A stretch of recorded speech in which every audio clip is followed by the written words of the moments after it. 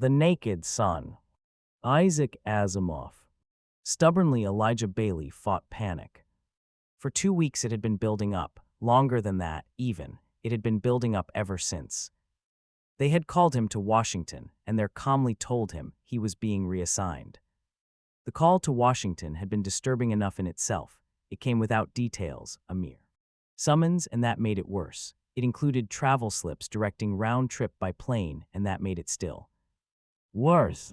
Partly it was the sense of urgency introduced by any order for plane travel. Partly it was the thought of the plane, simply that. Still, that was just the beginning of uneasiness, and as yet easy to suppress. After all, Lige Bailey had been in a plane 4 times before. Once he had even crossed the continent, so while plane travel is never pleasant, it would, at least, not be a complete step into the unknown. And then the trip from New York to Washington would take only an hour. The takeoff would be from New York runway number 2, which, like all official runways, was decently enclosed, with a lock opening to the unprotected atmosphere only after airspeed had been achieved. The arrival would be at Washington runway number 5, which was similarly protected. Furthermore, as Bailey well knew, there would be no windows on the plane. There would be good lighting, decent food, all necessary conveniences. The radio-controlled flight would be smooth. There would scarcely be any sensation of motion once the plane was airborne. He explained all this to himself, and to Jessie, his wife, who had never been airborne and who approached such matters with terror. She said, "But I don't like you to take a plane, Lige. It isn't natural. Why can't you take the expressways?" "Because that would take 10 hours. Bailey's long face was set in dour lines, "and because I'm a member of the city police force and have to follow the orders of my superiors. At least, I do if I want to keep my C6 rating." There was no arguing with that. Bailey took the plane and kept his eyes firmly on the news strip that unreeled smoothly and continuously from the eye-level dispenser. The city was proud of that service. News, features, humorous articles, educational bits, occasional fiction. Someday the strips would be converted to film, it was said, since enclosing the eyes with a viewer would be an even more efficient way of distracting the passenger from his surroundings.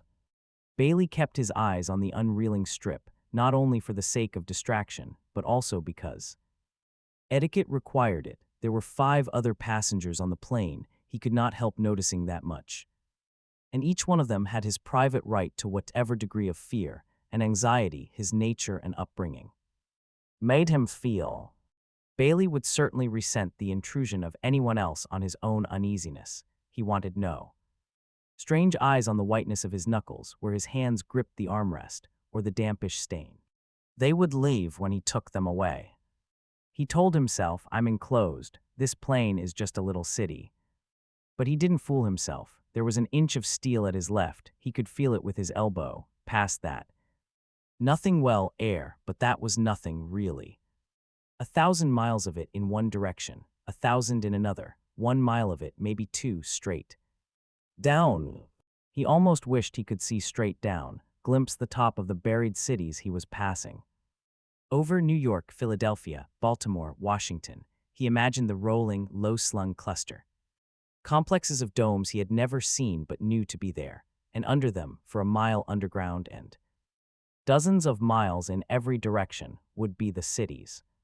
The endless, hiving corridors of the cities, he thought, alive with people, apartments, community kitchens, factories, expressways, all comfortable and warm with the evidence of man. And he himself was isolated in the cold and featureless air, in a small bullet of metal moving through emptiness. His hands trembled, and he forced his eyes to focus on the strip of paper and read a bit. It was a short story dealing with galactic exploration, and it was quite obvious that the hero was an Earthman. Bailey muttered in exasperation, then held his breath momentarily in dismay at his boorishness. Making a sound. It was completely ridiculous, though. It was pandering to childishness, this pretense that Earthmen could invade space, galactic exploration. The galaxy was closed to Earthmen. It was preempted by the Spacers whose ancestors had been Earthmen centuries before. Those ancestors had reached the outer worlds first, found themselves comfortable, and their descendants had lowered the bars to immigration. They had penned in Earth and their Earthman cousins, and Earth's city civilization completed the task, imprisoning Earthmen within the cities by a wall of fear of open spaces that barred them from the robot. Run farming and mining areas of their own planet from even that. Bailey thought bitterly, Jahash. A fat, if we don't like it, let's do something about it. Let's not just waste time with fairy tales. But there was nothing to do about it, and he knew it. Then the plane landed. He and his fellow passengers emerged and scattered away from one another, never looking. Bailey glanced at his watch and decided there was time for freshening before taking the expressway to the Justice Department. He was glad there was the sound and clamor of life, the huge vaulted chamber of the airport, with city corridors leading off on numerous levels. Everything else he saw and heard gave him the feeling of being safely and warmly enclosed in the bowels and womb of the city. It washed away anxiety, and only a shower was necessary to complete the job. He needed a transience permit to make use of one of the community bathrooms, but presentation of his travel orders eliminated any difficulties. There was only the routine stamping, with private stall privileges, the date carefully marked to prevent abuse, and a slim strip of directions for getting to the assigned spot. Bailey was thankful for the feel of the strips beneath his feet. It was with something amounting to luxury that he felt himself accelerate as he moved from strip to moving strip inward toward the speeding expressway. He swung himself aboard lightly, taking the seat to which his rating entitled him. It wasn't a rush hour, seats were available. The bathroom, when he reached it, was not unduly crowded either. The stall assigned to him was in decent order, with a launderette that worked well. With his water ration consumed to good purpose and his clothing freshened, he felt ready to tackle the Justice Department. Ironically enough, he even felt cheerful. Undersecretary Albert Minim was a small, compact man, ruddy of skin and graying, with the angles of his body smoothed down and softened.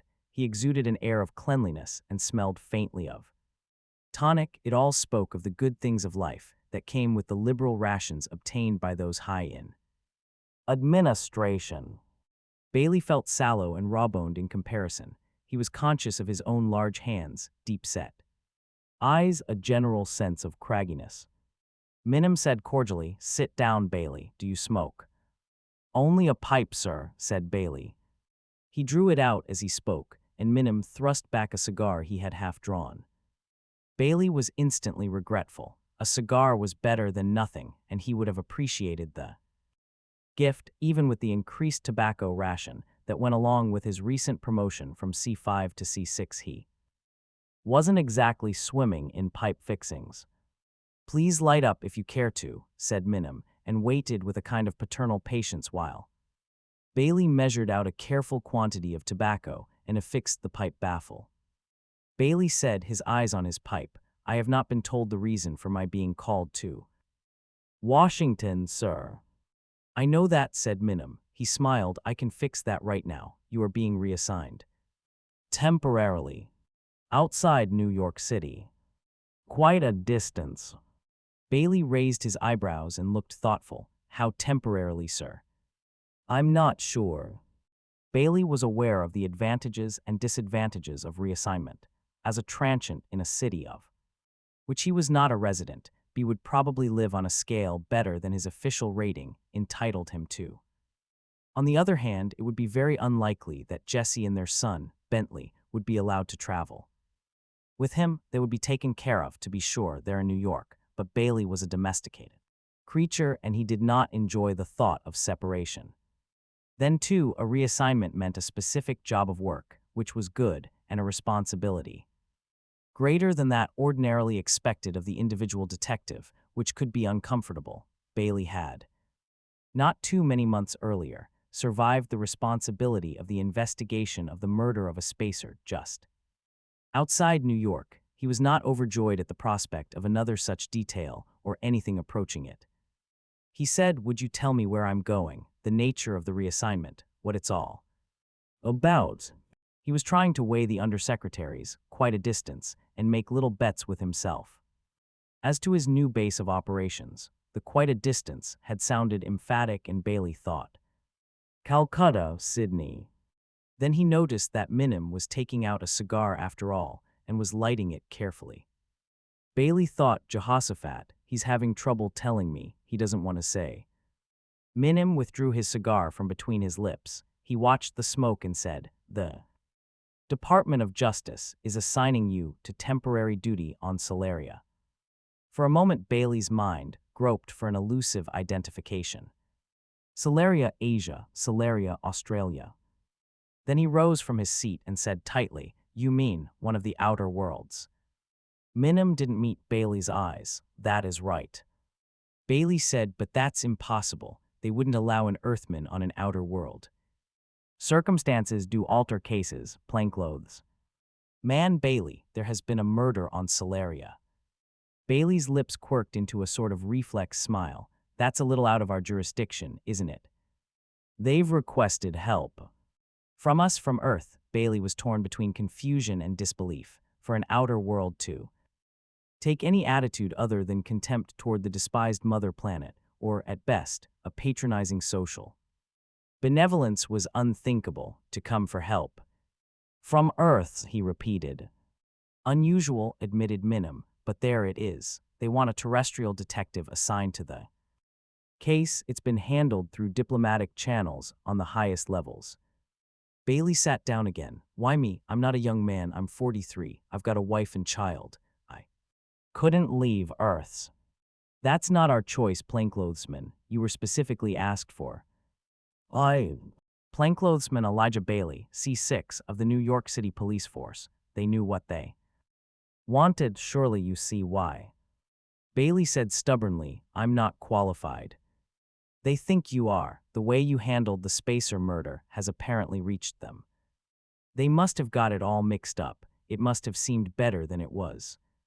Minim shrugged. In any case, they've asked for you and we have agreed to send you. You are reassigned. The papers have all been taken care of and you must go. During your absence, your wife and child will be taken care of at a C7 level, since that will be your temporary rating during your discharge of this assignment. He paused significantly. Satisfactory completion of the assignment may make the rating permanent.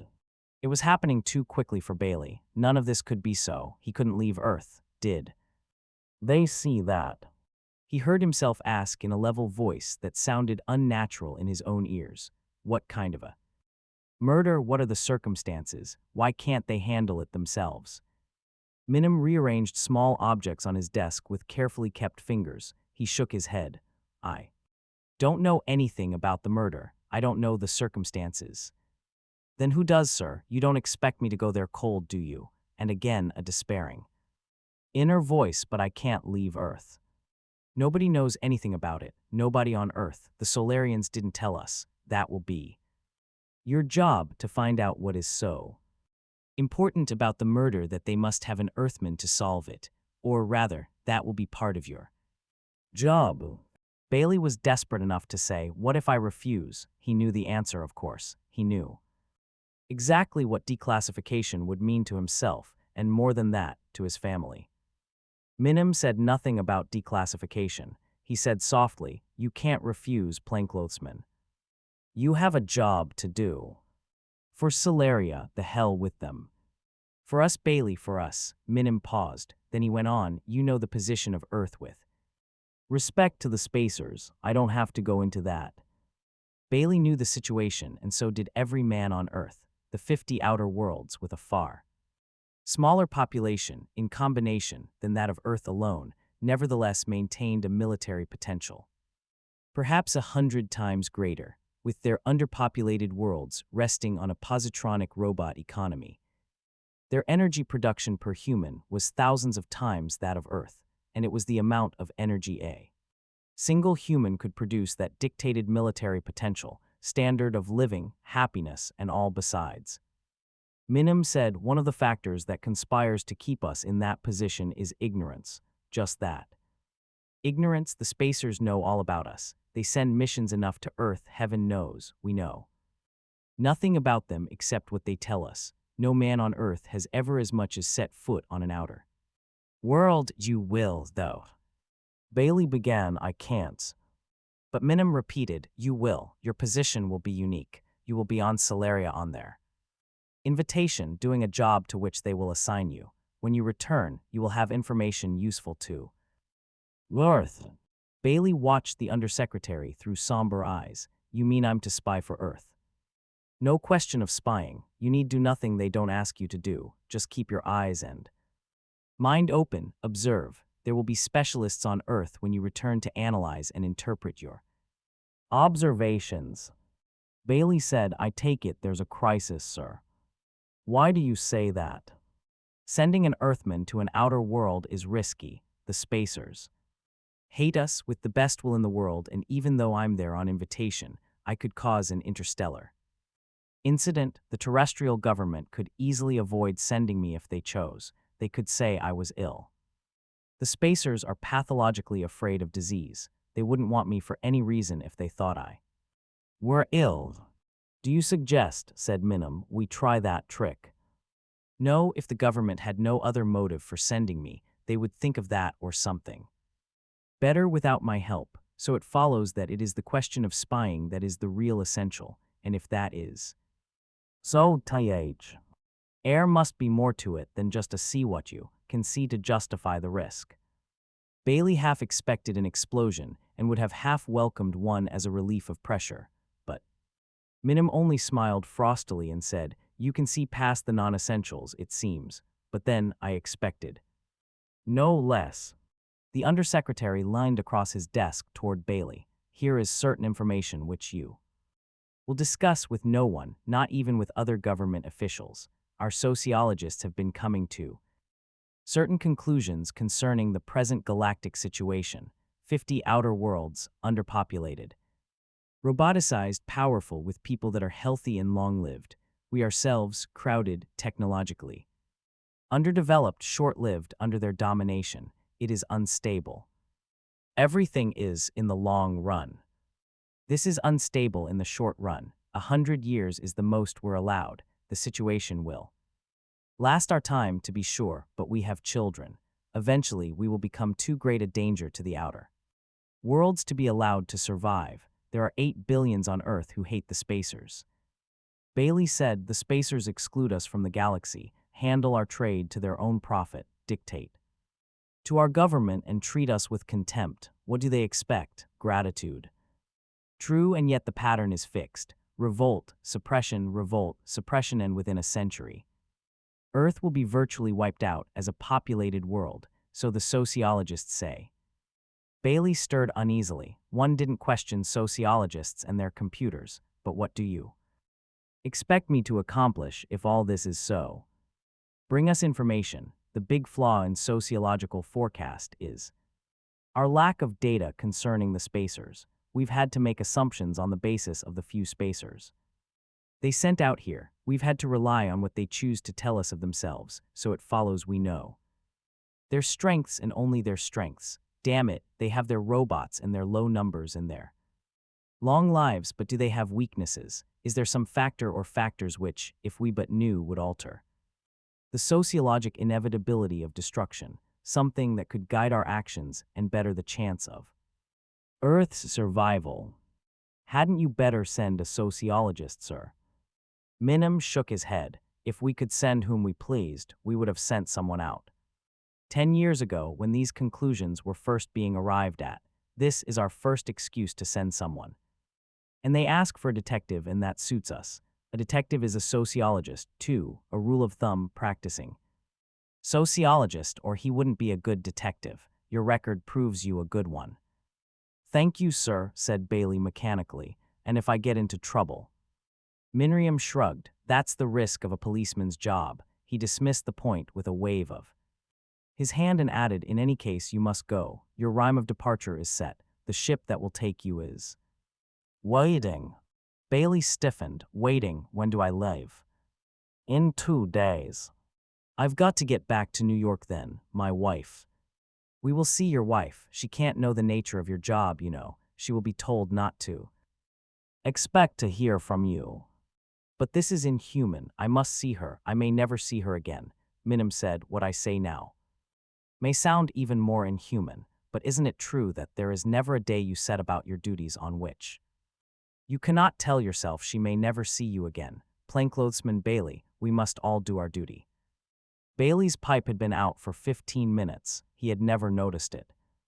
No one had more to tell him. No one knew anything about the murder. Official after official simply hurried him on to the moment when he stood at the base of a spaceship, all unbelieving still. It was like a gigantic cannon aimed at the heavens, and Bailey shivered spasmodically in the raw, open air. The night closed in, for which Bailey was thankful, like dark black walls melting into a black ceiling overhead. It was cloudy, and though he had been to planetaria, bright star stabbing through a rift in the cloud startled him when it caught his eyes. A little spark far, far away. He stared curiously, almost unafraid of it. It looked quite close, quite insignificant, and yet around things like that circled planets, of which the inhabitants were lords of the galaxy. The sun was a thing like that, he thought, except much closer, shining now on the other side of the Earth. He thought of the Earth suddenly as a ball of stone with a film of moisture and gas, exposed to emptiness on every side, with its cities barely dug into the outer rim, clinging precariously between rock and air. His skin crawled. The ship was a spacer vessel, of course. Interstellar trade was entirely in spacer hands. He was alone now, just outside the rim of the city. He had been bathed and scraped and sterilized until he was considered safe by spacer standards to board the ship. Even so, they sent only a robot out to meet him, bearing as he did 100 variety S of disease germs from the sweltering city to which he himself was resistant, but to which the eugenically hot-housed spacers were not. The robot bulked dimly in the night, its eyes a dull red glow. Plainclothesman Elijah Bailey. That's right, said Bailey crisply, the hair on the nape of his neck stirring a bit. He was enough of an Earthman to get angry goose flesh at the sight of a robot doing a man's job. There had been R. Daniel Olivaw, who had partnered with him in the spacer murder affair, but that had been different. Daniel had been. You will follow me, please, said the robot, and a white light flooded a path toward the ship. Bailey followed. Up the ladder and into the ship he went, along corridors and into a room. The robot said, "This will be your room, Plainclothesman Bailey. It is requested that you remain in it for the duration of the trip." Bailey thought, sure, seal me off, keep me safe, insulated. The corridors along which he had traveled had been empty. Robots were probably disinfecting them now. The robot facing him would probably step through a germicidal bath when it left. The robot said, "There is a water supply and plumbing. Food will be supplied. You will have viewing matter. The ports are controlled from this panel. They are closed now, but if you wish to view space," Bailey said with some agitation. "That's all right, boy. Leave the ports closed." He used the boy address that Earthmen always used for robots, but the robot showed no adverse response. It couldn't, of course. Its responses were limited and controlled by the laws of robotics. The robot bent its large metal body in the travesty of a respectful bow and left.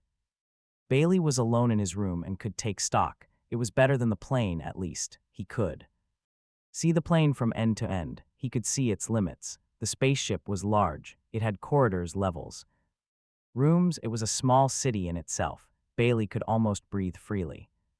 Then lights flashed, and a robot's metallic voice sounded over the communo and gave him specific instructions for guarding himself against takeoff acceleration.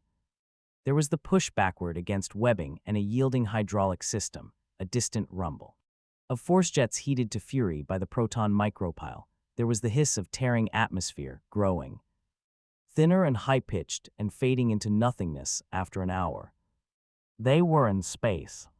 It was as though all sensation had numbed, as though nothing were real. He told himself that each second found him thousands of miles farther from the cities, from Jesse, but it didn't register.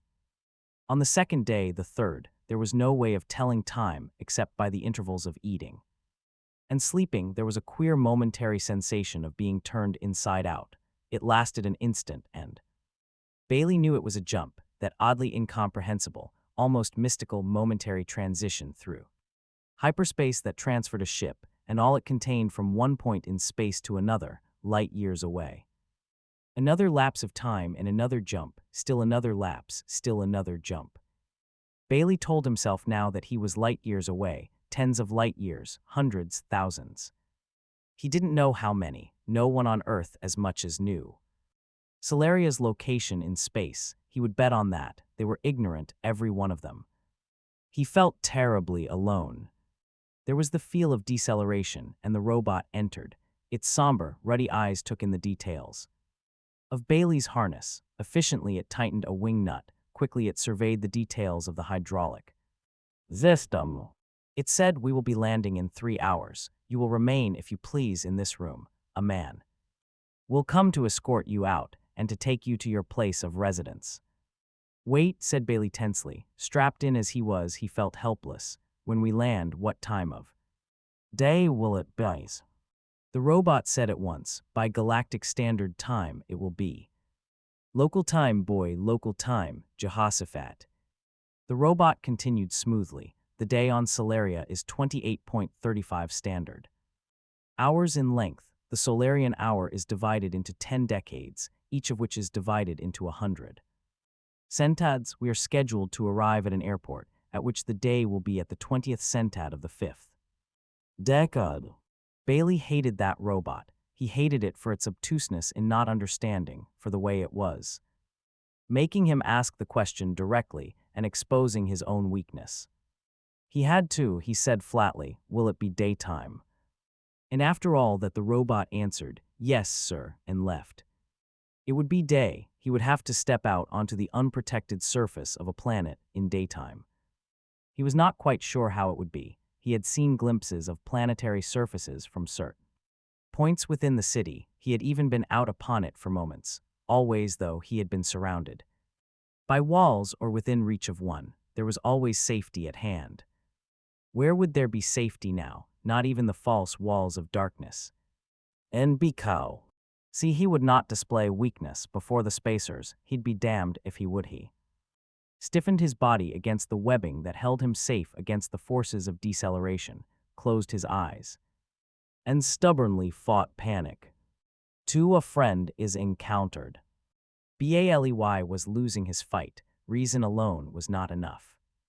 Bailey told himself over and over, men live in the open all their lives. The spacers do so now. Our ancestors on Earth did it in the past. There is no real harm in walllessness. It is only my mind that tells me differently, and it is wrong. But all that did not help. Something above and beyond reason cried out for walls and would have none of space.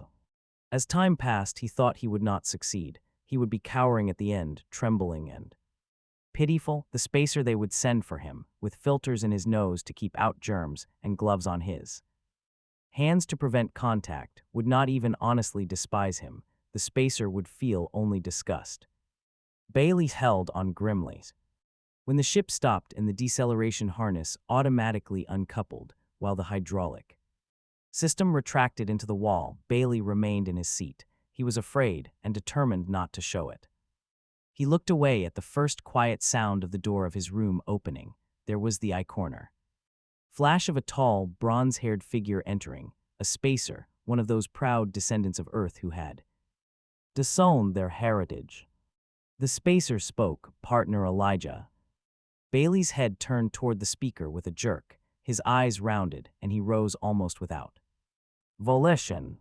He stared at the face, at the broad, high cheekbones, the absolute calm of the facial lines, the symmetry of the body, most of all at that level lookout of nerveless blue eyes.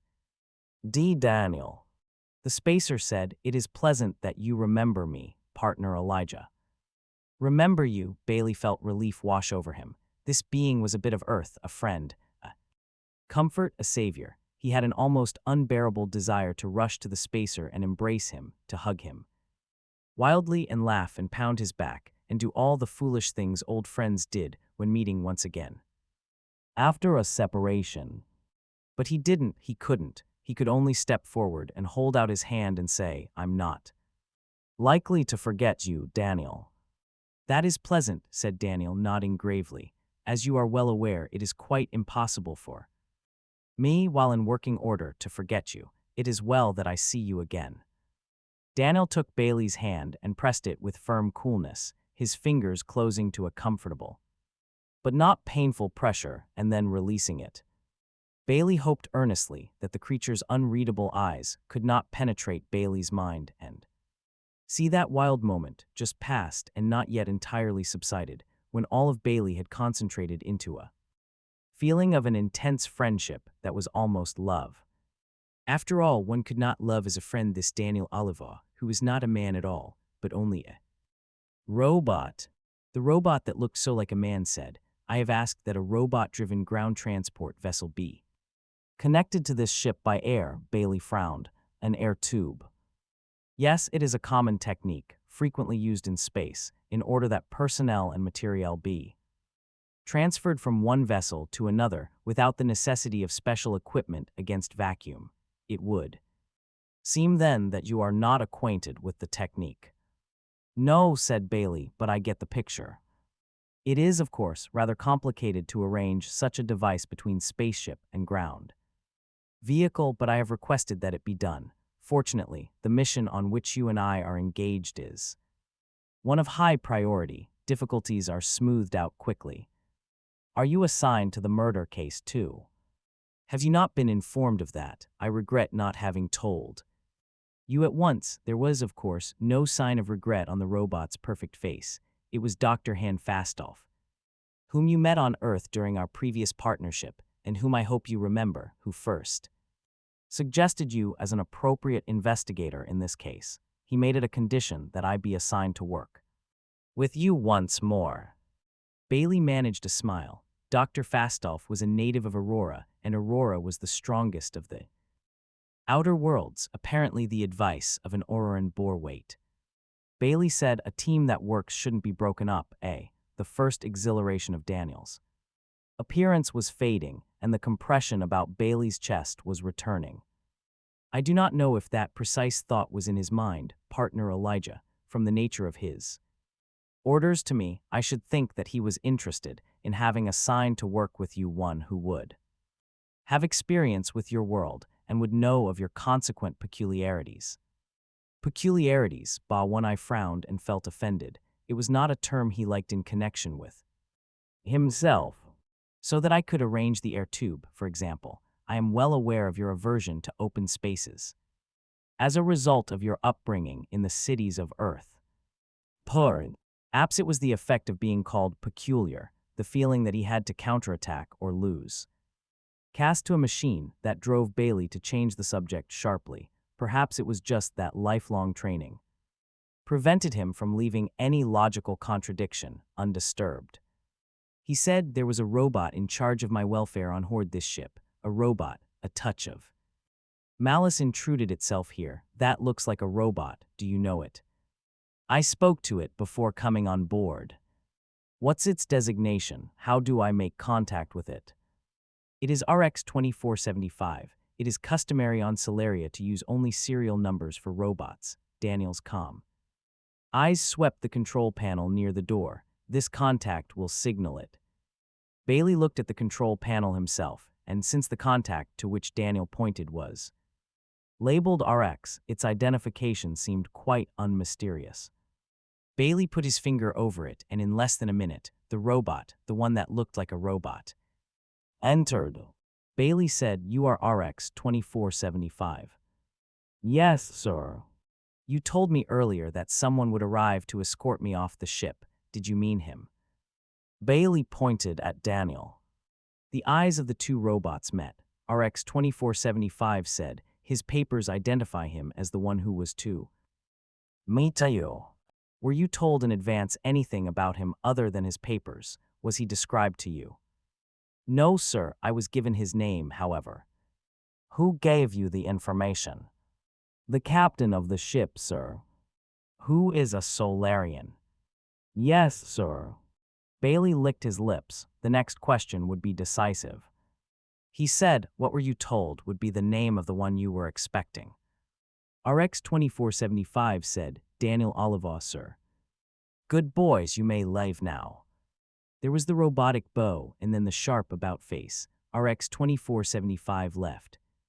Bailey turned to his partner and said thoughtfully, you are not telling me all the truth, Daniel. In what way, partner Elijah? Asked Daniel. While I was talking to you earlier, I recalled an odd point. RX-2475, when it told me I would have an escort, said a man would come for me. I remember that quite well. Daniel listened quietly and said nothing. Bailey went on, I thought the robot might have made a mistake. I thought also that perhaps a man had indeed been assigned to meet me and had later been replaced by you, RX-2475 not being informed of the change, but you heard me check that. Your papers were described to it and it was given your name, but it was not quite given your name at that, was it, Daniel? Indeed, it was not given my entire name, agreed Daniel. Your name is not Daniel Oliver, but our Daniel Oliver, isn't it? Or, in full, Robot Daniel Oliver. You are quite correct, partner Elijah. From which it all follows that RX-2475 was never informed that you are a robot. It was allowed to think of you as a man. With your man-like appearance, such a masquerade is possible. I have no quarrel with your reasoning.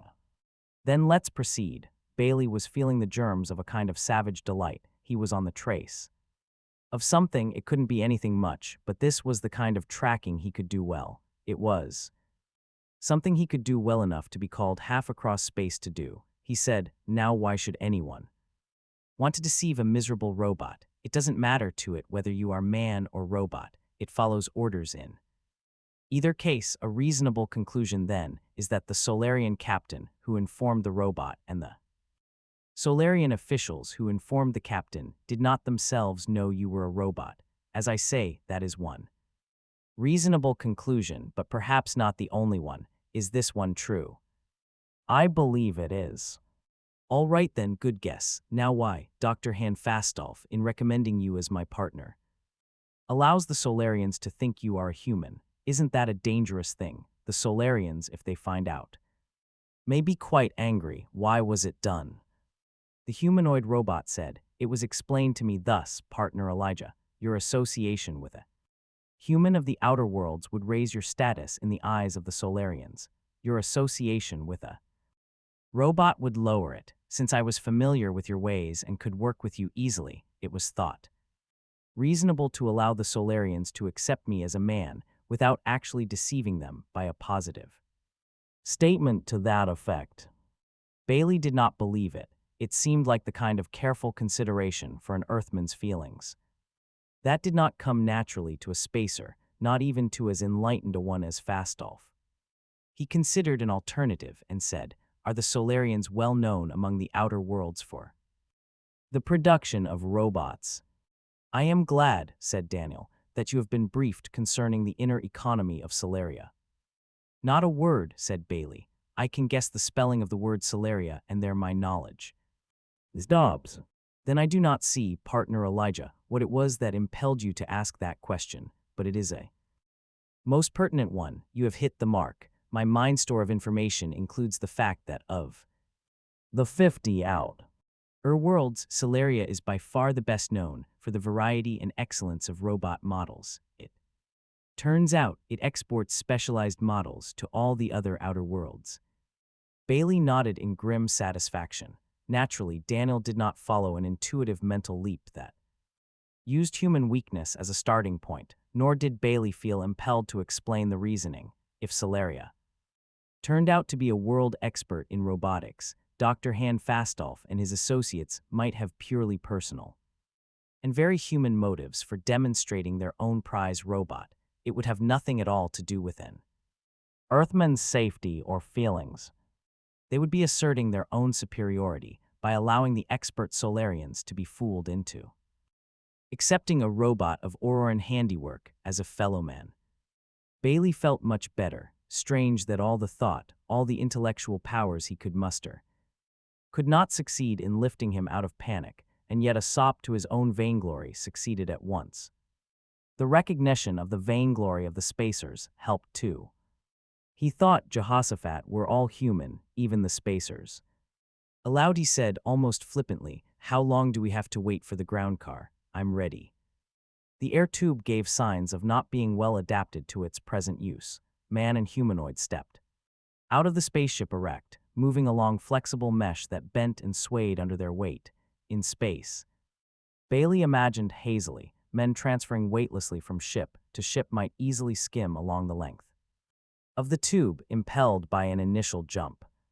Toward the other end, the tube narrowed clumsily, its meshing bunching as though some giant hand had constricted it. Daniel, carrying the flashlight, got down on all fours, and so did Bailey. They traveled the last 20 feet in that fashion, moving at last into what was obviously a ground car. Daniel closed the door through which they had entered, sliding it shut carefully. There was a heavy clicking noise that might have been the detachment of the air tube. Bailey looked about curiously. There was nothing too exotic about the ground car. There were two seats in tandem, each of which could hold three. There were doors at each end of each seat. The glossy sections that might ordinarily have been windows were black and opaque as a result, undoubtedly, of appropriate polarization. Bailey was acquainted with that. The interior of the car was lit by two round spots of yellow illumination in the ceiling, and in short, the only thing Bailey felt to be strange was the transmitter set into the partition immediately before the front seat, and of course, the added fact that there were no visible controls. Bailey said, "I suppose the driver is on the other side of this partition." Daniel said, "Exactly so, partner Elijah, and we can give our orders in this fashion." He leaned forward slightly and flicked a toggle switch that set a spot of red light to flickering. He said quietly, "You may start now, we are ready." There was a muted whir that faded almost at once, a very slight, very transitory pressing against the back of the seat, and then nothing. Bailey said in surprise, "Are we moving?" Daniel said, "We are. The car does not move on wheels but glides along a diamagnetic force field. Except for acceleration and deceleration, you will feel nothing." "What about curves?" "The car will bank automatically to compensate. Its level is maintained when traveling up or downhill." "The controls must be complicated," said Bailey dryly. "Quite automatic. The driver of the vehicle is a robot." Bailey had about all he wanted on the ground car. He said, "How long will this take?" "About an hour. Air travel would have been speedier, but I was concerned to keep you enclosed. And the aircraft models available on Solaria do not lend themselves to complete enclosure, as does a ground car such as that in which we are now riding." Bailey felt annoyed at the other's concern. He felt like a baby in the charge of its nurse. He felt almost as annoyed, oddly enough, at Daniel's sentences. It seemed to him that such needlessly formal sentence structure might easily betray the robotic nature of the creature. For a moment Bailey stared curiously at Daniel Oliva. The robot, looking straight ahead, was motionless and unself-conscious under the other's gaze. Daniel's skin texture was perfect. The individual hairs on head and body had been lovingly and intricately manufactured and placed. The muscle movement under the skin was most realistic. No pains, however extravagant, had been spared. Yet Bailey knew from personal knowledge that limbs and chest could be split open along invisible seams so that repairs might be made. He knew there was metal and silicone under that realistic skin. He knew a positronic brain, most advanced but only positronic, nestled in the hollow of the skull. He knew that Daniel's thoughts were only short-lived positronic currents flowing along paths rigidly designed and foreordained by the manufacturer. But what were the signs that would give that away to the expert eye that had no foreknowledge? The trifling unnaturalness of Daniel's manner of speech, the unemotional gravity that rested so steadily upon him, the very perfection of his humanity. But he was wasting time. Bailey said, "Let's get on with it, Daniel. I suppose that before arriving here you were briefed on matters Solarian." "I was, partner Elijah." "Good, that's more than they did for me. How large is the world?" "Its diameter is 9,500 miles. It is the outermost of 3 planets and the only inhabited one.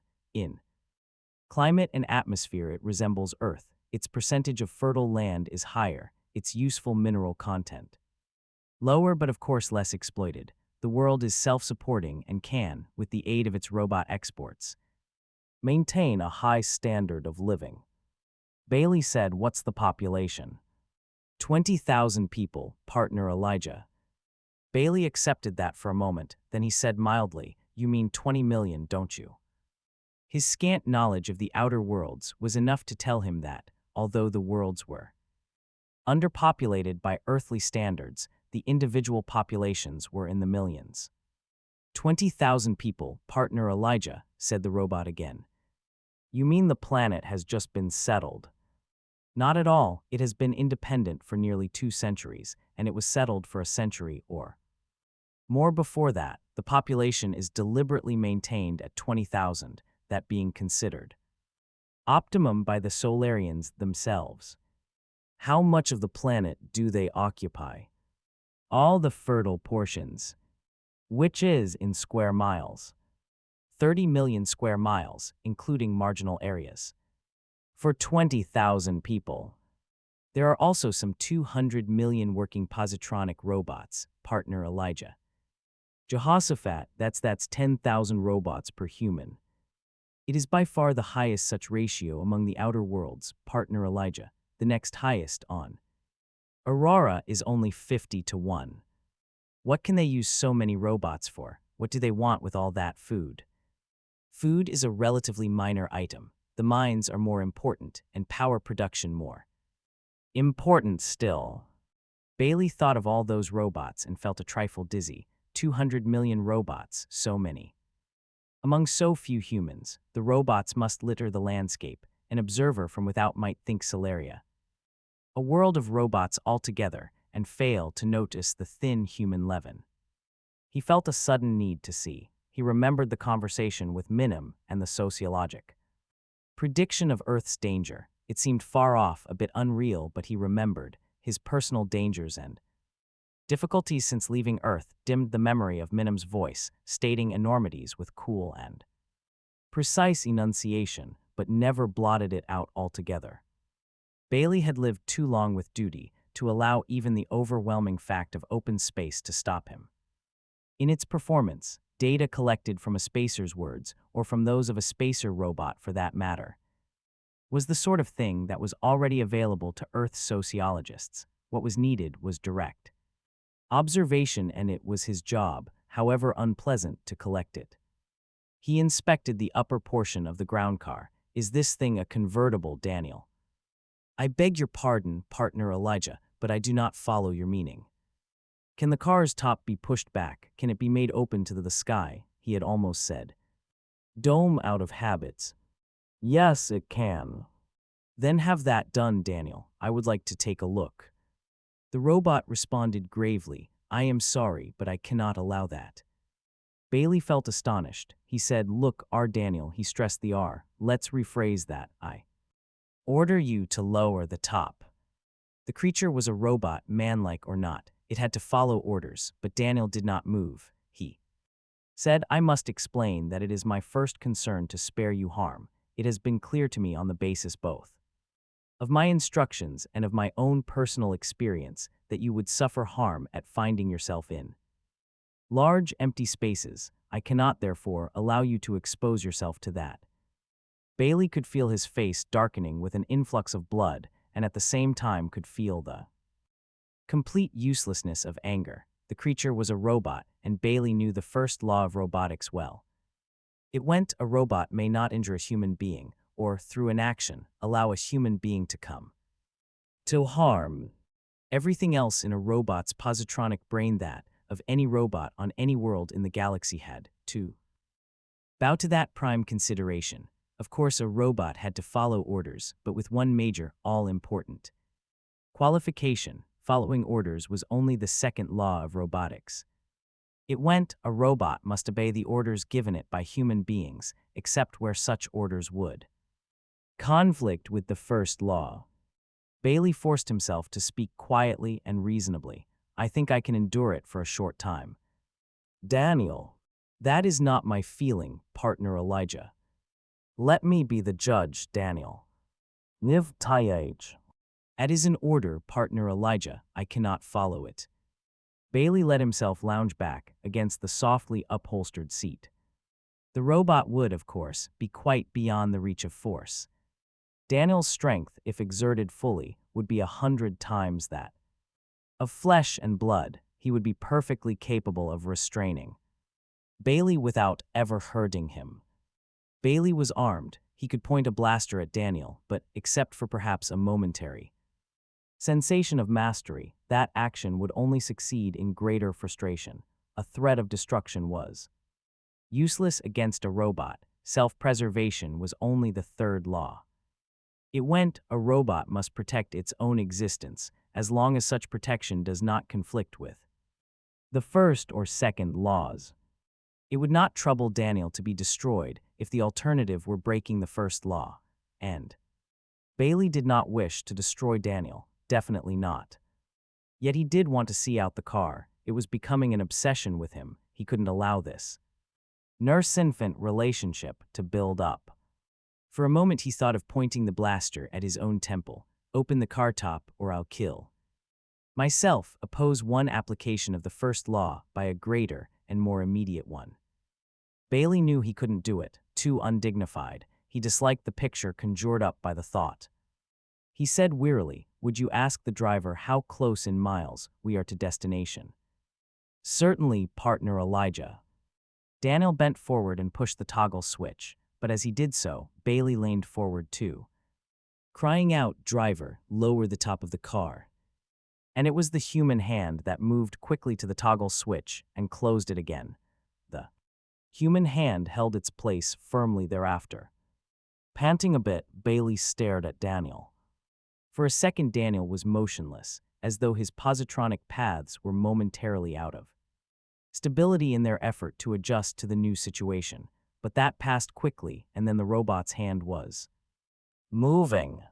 Bailey had anticipated that. Daniel would remove the human hand from the switch, gently, not hurting it, reactivate the transmitter, and countermand the order.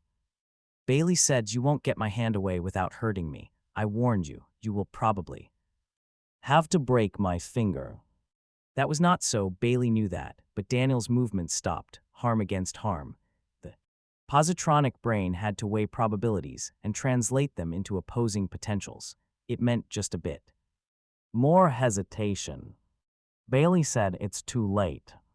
His race was won. The top was sliding back and pouring into the car, flow open, was the harsh white light of Solaria's sun. Bailey wanted to shut his eyes in initial terror, but fought the sensation. He faced the enormous wash of blue and green, incredible quantities of it. He could feel the undisciplined rush of air against his face, but could make out no details of anything. A moving something flashed past. It might have been a robot or an animal or an unliving something caught in a puff of air. He couldn't tell. The car went past it too quickly.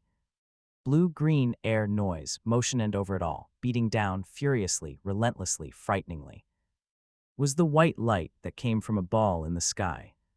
For one fleeting split moment, he bent his head back and stared directly at Solaria's sun. He stared at it unprotected by the diffusing glass of the city's uppermost level sun porches. He stared at the naked sun. And at the very moment, he felt Daniel's hands clamping down upon his shoulders.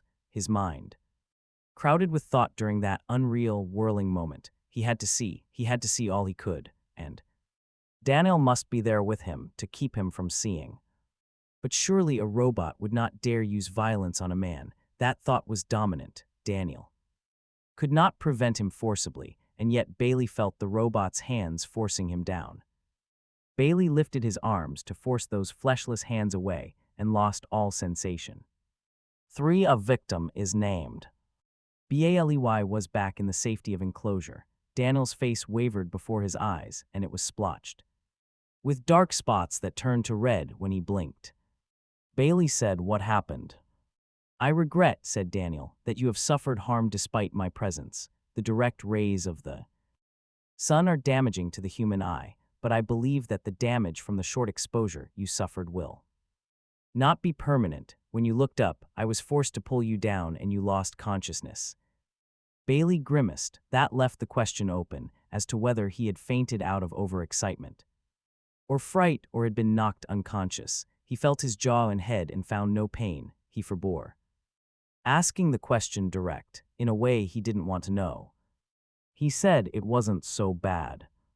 From your reactions, partner Elijah, I should judge you had found it unpleasant. Not at all, said Bailey stubbornly. The splotches before his eyes were fading, and they were tearing. So, I'm only sorry I saw so little. We were moving too fast. Did we pass a robot? We passed a number of them. We are traveling across the Kinbald estate, which is given over to fruit orchards. I'll have to try again, said Bailey. You must not in my presence, said Daniel. Meanwhile, I have done as you requested. As I requested. You will remember, partner Elijah, that before you ordered this driver to lower the top of the car, you had ordered me to ask the driver how close in miles we were to destination. We are 10 miles away now and shall be there in some 6 minutes. Bailey felt the impulse to ask Daniel if he were angry at having been outwitted, if only to see that perfect face become imperfect, but he repressed it. Of course, Daniel would simply answer no without rancor or annoyance. He would sit there as calm and as grave as ever, unperturbed and imperturbable. Bailey said quietly, just the same, Daniel, I'll have to get used to it, you know. The robot regarded his human partner. To what is it that you refer? Jehoshaphat, to the outdoors. It's all this planet is made of. There will be no necessity for facing the outdoors, said Daniel. Then, as though that disposed of the subject, he said, we are slowing down, partner Elijah. I believe we have arrived. It will be necessary to wait now for the connection of another air tube leading to the dwelling that will serve as our base of operations. An air tube is unnecessary, Daniel. If I am to be working outdoors, there is no point in delaying the indoctrination. There will be no reason for you to work outdoors, partner Elijah. The robot started to say more, but Bailey waved him quiet with a peremptory motion of the hand. At the moment he was not in the mood for Daniel's careful consolations, for soothings, for assurances that all would be well and that he would be taken care of. What he really wanted was an inner knowledge that he could take care of himself and fulfill his assignment. The sight and feel of the open had been hard to take. It might be that when the time came he would lack the hardihood to dare face it again, at the cost of his self-respect and, conceivably, of Earth's safety, all over a small matter of emptiness. His face grew grim even at the glancing touch of that thought. He would face air, sun, and empty space yet. Elijah Bailey felt like an inhabitant of one of the smaller cities, say Helsinki, visiting New York, and counting the levels in awe. He had thought of a dwelling as something like an apartment unit, but this was nothing like it at all. He passed from room to room endlessly. Panoramic windows were shrouded closely, allowing no hint of disturbing day to enter. Lights came to life noiselessly from hidden sources as they stepped into a room and died again as quietly when they left. So many rooms, said Bailey with wonder. So many. It's like a very tiny city, Daniel. It would seem so, partner Elijah, said Daniel with equanimity. It seemed strange to the Earthman. Why was it necessary to crowd so many spacers together with him in close quarters? He said. How many will be living here with me? Daniel said, there will be myself, of course, and a number of robots. Bailey thought he ought to have said a number of other robots. Again, he found it obvious that Daniel had the intention of playing the man thoroughly, even for no other audience than Bailey, who knew the truth so well. And then that thought popped into nothing under the force of a second, more urgent one. He cried, robots, how many humans? None, partner Elijah. They had just stepped into a room, crowded from floor to ceiling with book films, 3 fixed.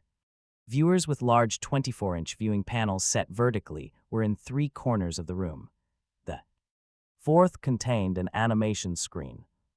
Bailey looked about in annoyance. He said, did they kick everyone out just to leave me rattling around alone in this mausoleum? It is meant only for you. A dwelling such as this for one person is customary on Solaria. Everyone lives like this. Everyone. What do they need all the rooms for? It is customary to devote a single room to a single purpose. This is the library. There is also a music room, a gymnasium, a kitchen, a bakery, a dining room, a machine shop, various robot repair and testing rooms, 2 bedrooms. Stop, how do you know all this? It is part of the information pattern, said Daniel smoothly, made available to me before I left. Aurora. Jehoshaphat, who takes care of all of this? He swung his arm in a wide arc.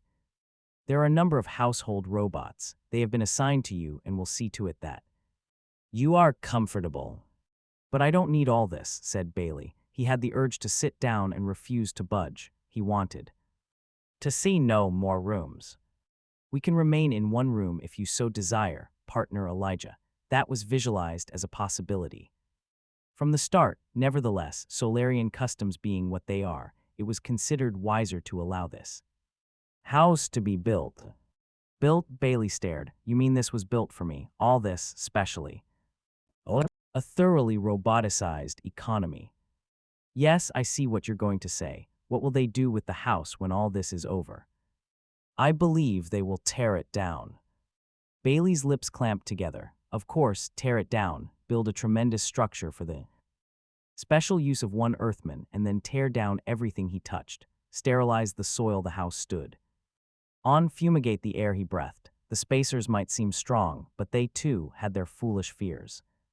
Daniel seemed to read his thoughts or to interpret his expression at any rate. He said, it may appear to you, partner Elijah, that it is to escape contagion that they will destroy the house. If such are your thoughts, I suggest that you refrain from making yourself uncomfortable over the matter. The fear of disease on the part of spacers is by no means so extreme. It is just that the effort involved in building the house is, to them, very little, nor does the waste involved in tearing it down once more seem great to them. And by law, partner Elijah, this place cannot be allowed to remain standing. It is on the estate of Hannes Gruer, and there can only be one legal dwelling place on any estate, that of the owner. This house was built by special dispensation for a specific purpose. It is meant to house us for a specific length of time till our mission is completed. And who is Hannes Gruer? Asked Bailey. The head of Solarian security. We are to see him on arrival. Are we? Jehoshaphat, Daniel. When do I begin to learn anything at all about anything? I'm working in a vacuum and I don't like it. I might as well go back to Earth. I might as well. He felt himself working up into resentment and cut himself short. Daniel never wavered. He merely waited his chance to speak. He said, I regret the fact that you are annoyed. My general knowledge of Solaria does seem to be greater than yours. My knowledge of the murder case itself is as limited as is your own. It is Agent Gruer who will tell us what we must know. The Solarian government has arranged this. Well then, let's get to this Gruer. How long a trip will it be? Bailey winced at the thought of more travel, and the familiar constriction in his chest was making itself felt again. Daniel said no travel is necessary, partner Elijah. Agent Gruer will be waiting for us in the conversation room. A room for conversation too, Bailey murmured wryly. Then in a louder voice, waiting for us. No, I believe so. Then let's get to him, Daniel. Hannes Gruer was bald, and that without qualification. There was not even a fringe of hair at the sides of his skull. It was completely naked. Bailey swallowed and tried, out of politeness, to keep his eyes off that skull, but couldn't. On Earth, there was the continuous acceptance of spacers at the spacers' own evaluation. The spacers were the unquestioned lords of the galaxy. They were tall, bronze of skin and hair, handsome, large, cool, aristocratic. In short, they were all our Daniel Oliva was, but with the fact of humanity in addition. And the spacers who were sent to Earth often did look like that, perhaps were deliberately chosen for that reason. But here was a spacer who might have been an Earthman for all his appearance. He was bald, and his nose was misshapen too. Not much, to be sure, but on a spacer even a slight asymmetry was noteworthy. Bailey said, "Good afternoon, sir. I am sorry if we kept you waiting." No harm in politeness. He would have to work with these people. He had the momentary urge to step across the expanse of room, how ridiculously large, and offer his hand in greeting. It was an urge easy to fight off. A spacer certainly would not welcome such a greeting, a hand covered with earthly germs. Brewer sat gravely, as far away from Bailey as he could get, his hands resting within long sleeves, and probably there were filters in his nostrils, although Bailey could see them. It even seemed to him that Brewer cast a disapproving look at Daniel as though to say, "You're a queer spacer standing that close to an Earthman." That would mean Brewer simply did not know the truth. Then Bailey noticed suddenly that Daniel was standing at some distance, at that, farther than he usually did. Of course, too close, and Brewer might find the proximity unbelievable. Daniel was intent on being accepted as human. Brewer spoke in a pleasant, friendly voice, but his eyes tended to remain furtively on Daniel. Looking away, then drifting back, he said, "I haven't been waiting long. Welcome to Solaria, gentlemen. Are you comfortable?" "Yes, sir, quite," said Bailey. He wondered if etiquette would require that Daniel, as the spacer, should speak for the two, but rejected that possibility resentfully. Jehoshaphat, it was he himself who had been requested for the investigation, and Daniel had been added afterward. Under the circumstances, Bailey felt he would not play the secondary to a genuine spacer. It was out of the question when a robot was involved, even such a robot as Daniel.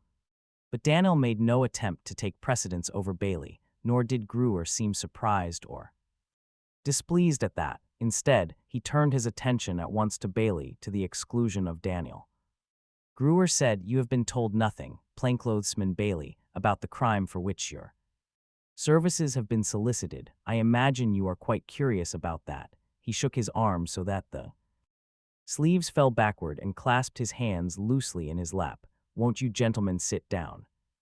They did so, and Bailey said, "We are curious." He noted that Brewer's hands were not protected by gloves.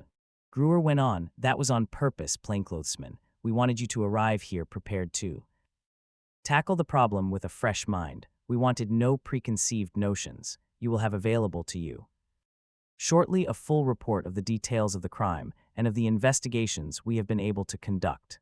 I am afraid, plainclothesman, that you will find our investigations ridiculously incomplete from the standpoint of your own experience. We have no police force on Solaria." "None at all?" asked Bailey. Brewer smiled and shrugged. "No crime, you see. Our population is tiny and widely scattered. There is no occasion for crime, therefore no occasion for police." "I see, but for all that, you do have crime now." "True, but the first crime of violence in 2 centuries of history." "Unfortunate, then, that you must begin with murder." "Unfortunate, yes. More unfortunately still, the victim was a man we could scarcely afford to lose. A most inappropriate victim, and the circumstances of the murder were particularly brutal." Bailey said, "I suppose the murderer is completely unknown. Why else would the crime be worth the importation of an earthly detective?" Brewer looked particularly uneasy. He glanced sideways at Daniel, who sat motionless, an absorptive, quiet mechanism. Bailey knew that Daniel would, at any time in the future, be able to reproduce any conversation he heard, of whatever length. He was a recording machine that walked and talked like a man. Did Brewer know that? His look at Daniel had certainly something of the furtive about it. Brewer said, "No, I cannot say the murderer is completely unknown. In fact, there is only one person that can possibly have done the deed." "Are you sure you don't mean only one person who is likely to have done the deed?" Bailey distrusted overstatement and had no liking for the armchair deducer who discovered certainty rather than probability in the workings of logic. But Brewer shook his bald head. "No, only one possible person. Anyone else is impossible." "Completely impossible." "Completely. I assure you." "Then you have no problem." "On the contrary, we do have a problem. That one person couldn't have done it either." Bailey said calmly, "Then no one did it." Yet the deed was done. Rickon Delmar is dead.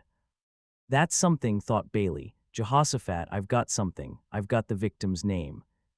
He brought out his notebook and solemnly made note of it, partly out of a wry desire to indicate that he had scraped up, at last, a nubbin of fact, and partly to avoid making it too obvious that he sat by the side of a recording machine who needed no notes. He said, "How is the victim's name spelled?" Gruer spelled it.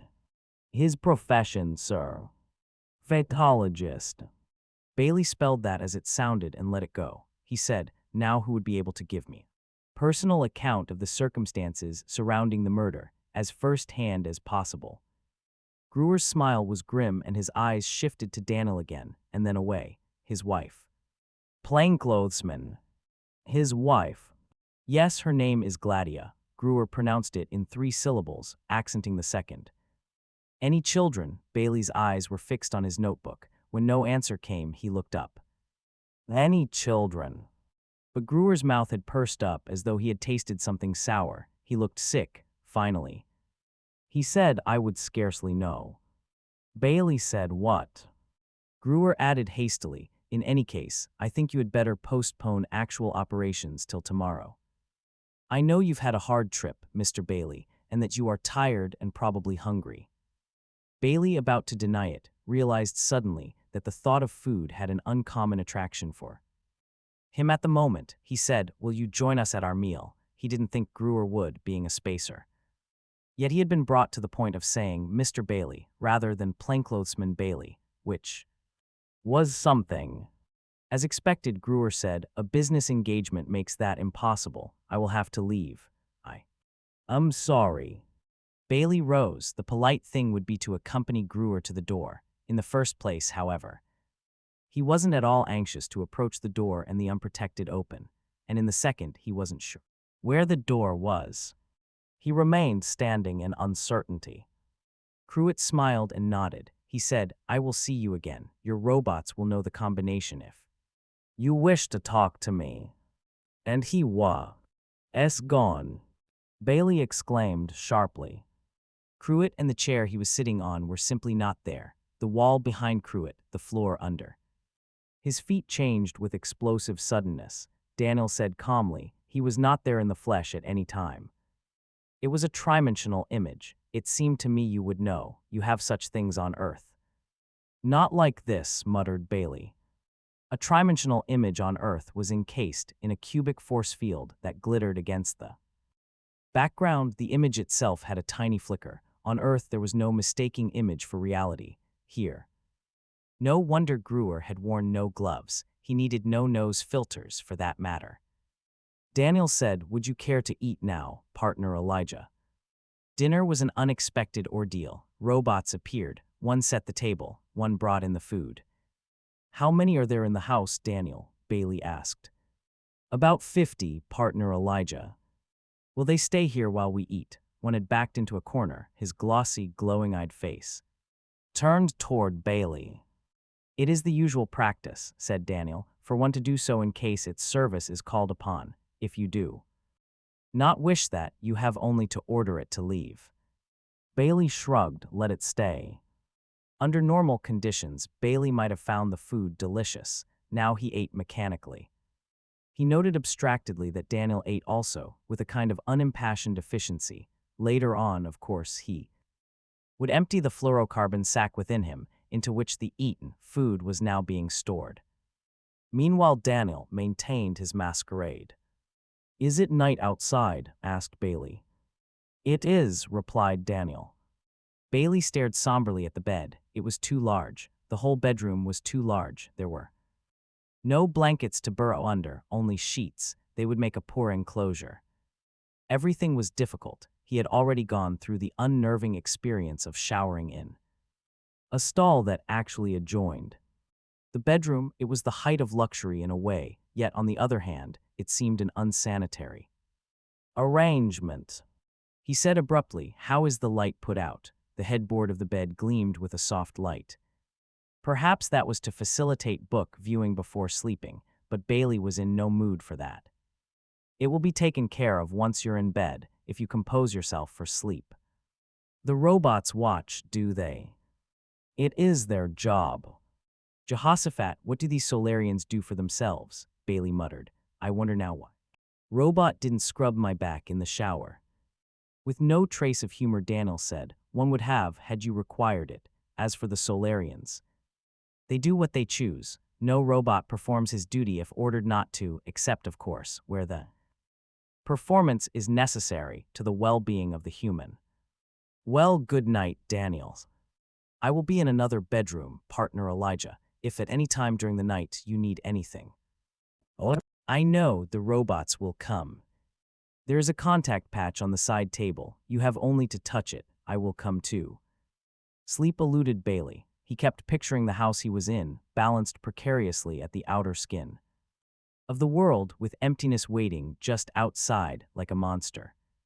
On Earth, his apartment, his snug, comfortable, crowded apartment sat, nestled beneath many others. There were dozens of levels and thousands of people between himself and the rim of Earth. Even on Earth, he tried to tell himself, there were people on the topmost level. They would be immediately adjacent to the outside, sure, but that's what made those apartments low rent. Then he thought of Jessie, 1,000 light years away. He wanted terribly to get out of bed right now, dress and walk to her. His thoughts grew mistier. If there were only a tunnel, a nice, safe tunnel burrowing its way through safe, solid rock and metal from Solaria to Earth, he would walk and walk and walk. He would walk back to Earth, back to Jessie, back to comfort and security. Security. Bailey's eyes opened. His arms grew rigid and he rose up on his elbow, scarcely aware that he was doing so. Security. This man, Hannes Gruer, was head of Solarian security, so Daniel had said. What did security mean? If it meant the same as it meant on Earth, and surely it must, this man Gruer was responsible for the protection of Solaria against invasion from without and subversion from within. Why was he interested in a murder case? Was it because there were no police on Solaria and the Department of Security would come the closest to knowing what to do about a murder? Gruer had seemed at ease with Bailey, yet there had been those furtive glances, again and again, in the direction of Daniel. Did Gruer suspect the motives of Daniel? Bailey himself had been ordered to keep his eyes open, and Daniel might very likely have received similar instructions. It would be natural for Gruer to suspect that espionage was possible. His job made it necessary for him to suspect that in any case where it was conceivable, and he would not fear Bailey overmuch, an Earthman representative of the least formidable world in the galaxy, but Daniel was a native of Aurora, the oldest and largest and strongest of the outer worlds. That would be different. Gruer, as Bailey now remembered, had not addressed one word to Daniel. For that matter, why should Daniel pretend so thoroughly to be a man? The earlier explanation that Bailey had posed for himself, that it was a vainglorious game on the part of Daniel's Auroran designers, seemed trivial. It seemed obvious now that the masquerade was something more serious. A man could be expected to receive diplomatic immunity, a certain courtesy and gentleness of treatment. A robot could not. But then why did not Aurora send a real man in the first place? Why gamble so desperately on a fake? The answer suggested itself instantly to Bailey. A real man of Aurora, a real spacer, would not care to associate too closely or for too long a time with an Earthman. But if all this were true, why should Solaria find a single murder so important that it must allow an Earthman and an Auroran to come to their planet? Bailey felt trapped. He was trapped on Solaria by the necessities of his assignment. He was trapped by Earth's danger, trapped in an environment he could scarcely endure, trapped by a responsibility he could not shirk. And to add to all this, he was trapped somehow in the midst of a spacer conflict, the nature of which he did not understand. For a woman is viewed. He slept at last. He did not remember when he actually made the transition to sleep. There was just a period when his thoughts grew more erratic, and then the headboard of his bed was shining, and the ceiling was alight with a cool daytime glow. He looked at his watch. Hours had passed. The robots who ran the house had decided it was time for him to wake up and had acted accordingly. He wondered if Daniel were awake and at once realized the illogic of the thought. Daniel could not sleep. Bailey wondered if he had counterfeited sleep as part of the role he was playing. Had he undressed and put on night clothes? As though on cue, Daniel entered. "Good morning, partner Elijah." The robot was completely dressed and his face was in perfect repose. He said, "Did you sleep?" "Well, yes," said Bailey dryly. "Did you?" He got out of bed and tramped into the bathroom for a shave and for the remainder of the morning. "Ritual," he shouted. "If a robot comes in to shave me, send him out again. They get on my nerves, even if I don't see them, they get on my nerves." He stared at his own face as he shaved, marveling a bit that it looked so like the mirrored face he saw on Earth, if only the image were another Earthman with whom he could consult instead of only the light mimicry of himself, if he could go over what he had already learned, small as it was. "Too small, get more," he muttered to the mirror. He came out, mopping his face, and pulled trousers over fresh shorts. Robots supplied everything. "Damn them," he said. "Would you answer a few questions, Daniel?" "As you know, partner Elijah, I answer all questions to the best of my knowledge." "Or to the letter of your instructions," thought Bailey. He said, "Why are there only 20,000 people on Solaria?" "That is a mere fact," said Daniel. "A datum, a figure that is the result of a counting process." "Yes, but you're evading the matter. The planet can support millions. Why then only 20,000? You said the Solarians consider 20,000 optimum. Why?" "It is their way of life." "You mean they practice birth control?" "Yes." "And leave the planet empty." Bailey wasn't sure why he was pounding away at this one point, but the planet's population was one of the few hard facts he had learned about it, and there was little else he could ask about. Daniel said, "The planet is not empty. It is parceled out into estates, each of which is supervised by a Solarian." "You mean each lives on his estate? 20,000 estates, each with a Solarian." "Fewer estates than those, partner Elijah. Wives share the estate." "No cities." Bailey felt cold. "None at all, partner Elijah. They live completely apart and never see one another except under the most extraordinary circumstances." "Hermits." "In a way, yes. In a way, no." "What does that mean?" "Agent Gruer visited you yesterday by trimensional image. Solarians visit one another freely that way and in no other ways." Bailey stared at Daniel. He said, "Does that include us? Are we expected to live that way?" "It is the custom of the world." "Then how do I investigate this case, if I want to see someone?" "From this house, partner Elijah, you can obtain a trimensional view of anyone on the planet. There will be no problem. In fact, it will save you the annoyance of leaving this house. It was why I said when we arrived that there would be no occasion for you to feel it necessary to grow accustomed to facing the outdoors, and that is well, any other arrangement would be most distasteful to you." "I'll judge what's distasteful to me," said Bailey. "First thing today, Daniel, I get in touch with the Gladia woman, the wife of the murdered man. If the trimensional business is unsatisfactory, I will go out to her place personally. It's a matter for my decision." "We shall see what is best and most feasible, partner Elijah," said Daniel noncommittally. "I shall arrange for breakfast." He turned to leave. Bailey stared at the broad robotic back and was almost amused. Daniel Oliva acted the master. If his instructions had been to keep Bailey from learning any more than was absolutely necessary, a trump card had been left in Bailey's hand. The other was only our Daniel Oliva, after all. All that was necessary was to tell Gruer or any Solarian that Daniel was a robot and not a man. And yet, on the other hand, Daniel's pseudo-humanity could be of great use, too. A trump card need not be played at once. Sometimes it was more useful in the hand. Wait and see, he thought, and followed Daniel out to breakfast. Bailey said, "Now how does one go about establishing trimensional contact?" "It is done for us, partner Elijah," said Daniel, and his finger sought out one of the contact patches. That summoned robots. A robot entered at once. Where do they come from? Bailey wondered, as one wandered aimlessly about the uninhabited maze that constituted the mansion. Not one robot was ever visible. Did they scramble out of the way as humans approached? Did they send messages to one another and clear the path?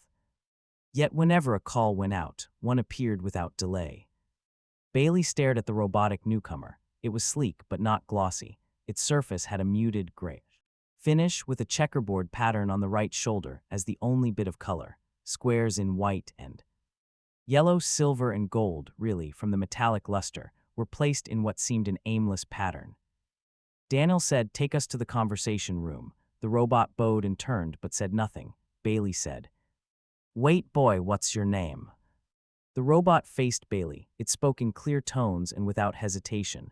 "I have no name, master. My serial number," and a metal finger lifted and rested on the shoulder patch, "is ACX 2745. Daniel and Bailey followed into a large room, which Bailey recognized as having held Brewer and his chair the day before. Another robot was waiting for them with the eternal, patient non-boredom of the machine. The first bowed and left. Bailey compared shoulder patches of the two as the first bowed and started out. The pattern of silver and gold was different. The checkerboard was made up of a 6x6 square. The number of possible arrangements would be 236 then, or 70 billion, more than enough. Bailey said, "Apparently there is one robot for everything, one to show us here, one to run the viewer." Daniel said, "There is much robotic specialization in Solaria, partner Elijah. With so many of them, I can understand why." Bailey looked at the second robot, except for the shoulder patch and presumably for the invisible positronic patterns within its spongy platinum iridium. "Brain, it was the duplicate of the first," he said, "and your serial number." "ACC 1129, master." "I'll just call you boy. Now I want to speak to a Mrs. Gladia Delmar, wife of the late Rickin." "Delmar Daniel, is there an address, some way of pinpointing her location?" Daniel said gently, "I do not believe any further information is necessary. If I may question the robot." "Let me do that," Bailey said. "All right, boy, do you know how the lady is to be reached?" "Yes, master, I have knowledge of the connection pattern of all masters." This was said without pride. It was a mere fact, as though it were saying, "I am made of metal, master." Daniel interposed, "That is not surprising, partner Elijah. There are less than 10,000 connections that need be fed into the memory circuits, and that is a small number." Bailey nodded. "Is there more than one Gladia Delmar, by any chance? There might be that chance of confusion." "Master," after the question, the robot remained blankly silent. "I believe," said Daniel, "that this robot does not understand your question. It is my belief that duplicate names do not occur on Solaria. Names are registered at birth, and no name may be adopted unless it is unoccupied at the time." "All right," said Bailey, "we learn something every minute. Now see here, boy, you tell me how to work whatever it is I am supposed to work. Give me the connection pattern, or whatever you call it, and then step out." There was a perceptible pause before the robot answered. It said, "Do you wish to make contact?" "Yourself, sir." "That's right." Daniel touched Bailey's sleeve gently. "One moment, partner Elijah." "Now what is it?" "It is my belief that the robot could make the necessary contact with greater ease. It is his specialization." Bailey said grimly, "I'm sure he can do it better than I can. Doing it myself, I may make a mess of it." He stared levelly at the impassive Daniel. "Just the same, I prefer to make contact myself. Do I give the orders or don't I?" Daniel said, "You give the orders, partner Elijah, and your orders, where first law permits, be obeyed. However, with your permission, I would like to give you what pertinent information I have concerning the Solarian robots. Far more than on any other world, the robots on Solaria are specialized. Although Solarian robots are physically capable of many things, they are heavily equipped mentally for one particular type of job. To perform functions outside their specialty requires the high potentials produced by direct application of one of the three laws. Again, for them not to perform the duty for which they are equipped also requires the direct application of the three laws. Well then, a direct order from me brings the second law into play, doesn't it? True, yet the potential set up by it is unpleasant to the robot. Ordinarily, the matter would not come up, since almost never does a Solarian interfere with the day-to-day workings of a robot. For one thing, he would not care to do a robot's work. For another, he would feel no need to. Are you trying to tell me, Daniel, that it hurts the robot to have me do its work? As you know, partner Elijah, pain in the human sense is not applicable to robotic reactions. Bailey shrugged, then. Nevertheless, went on Daniel, the experience which the robot undergoes is as upsetting to it as pain is to a human, as nearly as I can judge. And yet, said Bailey, I'm not a Solarian, I'm an Earthman. I don't like robots doing what I want to do. Consider, too, said Daniel, that to cause distress to a robot might be considered on the part of our hosts to be an act of impoliteness, since in a society such as this, there must be a number of more or less rigid beliefs concerning how it is proper to treat a robot and how it is not. To offend our hosts would scarcely make our task easier. All right, said Bailey, let the robot do its job. He settled back. The incident had not been without its uses. It was an educational example of how remorseless a robotic society could be. Once brought into existence, robots were not so easily removed, and a human who wished to dispense with them, even temporarily, found he could not. His eyes half closed, he watched the robot approach the wall. Let the sociologists on Earth consider what had just occurred and draw their conclusions. He was beginning to have certain notions of his own. Half a wall slid aside, and the control panel that was revealed would have done justice to a city. Section Power Station. Bailey longed for his pipe. He had been briefed that smoking on non-smoking Solaria would be a terrible breach of decorum, so he had not even been allowed to take his fixings. He sighed. There were moments when the feel of pipe stem between teeth and a warm bowl in his hand would have been infinitely comforting. The robot was working quickly, adjusting variable resistances a trifle here and there and intensifying field forces in proper pattern by quick finger pressures. Daniel said it is necessary first to signal the individual one desires to view.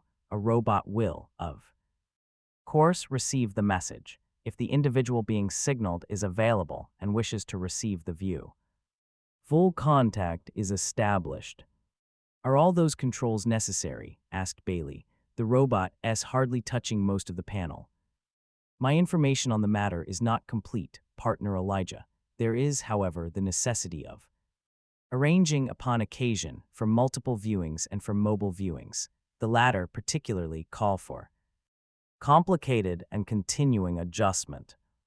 The robot said, Masters, contact is made and approved. When you are ready, it will be completed.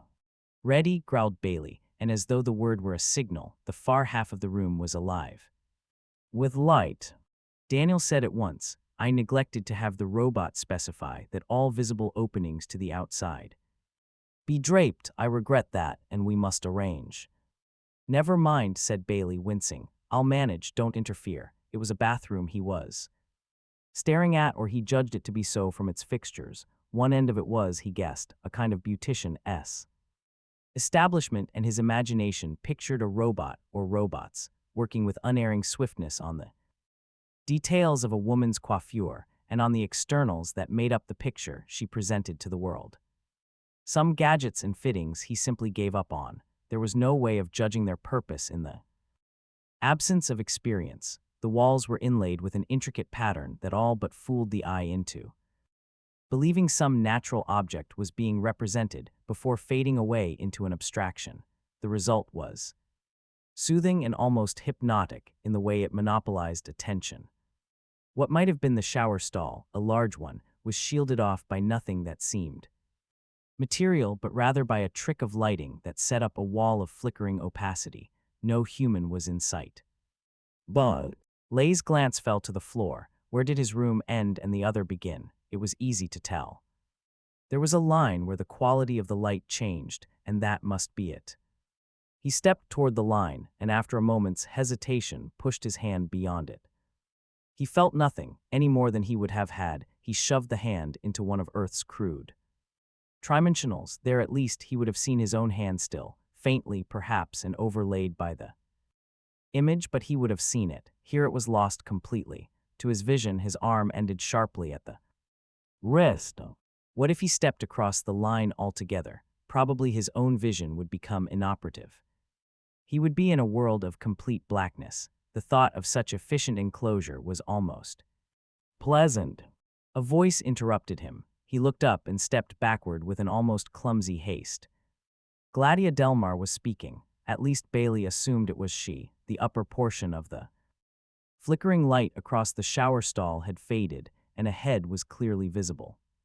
It smiled at Bailey. "I said hello, and I'm sorry to keep you waiting. I'll be dry soon." Hers was a triangular face, rather broad at the cheekbones, which grew prominent when she smiled and narrowing with a gentle curve past full lips to a small chin. Her head was not high above the ground. Bailey judged her to be about 5'2" in height. This was not typical, at least not to Bailey's way of thinking. Spacer women were supposed to lean toward the tall and stately, nor was her hair the spacer bronze. It was light brown, tinging toward yellow, and worn moderately long. At the moment it was fluffed out in what Bailey imagined must be a stream of warm air. The whole picture was quite pleasing. Bailey said in confusion, "If you want us to break contact and wait till you're through." "Oh no, I'm almost done and we can talk meanwhile. Hanny's Grewer told me you would be viewing. You're from Earth, I understand." Her eyes rested full on him, seemed to drink him in. Bailey nodded and sat down. "My companion is from Aurora." She smiled and kept her glance fixed on Bailey, as though he remained the curiosity nevertheless. And of course, Bailey thought, so he was. She lifted her arms above her head, running her fingers through the hair and spreading it out as though to hasten drying. Her arms were slim and graceful, very attractive, Bailey thought. Then he thought uneasily, Jessie wouldn't like this. Daniel's voice broke in. "Would it be possible, Mrs. Delmar, to have the window we see polarized or draped? My partner is disturbed by the sight of daylight, on Earth, as you may have heard." The young woman, Bailey judged her to be 25, but had the doleful thought that the apparent ages of spacers could be most deceptive, put her hands to her cheeks and said, "Oh my yes, I know all about that. How ridiculously silly of me. Forgive me, please, but it won't take a moment. I'll have a robot in here." She stepped out of the drying cabinet, her hand extended toward the contact patch, still talking. "I'm always thinking I ought to have more than one contact patch in this room. A house is just no good if it doesn't have a patch within reach, no matter where you stand, say not more than 5 feet away. It just... Why, what's the matter?" She stared in shock at Bailey, who, having jumped out of his chair and upset it behind him, had reddened to his hairline and hastily turned away. Daniel said calmly, "It would be better, Mrs. Delmar, if, after you have made contact with the robot, you would return to the stall, or, failing that, proceed to put on some articles of clothing." Gladia looked down at her nudity in surprise and said, "Well, of course. 5 a crime is discussed." "It was only viewing, you see," said Gladia contritely. She was wrapped in something that left her arms and shoulders free. One leg showed to mid-thigh, but Bailey, entirely recovered and feeling an utter fool, ignored it stoically. He said, "It was the surprise, Mrs. Delmar." "Oh, please, you can call me Gladia, unless that's against your customs." "Gladia, then, it's all right. I just want to assure you there was nothing repulsive about it, you understand, just the surprise. Bad enough for him to have acted the fool, he thought, without having the poor girl think he found her unpleasant. As a matter of fact, it had been rather. Well, he didn't have the phrase, but he knew quite certainly that there was no way he would ever be able to talk of this to Jessie. "I know I offended you," Gladia said, "but I didn't mean to. I just wasn't thinking. Of course I realize one must be careful about the customs of other planets, but the customs are so queer sometimes. At least not queer," she hastened to add. "I don't mean queer. I mean strange, you know, and it's so easy to Forget, as one forgot about keeping the windows darkened. Quite all right, muttered Bailey. She was in another room now with all the windows draped and tell you. He light had the subtly different and more comfortable texture of artificiality. But about the other thing, she went on earnestly, it's just viewing, you see. After all, you did. Mind talking to me when I was in the dryer, and I wasn't wearing anything then, either. Well, said Bailey, wishing she would run down as far as that subject was concerned, hearing. You is one thing, and seeing you is another. But that's exactly it, seeing isn't involved. She reddened a trifle and looked down. I hope you don't think I'd ever do anything like that. I mean, just step out of the dryer if anyone were seeing me. It was just viewing. Same thing, isn't it? Said Bailey. Not at all the same thing. You're viewing me right now. You can't touch me, can you, or smell me or anything like that. You could if you were seeing me. Right now, I'm 200 miles away from you at least, so how can it be the same thing? Bailey grew interested. But I see you with my eyes. No, you don't see me. You see my image. You're viewing me.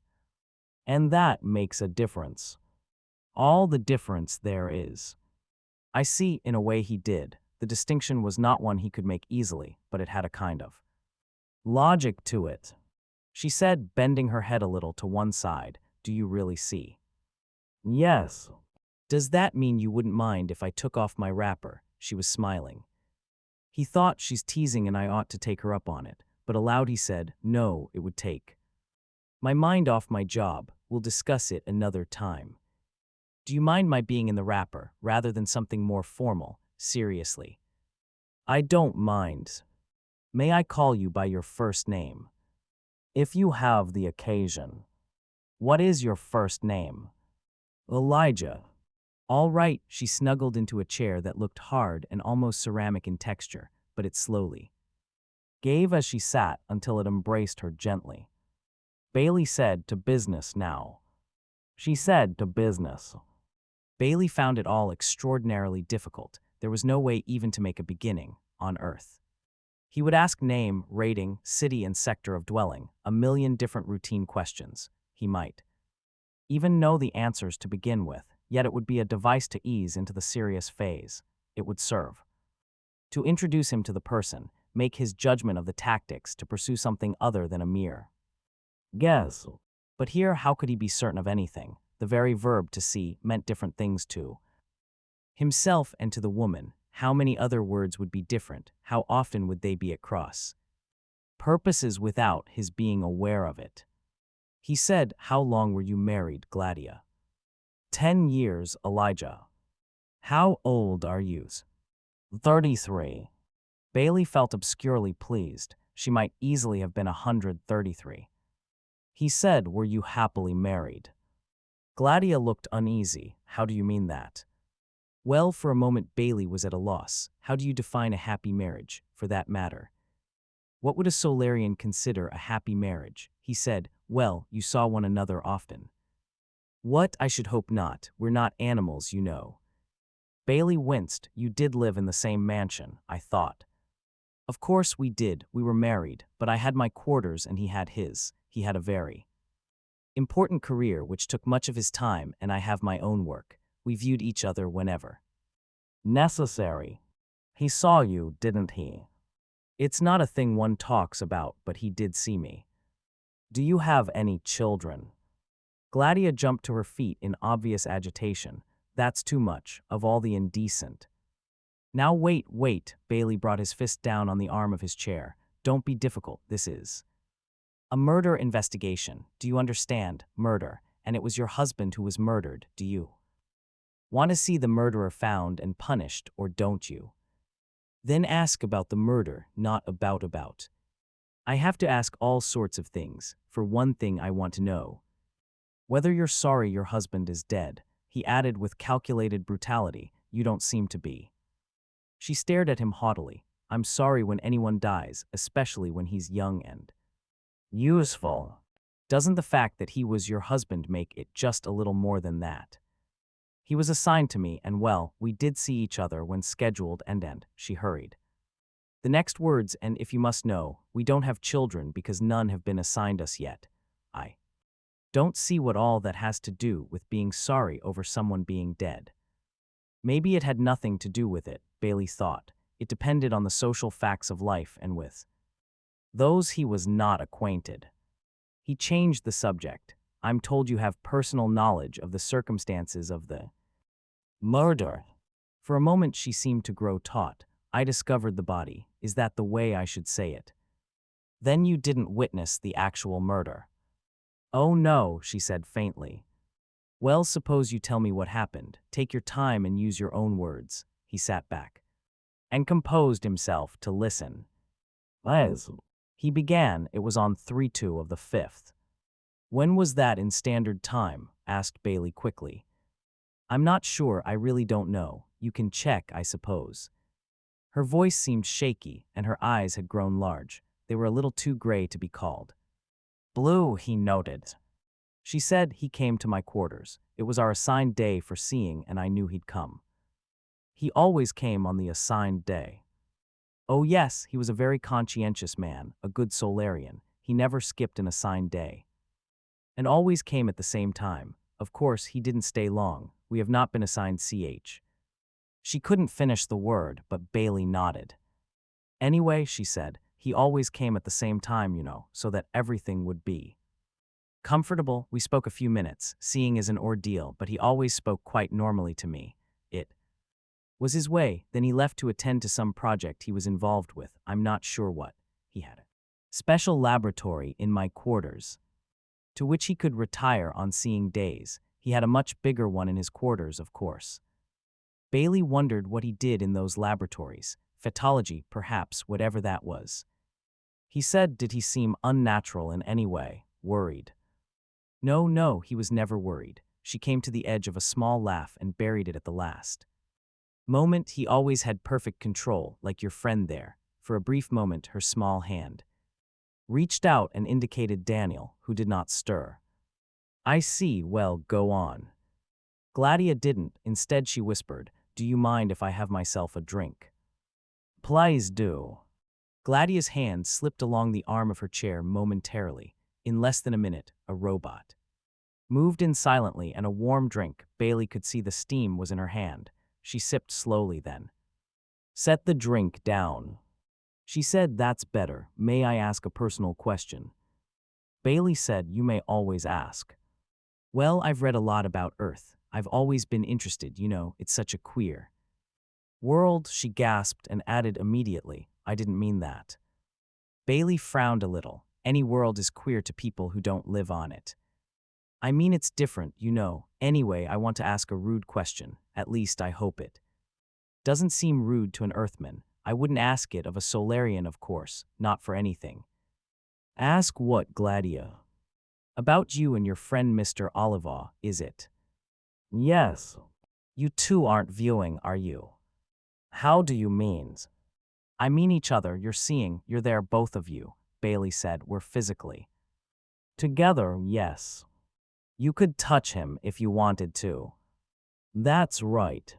She looked from one to the other and said, oh. It might have meant anything, disgust, revulsion. Bailey toyed with the idea of standing up, walking to Daniel, and placing his hand flat on Daniel's face. It might be interesting to watch her reaction. He said, you were about to go on with the events of that day when your husband came to see you. He was morally certain that her digression, however interesting it might have been intrinsically to her, was primarily motivated by a desire to avoid just that. She returned to her drink for a moment. Then, there isn't much to tell. I saw he would be engaged, and I knew he would be anyway, because he was always at some sort of constructive work, so I went back to my own work. Then, perhaps 15 minutes later, I heard a shout. There was a pause, and Bailey prodded her. What kind of a shout? She said, Rickings, my husband's, just a shout. No words, a kind of fright. No surprise, shock. Something like that. I'd never heard him shout before. She lifted her hands to her ears, as though to shut out even the memory of the sound, and her wrapper slipped slowly down to her waist. She took no notice, and Bailey stared firmly at his notebook. He said, what did you do? I ran. I didn't know where he was. I thought you said he had gone to the laboratory he maintained in your quarters. He did, Elijah, but I didn't know where that was. Not for sure anyway. I never went there. It was his. I had a general idea of its direction. I knew it was somewhere in the west, but I was so upset I didn't even think to summon any robot. One of them would have guided me easily, but of course none came without being summoned. When I did get there, I found it. Somehow he was dead. She stopped suddenly, and to Bailey's acute discomfort, she bent her head and wept. She made no attempt to obscure her face. Her eyes simply closed, and tears slowly trickled down her cheeks. It was quite soundless. Her shoulders barely trembled. Then her eyes opened and looked at him through swimming tears. I never saw a dead man before. He was all bloody, and his head was just all. I managed to get a robot, and he called others, and I suppose they took care of me and of Ricken. I don't remember. I don't. Bailey said, "What do you mean, they took care of Ricken?" They took him away and cleaned up. There was a small wedge of indignation in her voice. The lady of the house careful of its condition. Things were a mess. And what happened to the body? She shook her head. I don't know. Burned, I suppose, like any dead body. You didn't call the police? She looked at him blankly, and Bailey thought, no police.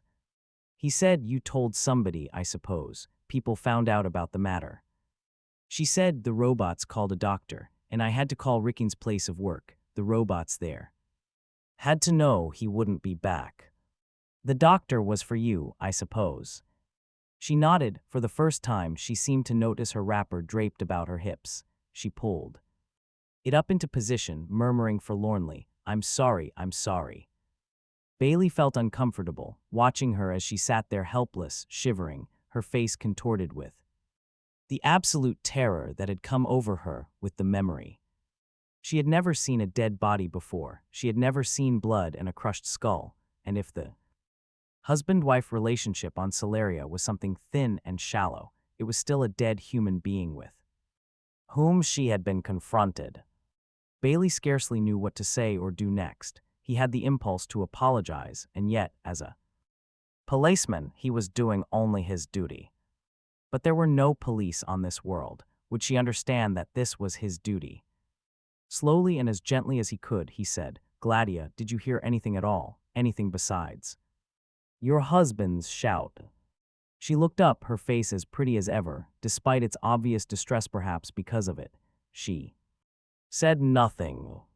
No running footsteps, no other voice. She shook her head. I didn't hear anything.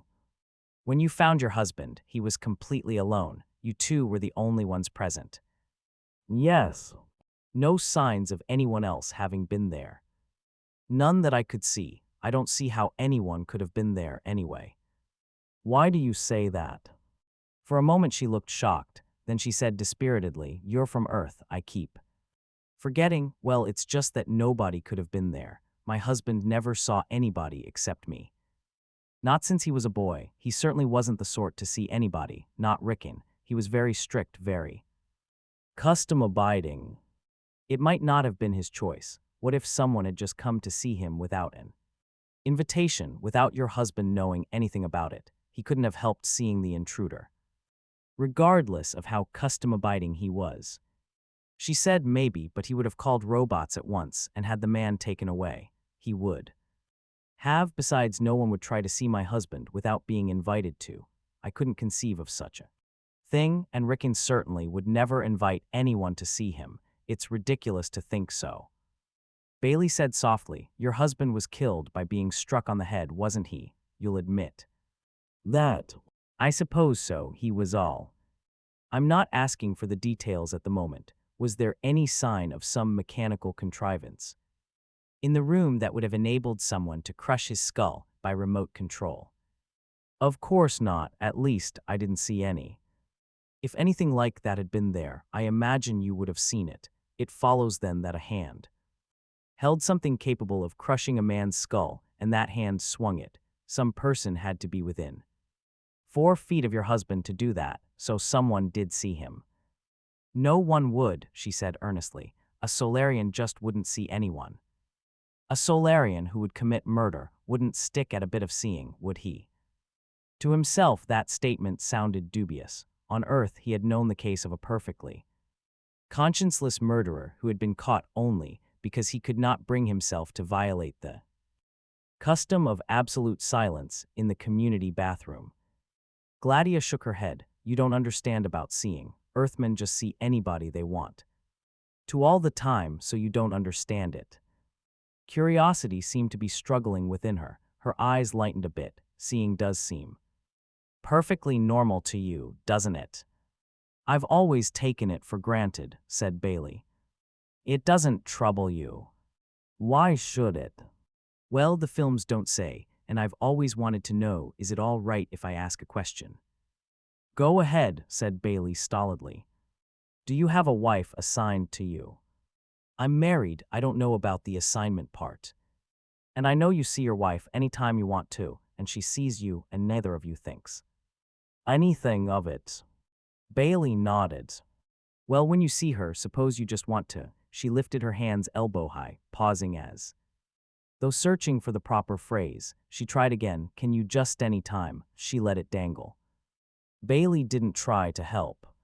She said, well, never mind. I don't know why I should bother you with that sort of thing now. Anyway, are you through with me? She looked as though she might cry again. Bailey said, one more try, Gladia. Forget that no one would see your husband. Suppose someone did, who might it have been? It's just useless to guess. It couldn't be anyone. It has to be someone. Agent Gruer says there is reason to suspect some one person, so you see. There must be someone. A small, joyless smile flickered over the girl's face. I know who he thinks did it. All right, who? She put a small hand on her breast. A theory is refuted. I should have said partner Elijah, said Daniel, speaking suddenly, that is an obvious conclusion. Bailey cast a surprised look at his robot partner. Why obvious? He asked. The lady herself, said Daniel, states that she was the only person who did or who would see.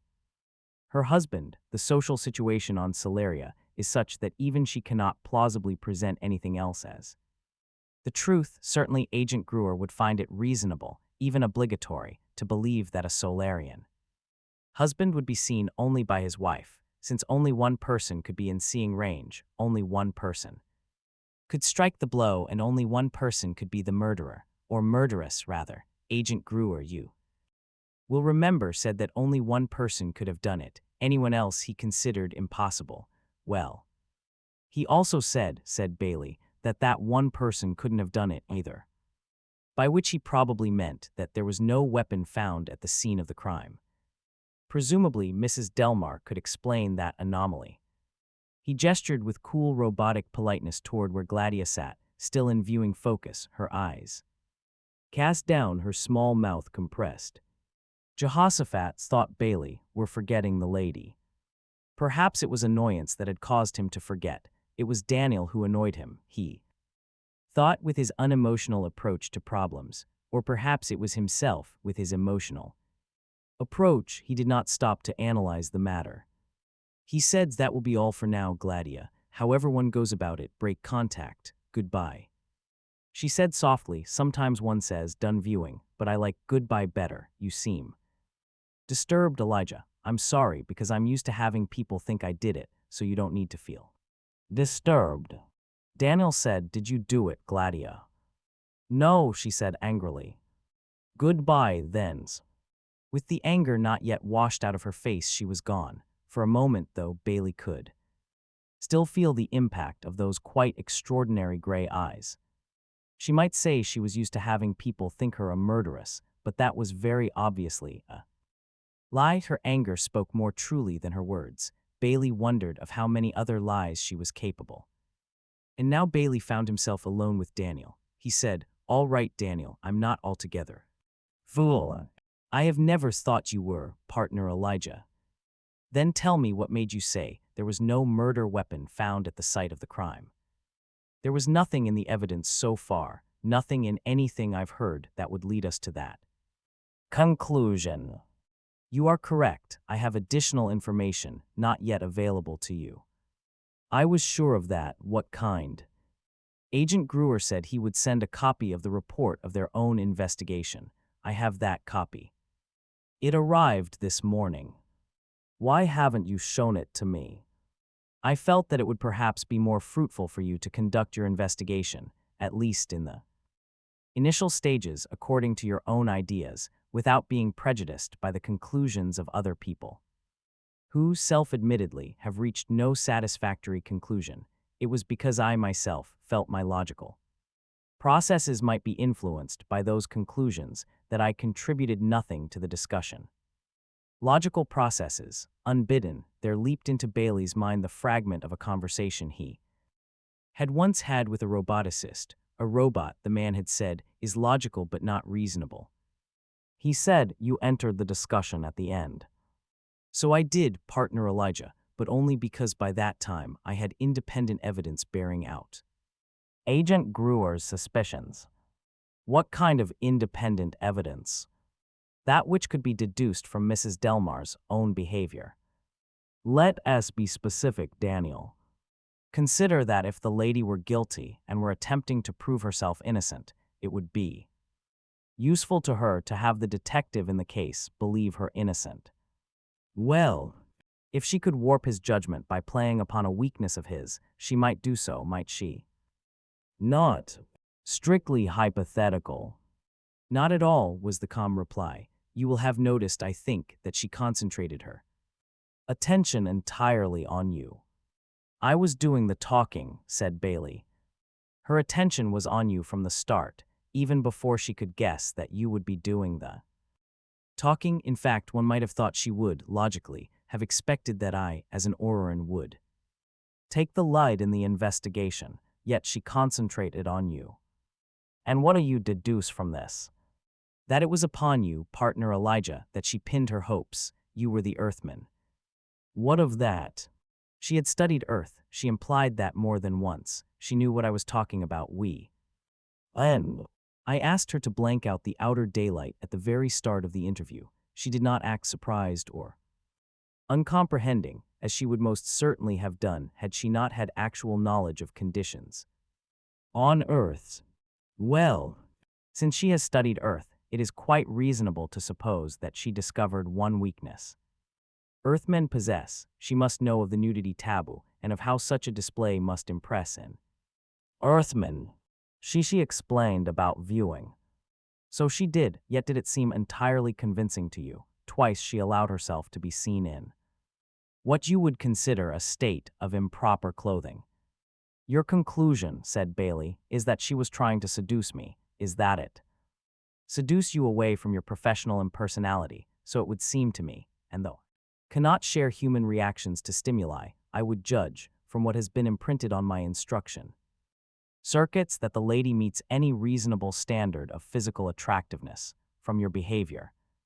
Moreover, it seems to me that you were aware of that and that you approved her appearance. I would even judge that Mrs. Delmar acted rightly in thinking her mode of behavior would predispose you in her favor. Look, said Bailey uncomfortably, regardless of what effect she might have had on me, I am still an officer of the law in full possession of my sense of professional ethics. Get that straight. Now let's see the report. Bailey read through the report in silence. He finished, turned back, and read it through a second time. This brings in a new item, he said, the robot. Daniel Oliver nodded. Bailey said thoughtfully, she didn't mention it. Daniel said, you asked the wrong question. You asked if he was alone when she found the body. You asked if anyone else had been present at the death scene. A robot is anybody else. Bailey nodded. If he himself were a suspect and were asked who else had been at the scene of a crime, he would scarcely have replied, no one but this table. He said, I suppose I should have asked if any robots were present. Damn it, what questions does one ask anyway on a strange world? He said, how legal is robotic evidence, Daniel? What do you mean? Can a robot bear witness on Solaria? Can it give evidence? Why should you doubt it? A robot isn't human, Daniel. On Earth, it cannot be a legal witness. And yet a footprint can, partner Elijah, although that is much less a human than a robot is. The position of your planet in this respect is illogical. On Celeria, robotic. Evidence, when competent, is admissible. Bailey did not argue the point. He rested his chin on the knuckles of one hand and went over this matter of the robot in his mind. In the extremity of terror, Gladia Delmar, standing over her husband's body, had summoned robots. By the time they came, she was unconscious. The robots reported having found her there together with the dead body, and something else was present as well, a robot. That robot had not been summoned, it was already there. It was not one of the regular staff. No other robot had seen it before or knew its function or assignment. Nor could anything be discovered from the robot in question. It was not in working order. When found, its motions were disorganized, and so, apparently, was the functioning of its positronic brain. It could give none of the proper responses, either verbal or mechanical, and after exhaustive investigation by a robotics expert, it was declared a total loss. Its only activity that had any trace of organization was its constant repetition of "you're going to kill me, you're going to kill me, you're going to kill me." No weapon that could possibly have been used to crush the dead man's skull was located. Bailey said suddenly, "I'm going to eat Daniel, and then we see Agent Gruer again or view him." Anyway, Hannes Gruer was still eating when contact was established. He ate slowly, choosing each mouthful carefully from a variety of dishes, peering at each anxiously as though searching for some hidden combination he would find most satisfactory. Bailey thought he may be a couple of centuries old. Eating may be getting dull for him. Gruer said, "I greet you, gentlemen. You received our report, I believe." His bald head glistened as he leaned across the table to reach a titbit. "Yes, we have spent an interesting session with Mrs. Delmar also," said Bailey. "Good, good," said Gruer. "And to what conclusion, if any, did you come?" Bailey said that she is innocent, sir. Gruer looked up sharply. "Really?" Bailey nodded. Gruer said, "And yet she was the only one who could see him, the only one who could possibly be within reach." Bailey said, "That's been made clear to me, and no matter how firm social customs are on Celeria. The point is not conclusive. May I explain?" Gruer had returned to his dinner, of course. "Murder rests on three legs," said Bailey, "each equally important. They are motive, means, and opportunity for a good C. As against any suspect, each of the three must be satisfied. Now I grant you that Mrs. Delmar had the opportunity. As for the motive, I've heard of none." Gruer shrugged. "We know of none." For a moment his eyes drifted to the silent Daniel. "All right, the suspect has no known motive, but perhaps she's a pathological killer. We can let the matter ride for a while and continue. She is in his laboratory with him, and there's some reason why she wants to kill him. She waves some club or other heavy object threateningly.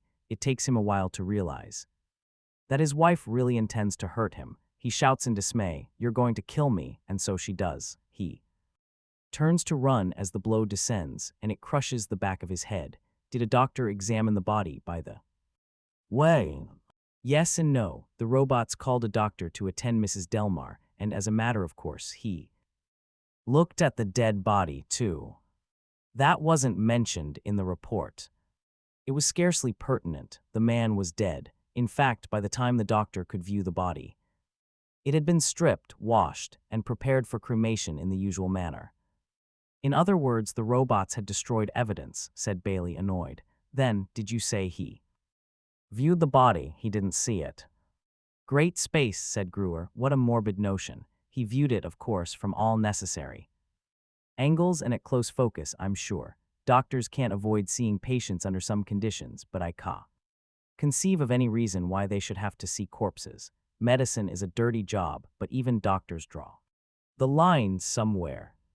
"Well, the point is this. Did the doctor report anything about the nature of the wound that killed Dr. Delmar? I see what you're driving at. You think that perhaps the wound was too severe to have been caused by a woman.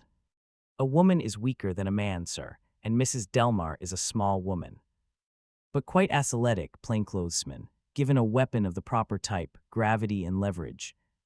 would do most of the work. Even not allowing for that, a woman in frenzy can do surprising things. Bailey shrugged. You speak of a weapon. Where is it? Gruer shifted position. He held out his hand toward an empty glass, and a robot entered the viewing field and filled it with a colorless fluid that might have been water.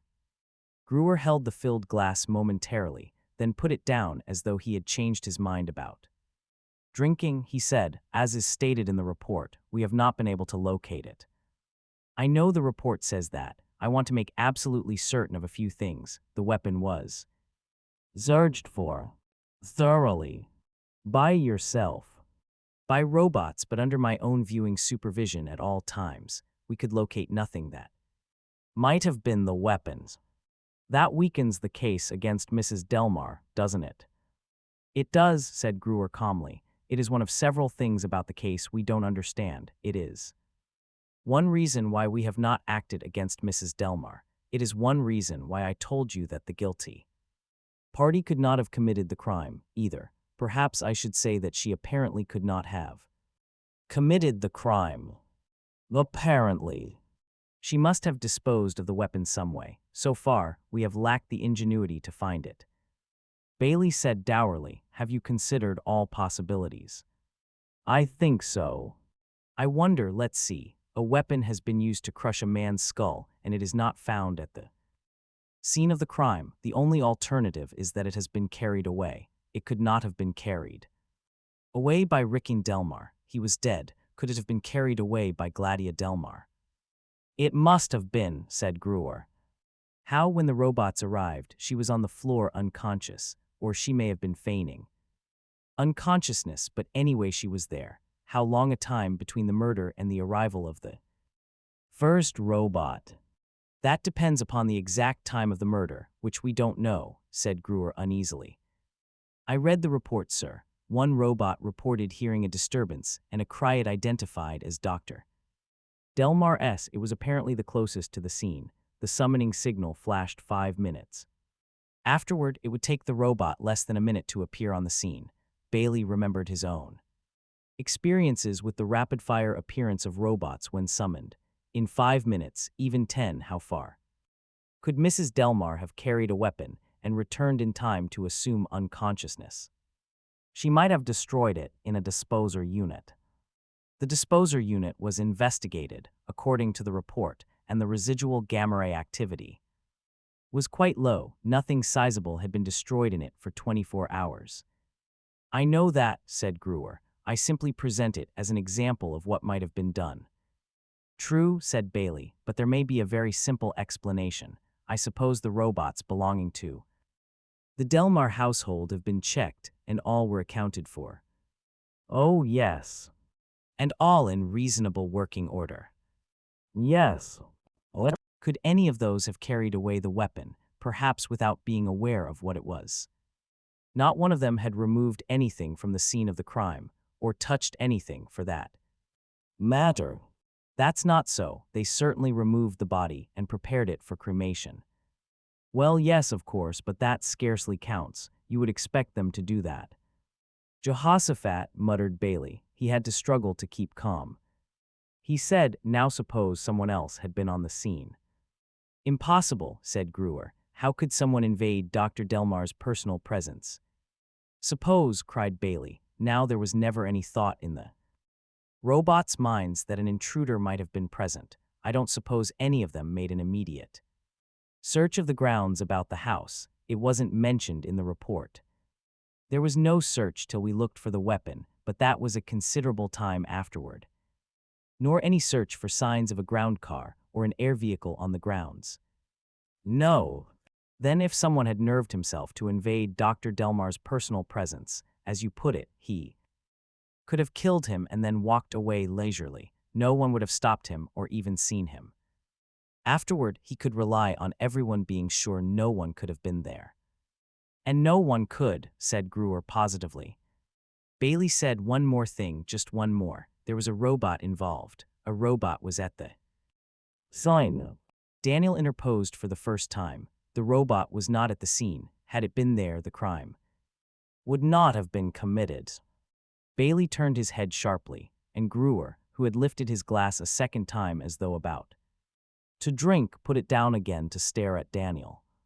"Is that not so?" asked Daniel. "Quite so," said Gruer. "A robot would have stopped one person from harming another first." "Lord." "All right," said Bailey. "Granted, but it must have been close. It was on the scene when the other robots arrived. Say it was in the next room. The murderer is advancing on Delmar, and Delmar cries out, 'You're going to kill me.' The robots of the household did not hear those words. At most they heard a cry. So unsummoned, they did not come. But this particular robot heard the words, and first law made it come. Unsummoned, it was too late. Probably it actually saw the murder committed." "It must have seen the last stages of the murder," agreed Gruer. "That is what disordered it. Witnessing harm to a human without having prevented it is a violation of the first law, and, depending upon circumstances, more or less damage to the positronic brain is induced. In this case, it was a great deal of damage." Gruer stared at his fingertips as he turned the glass of liquid to and fro, to and fro. Bailey said, "Then the robot was a witness. Was it questioned?" "What use? He was disordered. It could only say, 'You're going to kill me.' I agree with your reconstruction that far. They were probably Delmar's last words burned into the robot's consciousness when everything else was destroyed. But I'm told Solaria specializes in robots. Was there no way in which the robot could be repaired, no way in which its circuits could be patched?" "None," said Gruer sharply. "And where is the robot now?" "Scrapped," said Gruer. Bailey raised his eyebrows. "This is a rather peculiar case. No motive, no means, no witnesses, no evidence. Where there was some evidence to begin with, it was destroyed. You have only one suspect, and everyone seems convinced of her guilt. At least, everyone is certain no one else can be guilty. That's your opinion too, obviously. The question then is, why was I sent for?" Gruer frowned. "You seem upset, Mr. Bailey." He turned abruptly to Daniel. "Mr. Oliver." "Yes, Agent Gruer." "Won't you please go through the dwelling and make sure all windows are closed and blanked out?" Plainclothesman Bailey may be feeling the effects of open space. The statement astonished Bailey. It was his impulse to deny Gruer's assumption and order Daniel to keep his place when, on the brink, he caught something of panic in Gruer's voice, something of glittering appeal in his eyes. He sat back and let Daniel leave the room. It was as though a mask had dropped from Gruer's face, leaving it naked and afraid. Gruer said, "That was easier than I had thought. I'd planned so many ways of getting you alone. I never thought the Auroran would leave at a simple request, and yet I could think of nothing else to do." Bailey said, "Well, I'm alone now." Gruer said, "I couldn't speak freely in his presence. He's an Auroran, and he is here because he was forced on us as the price of having you." The Solarian leaned forward. "There's something more to this than murder. I am not concerned only with the matter of who did it. There are parties on Solaria. Secret organizations." Bailey stared. "Surely I can't help you there." "Of course you can. Now understand this. Dr. Delmar was a traditionalist. He believed in the old ways, the good ways, but there are new forces among us, forces for change, and Delmar has been silenced by Mrs. Delmar. Hers must have been the hand. That doesn't matter. There is an organization behind her, and that is the important matter." "Are you sure? Do you have evidence?" "Vague evidence only. I can't help that. Rickon Delmar was on the track of something. He assured me his evidence was good, and I believe him. I knew him well enough to know him as neither fool nor child. Unfortunately, he told me very little. Naturally, he wanted to complete his investigation before laying the matter completely open to the authorities. He must have gotten close to completion, too, or they wouldn't have dared the risk of having him openly slaughtered by violence. One thing Delmar told me, though, the whole human race is in danger." Bailey felt himself shaken. For a moment it was as though he were listening to Minim again, but on an even larger scale, was everyone going to turn to him with cosmic dangers? "Why do you think I can help?" he asked. "Because you're an Earthman," said Gruer. "Do you understand? We on Solaria have no experience with these things. In a way, we don't understand people. There are too few of us here. He looked uneasy. I don't like to say this, Mr. Bailey. My colleagues laugh at me and some grow angry, but it is a definite feeling I have. It seems to me that you Earthmen must understand people far better than we do just by living among such crowds of them, and a detective more than anyone. Isn't that so? Bailey half nodded and held his tongue. Brewer said, in a way, this murder was fortunate. I have not dared speak to the others about Delmar's investigation, since I wasn't sure who might be involved in the conspiracy, and Delmar himself was not ready to give any details till his investigation was complete, and even if Delmar had completed his work, how would we deal with the matter afterward? How does one deal with hostile human beings? I don't know. From the beginning, I felt we needed an Earthman. When I heard of your work in connection with the murder in Spacetown on Earth, I knew we needed you. I got in touch with Aurora, with whose men you had worked most closely, and through them approached the Earth government. Yet my own colleagues could not be persuaded into agreeing to this. Then came the murder, and that was enough of a shock to give me the agreement I needed. At the moment, they would have agreed to anything. Brewer hesitated, then added, it's not easy to ask an Earthman to help, but I must do so. Remember, whatever it is, the human race is in danger. Earth too. Earth was doubly in danger then. There was no mistaking the desperate sincerity in Brewer's voice. But then, if the murder were so fortunate a pretext for allowing Brewer to do what he so desperately wanted to do all the time, was it entirely fortune? It opened new avenues of thought that were not reflected in Bailey's face, eyes, or voice. Bailey said, I have been sent here, sir, to help. I will do so to the best of my ability. Brewer finally lifted his long-delayed drink and looked over the rim of the glass at Bailey. Good.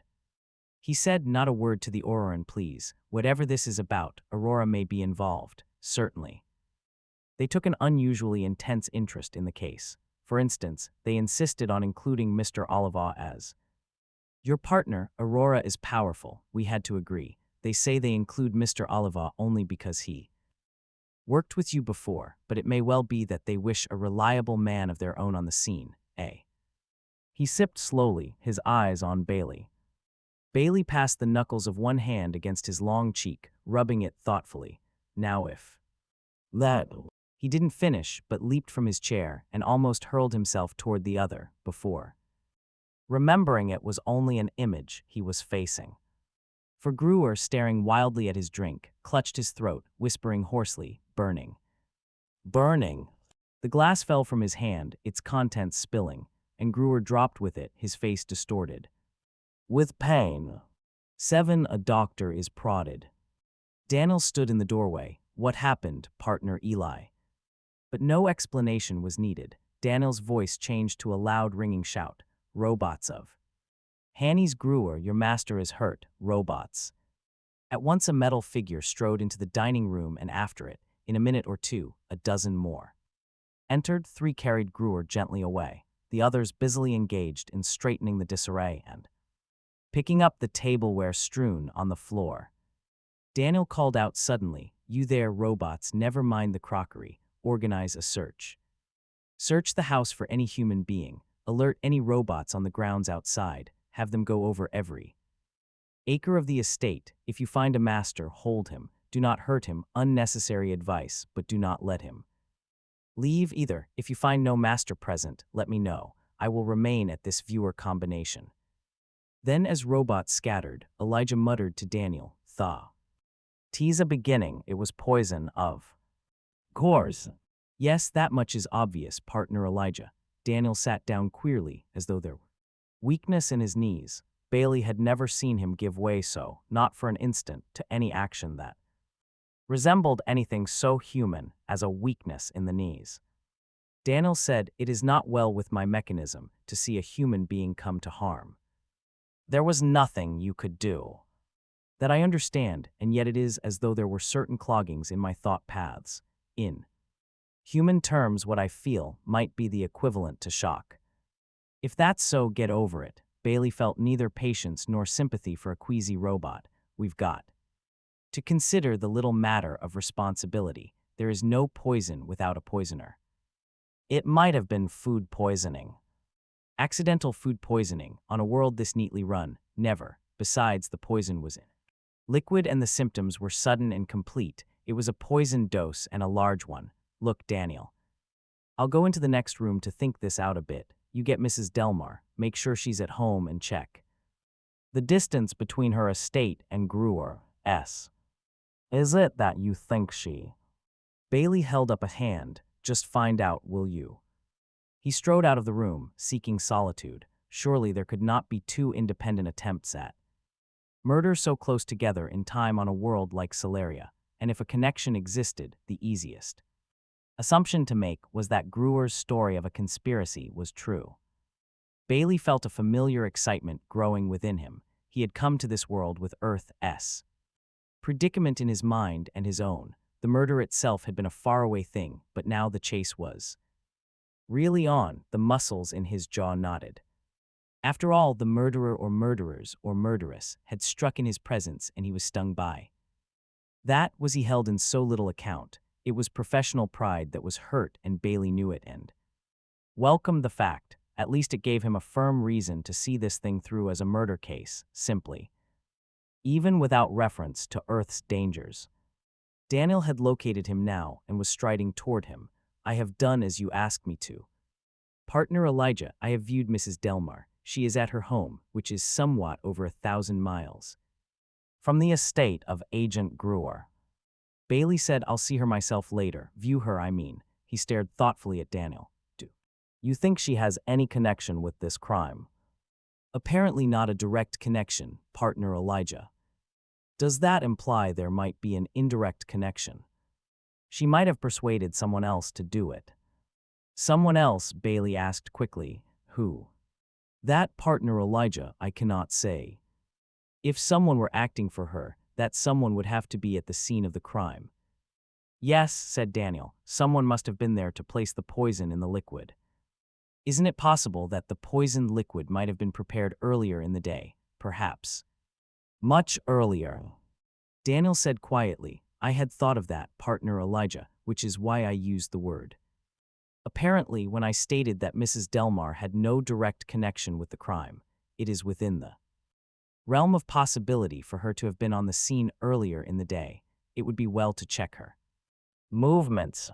We will do that. We will check whether she was physically present at any time. Bailey's lips twitched. He had guessed that in some ways robotic logic must fall short, and he was convinced of it now. As the roboticist had said, logical but not reasonable.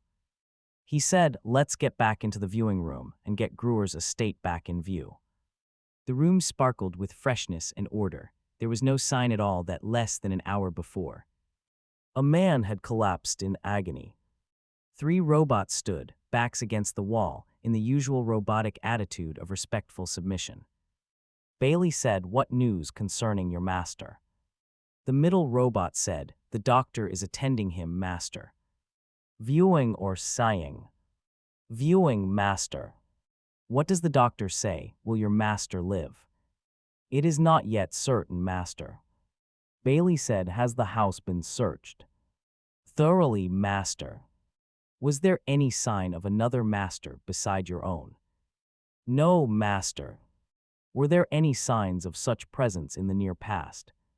Not at all, master. Are the grounds being searched? Yes, master. Any results so far? No, master.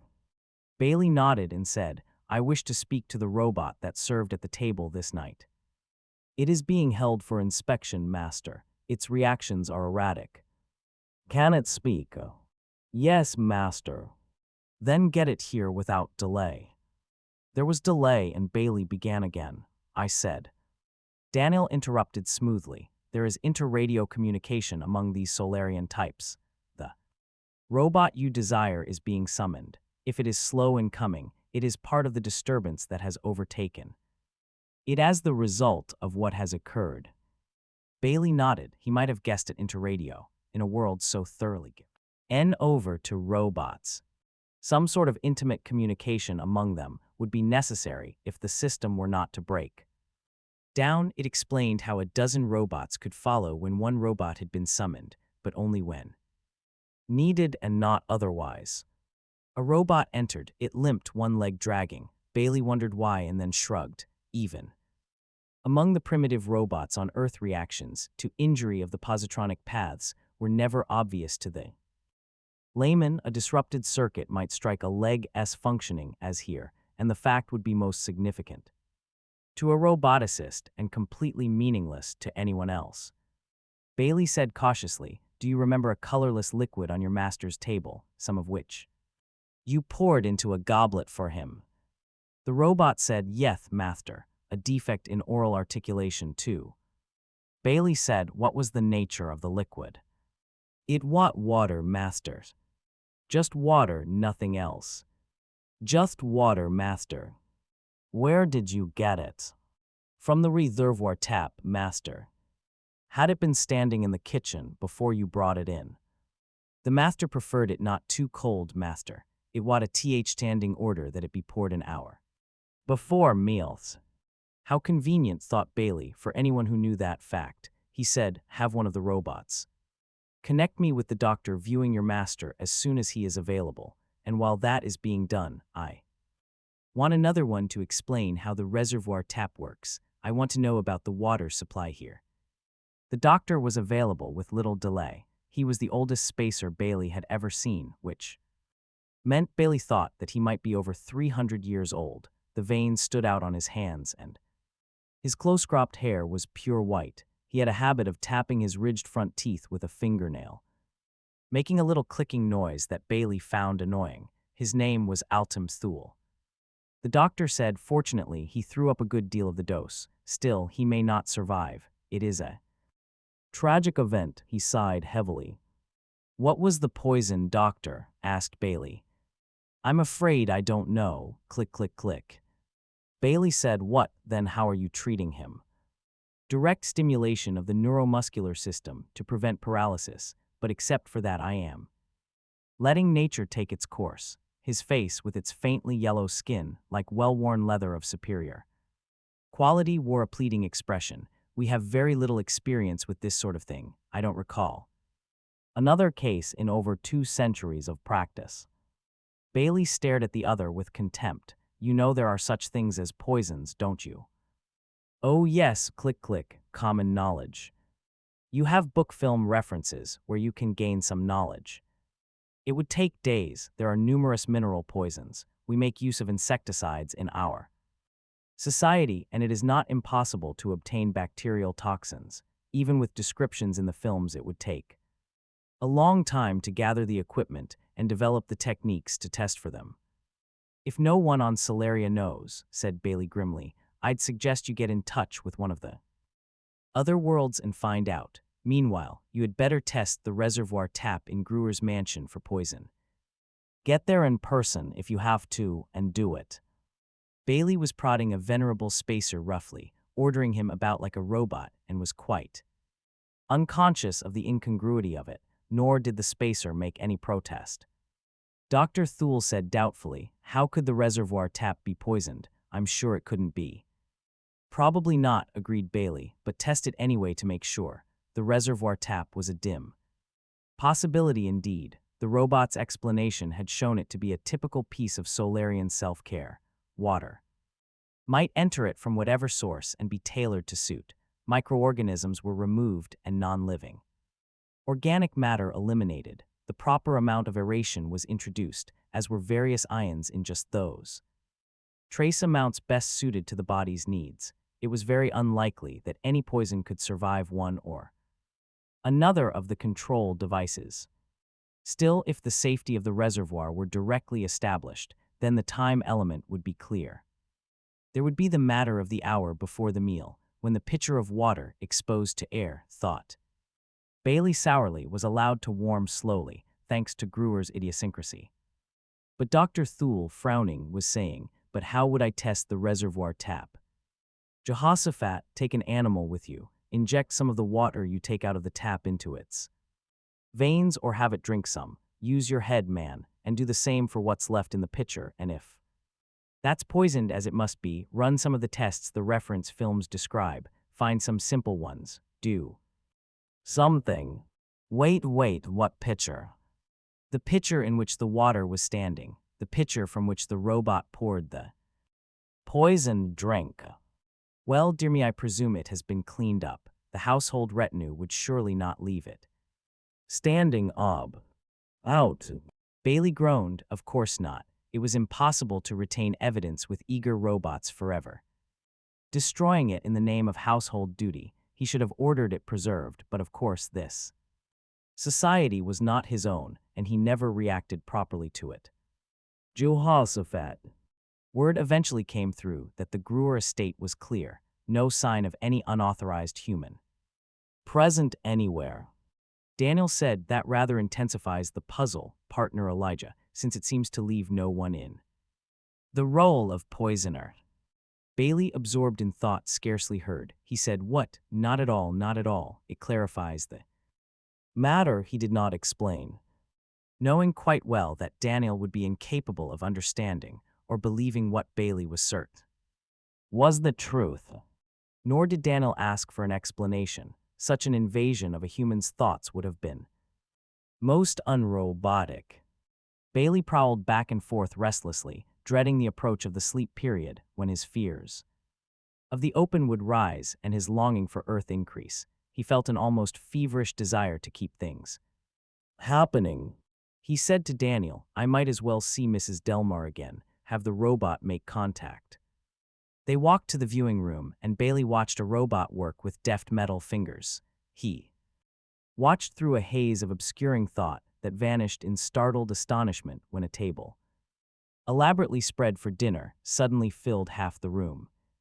Gladia's voice said, "Hello." A moment later, she stepped into view and sat down. "Don't look surprised, Elijah. It's just dinner time, and I'm very carefully dressed. See."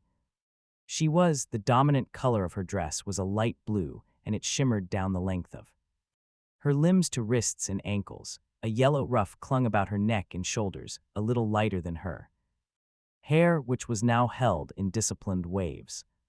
Bailey said, "I did not mean to interrupt your meal. I haven't begun yet. Why don't you join me?" He eyed her suspiciously. "Join you?" She laughed. "You Earthmen are so funny. I don't mean join me in personal presence. How could you do that? I mean, go to your own dining room, and then you and the other one can dine with me. But if I leave, your viewing technician can maintain contact." Daniel nodded gravely at that, and with some uncertainty, Bailey turned and walked toward the door. Gladia, together with her table, its setting, and its ornaments, moved with him. Gladia smiled encouragingly. "See, your viewing technician is keeping us in contact." Bailey and Daniel traveled up a moving ramp that Bailey did not recall having traversed before. Apparently, there were numerous possible routes between any two rooms in this impossible mansion, and he knew only few of them. Daniel, of course, knew them all.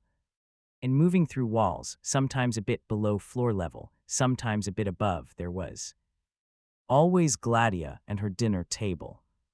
Bailey stopped and muttered, "This takes getting used to." Gladia said at once, "Does it make you dizzy?" "A little." "Then I tell you what, why don't you have your technicians freeze me right here? Then when you're in your dining room and all set, he can join us up." Daniel said, "I will order that done, partner Elijah." Their own dinner table was set when they arrived, the plates steaming with a dark brown soup in which diced meat was bobbing, and in the center a large roast fowl was ready for the carving. Daniel spoke briefly to the serving robot, and with smooth efficiency, the two places that had been set were drawn to the same end of the table. As though that were a signal, the opposite wall seemed to move outward, the table seemed to lengthen, and Gladia was seated at the opposite end, room joined to room and table to table so neatly that, but for the varying pattern in wall and floor covering, and the differing designs in tableware, it would have been easy to believe they were all dining together in actual fact.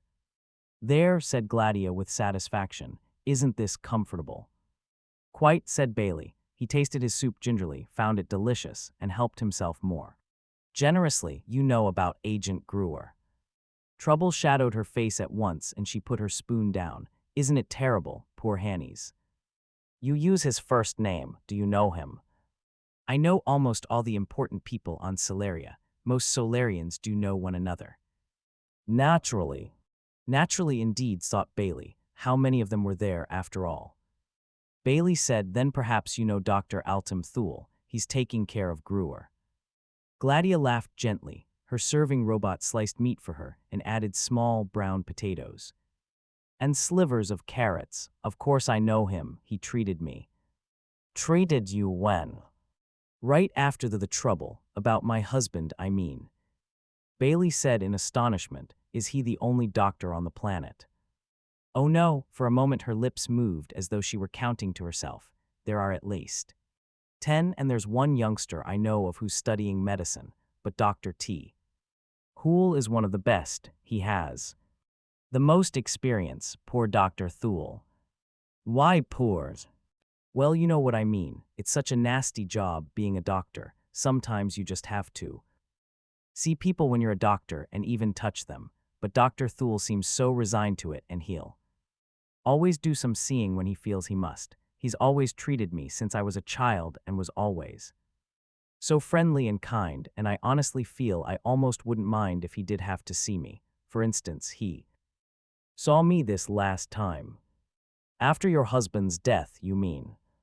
Yes, you can imagine how he felt when he saw my husband's dead body and me lying there. I was told he viewed the body, said Bailey. The body, yes, but after he made sure I was alive and in no real danger, he ordered the robots to put a pillow under my head and give me an injection of something or other, and then get out. He came over. By jet, really, by jet. It took less than half an hour and he took care of me and made sure all was well. I was so woozy when I came to that I was sure I was only viewing him, you know, and it wasn't till he touched me that I knew we were seeing, and I screamed. Poor Dr. Thule. He was awfully embarrassed, but I knew he meant well. Bailey nodded. I suppose there's not much use for doctors on Solaria. I should hope not. I know there are no germ diseases to speak of. What about metabolic disorders, atherosclerosis, diabetes, things like that? It happens, and it's pretty awful when it does. Doctors can make life more livable for such people. In a physical way, but that's the least of it.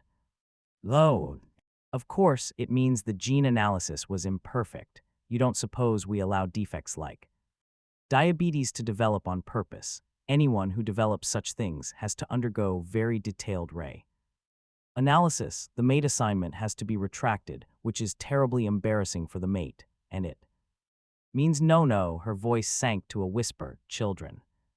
Bailey said in a normal voice, no children. Gladia flushed. It's a terrible thing to say, such a word, children.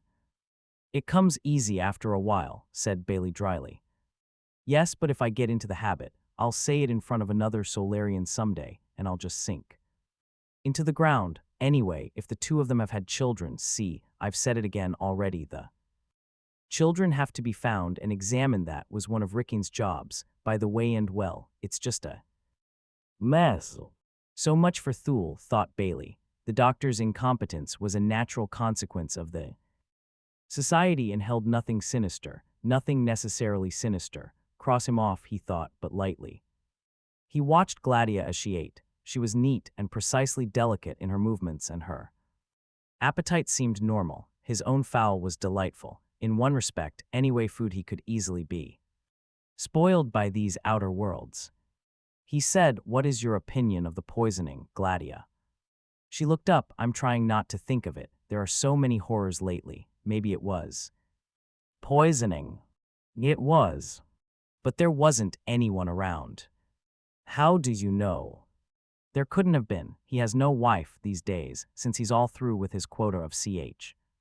You know what? So there was no one to put the poison in anything, so how could he be poisoned? But he was poisoned. That's a fact and must be accepted. Her eyes clouded over. Do you suppose, she said, he did it himself? I doubt it. Why should he, and so publicly?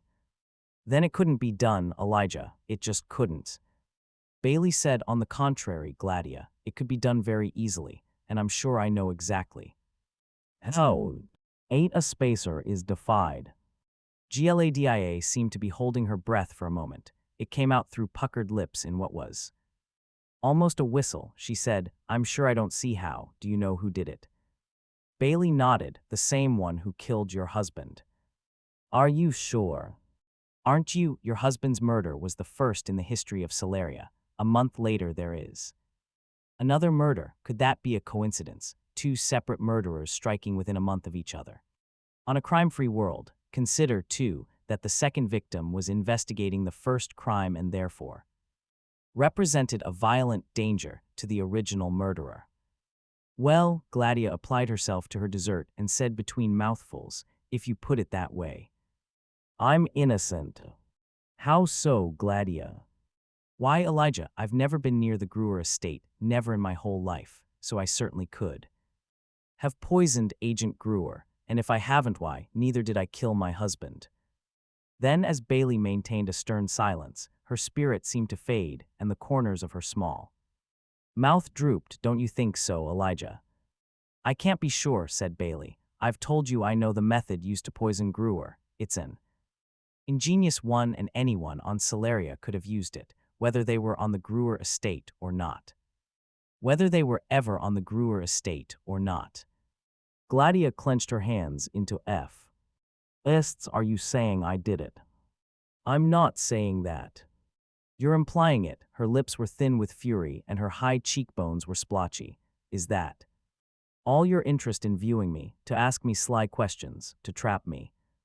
"Now wait. You seemed so sympathetic, so understanding, you Earthman."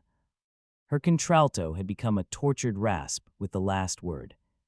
Daniel's perfect face leaned toward Gladia and he said, "If you will pardon me, Mrs. Delmar. You are holding a knife rather tightly and may cut yourself. Please be careful." Gladia stared wildly at the short, blunt, and undoubtedly quite harmless knife she held in her hand. With a spasmodic movement, she raised it high. Bailey said, "You couldn't reach me, Gladia." She gasped, "Who'd want to reach you?" She shuddered in exaggerated disgust and called, "Outbreak contact at once." The last must have been to a robot out of the line of sight, and Gladia and her end of the room were gone and the original wall sprang back. Daniel said, "Am I correct in believing you now consider this woman guilty?" "No," said Bailey flatly. "Whoever did this needed a great deal more of certain characteristics than this poor girl has. She has a temper." "What of that? Most people do. Remember, too, that she has been under a considerable strain for a considerable time. If I had been under a similar strain and someone had turned on me as she imagined I had turned on her, I might have done a great deal more than wave a foolish little knife." Daniel said, "I have not been able to deduce the technique of poisoning at a distance, as you say." "You have." Bailey found it pleasant to be able to say, "I know you haven't. You lack the capacity to decipher this particular puzzle." He said it with finality, and Daniel accepted the statement as calmly and as gravely as ever. Bailey said, "I have two jobs for you, Daniel." "And what are they, partner Elijah?" "First, get in touch with this Dr. Thule and find out Mrs. Delmar's condition at the time of the murder of her husband, how long she required treatment, and so on." "Do you want to determine something in particular?" "No, I'm just trying to accumulate data. It isn't easy on this world. Secondly, find out who will be taking Gruer's place as head of security and arrange a viewing session for me first thing in the morning. As for me," he said without pleasure in his mind and with none in his voice, "I'm going to bed and eventually I hope I'll sleep." Then, almost petulantly, "Do you suppose I could get a decent book film in this place?" Daniel said, "I would suggest that you summon the robot in charge of the library." Bailey felt only irritation at having to deal with the robot. He would much rather have browsed at Will. "No," he said, "not a classic, just an ordinary piece of fiction dealing with everyday life on contemporary Solaria, about half a dozen of them." The robot submitted. It would have to, but even as it manipulated the proper controls that plucked the requisite book films out of their niches and transferred them first to an exit slot and then to Bailey's hand, it rattled on in respectful tones about all the other categories in the library. The master might like an adventure romance of the days of exploration, It suggested Oren. Excellent view of chemistry, perhaps with animated atom models or a fantasy or a galactography. The list was endless. Bailey waited grimly for his half-dozen, said, "These will do," reached with his own hands for a scanner and walked away. When the robot followed and said, "Will you require help with the adjustment, master?" Bailey turned and snapped, "No, stay where you are." The robot bowed and stayed. Lying in bed with the headboard aglow, Bailey almost regretted his decision. The scanner was like no model he had ever used, and he began with no idea at all as to the method for threading the film. But he worked at it obstinately, and eventually, by taking it apart and working it out bit by bit, he managed something. At least he could view the film, and if the focus left a bit to be desired, it was small payment for a moment's independence from the robots. In the next hour and a half, he had skipped and switched through 4 of the 6 films and was disappointed. He had had a theory. There was no better way, he had thought, to get an insight into Solarian ways of life and thought than to read their novels. He needed that insight if he were to conduct the investigation sensibly. But now he had to abandon his theories. He had viewed novels and had succeeded only in learning of people with ridiculous problems who behaved foolishly and reacted mysteriously. Why should a woman abandon her job on discovering her child had entered the same profession and refused to explain her reasons? Until unbearable and ridiculous complications had resulted, why should a doctor and an artist be humiliated at being assigned to one another, and what was so noble about the doctor's insistence on entering robotic research? He threaded the 5th novel into the scanner and adjusted it to his eyes. He was bone-weary. So weary, in fact, that he never afterward recalled anything of the 5th novel, which he believed to be a suspense story, except for the opening in which a new estate owner entered his mansion and looked through the past account films presented him by a respectful robot. Presumably he fell asleep then with the scanner on his head and all lights blazing. Presumably. Robot, entering respectfully, had gently removed the scanner and put out the lights. In any case, he slept and dreamed of Jesse. All was as it had been. He had never left Earth. They were ready to travel to the community kitchen and then to see a subatheric show with friends. They would travel over the expressways and see people, and neither of them had a care in the world. He was happy. And Jessie was beautiful. She had lost weight somehow. Why should she be so slim and so beautiful? And one other thing was wrong. Somehow the sun shone down on them. He looked up and there was only the vaulted base of the upper levels visible, yet the sun shone down, blazing brightly on everything, and no one was afraid. Bailey woke up, disturbed. He let the robot serve breakfast and did not speak to Daniel. He said nothing, asked nothing, downed excellent coffee without tasting it. Why had he dreamed of the visible invisible sun? He could understand dreaming of Earth and of Jesse, but what had the sun to do with it, and why should the thought of it bother him anyway? "Partner Elijah," said Daniel gently. "What?"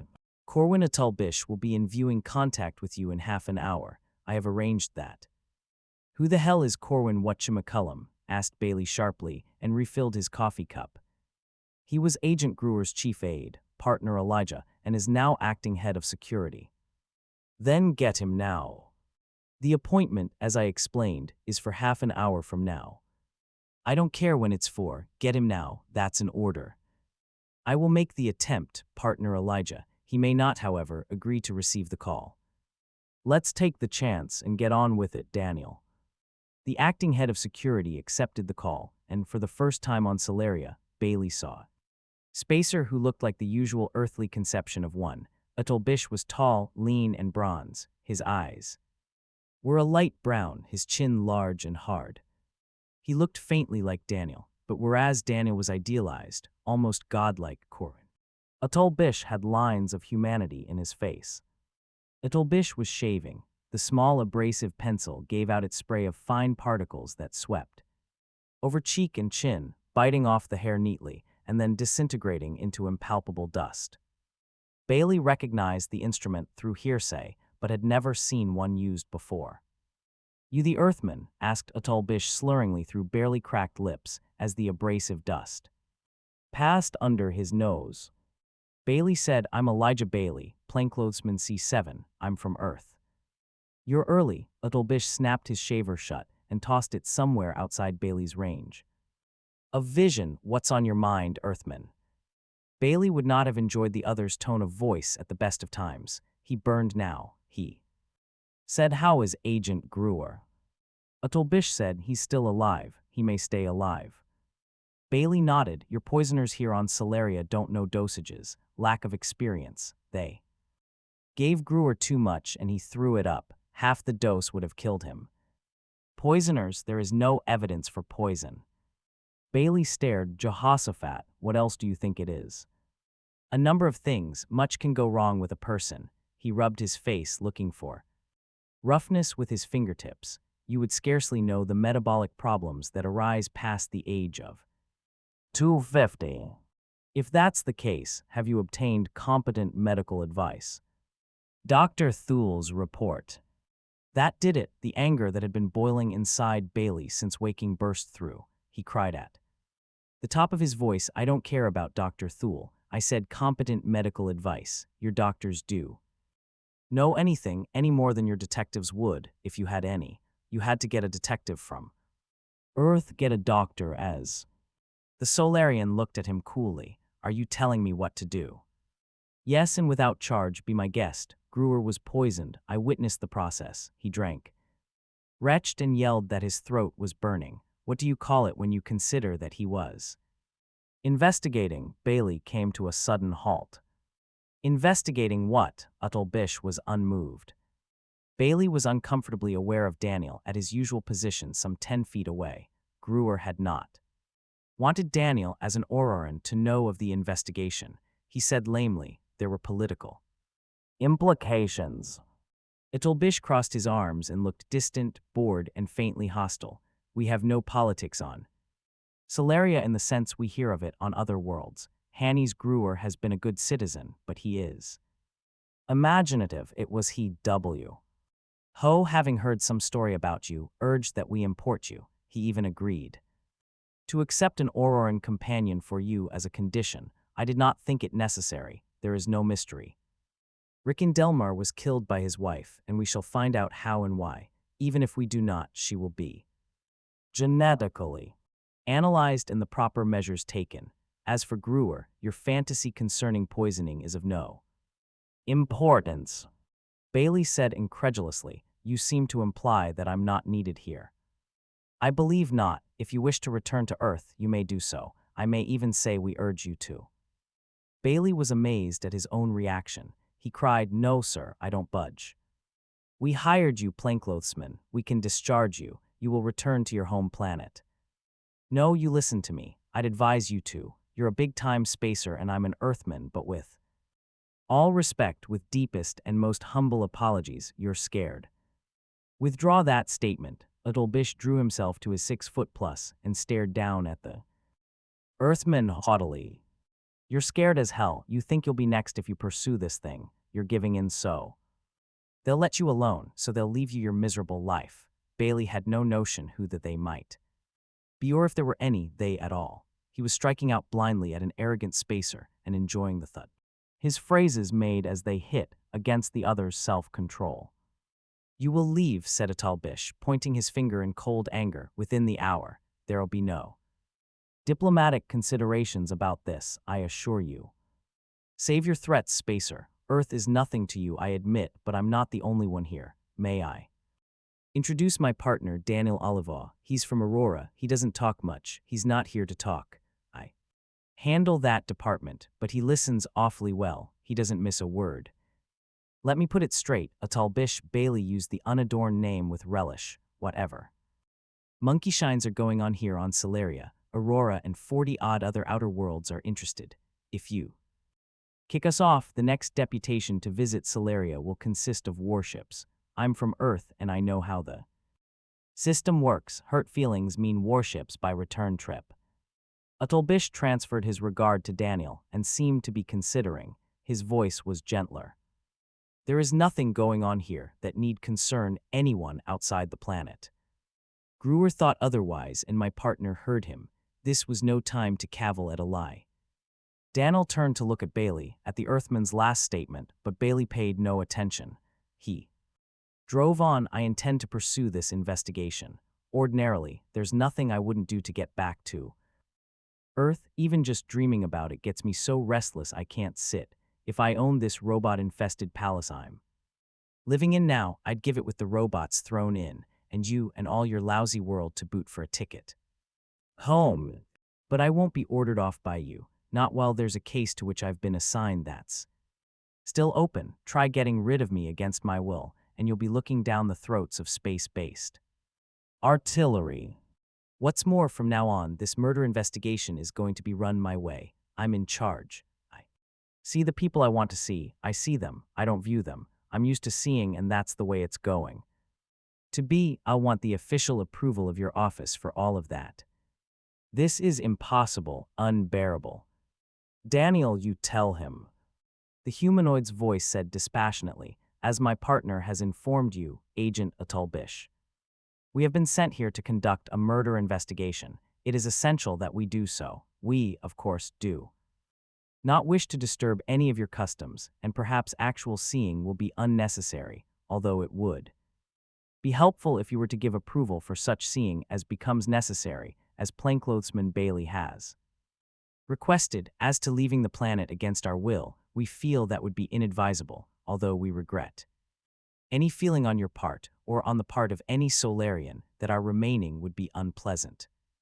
Bailey listened to the stilted sentence structure with a dour stretching of his lips that was not a smile. To one who knew Daniel as a robot, it was all an attempt to do a job without giving offense to any human, not to Bailey and not to Atulbish. To one who thought Daniel was an Auroran, a native of the oldest and most powerful militarily of the outer worlds, it sounded like a series of subtly courteous threats.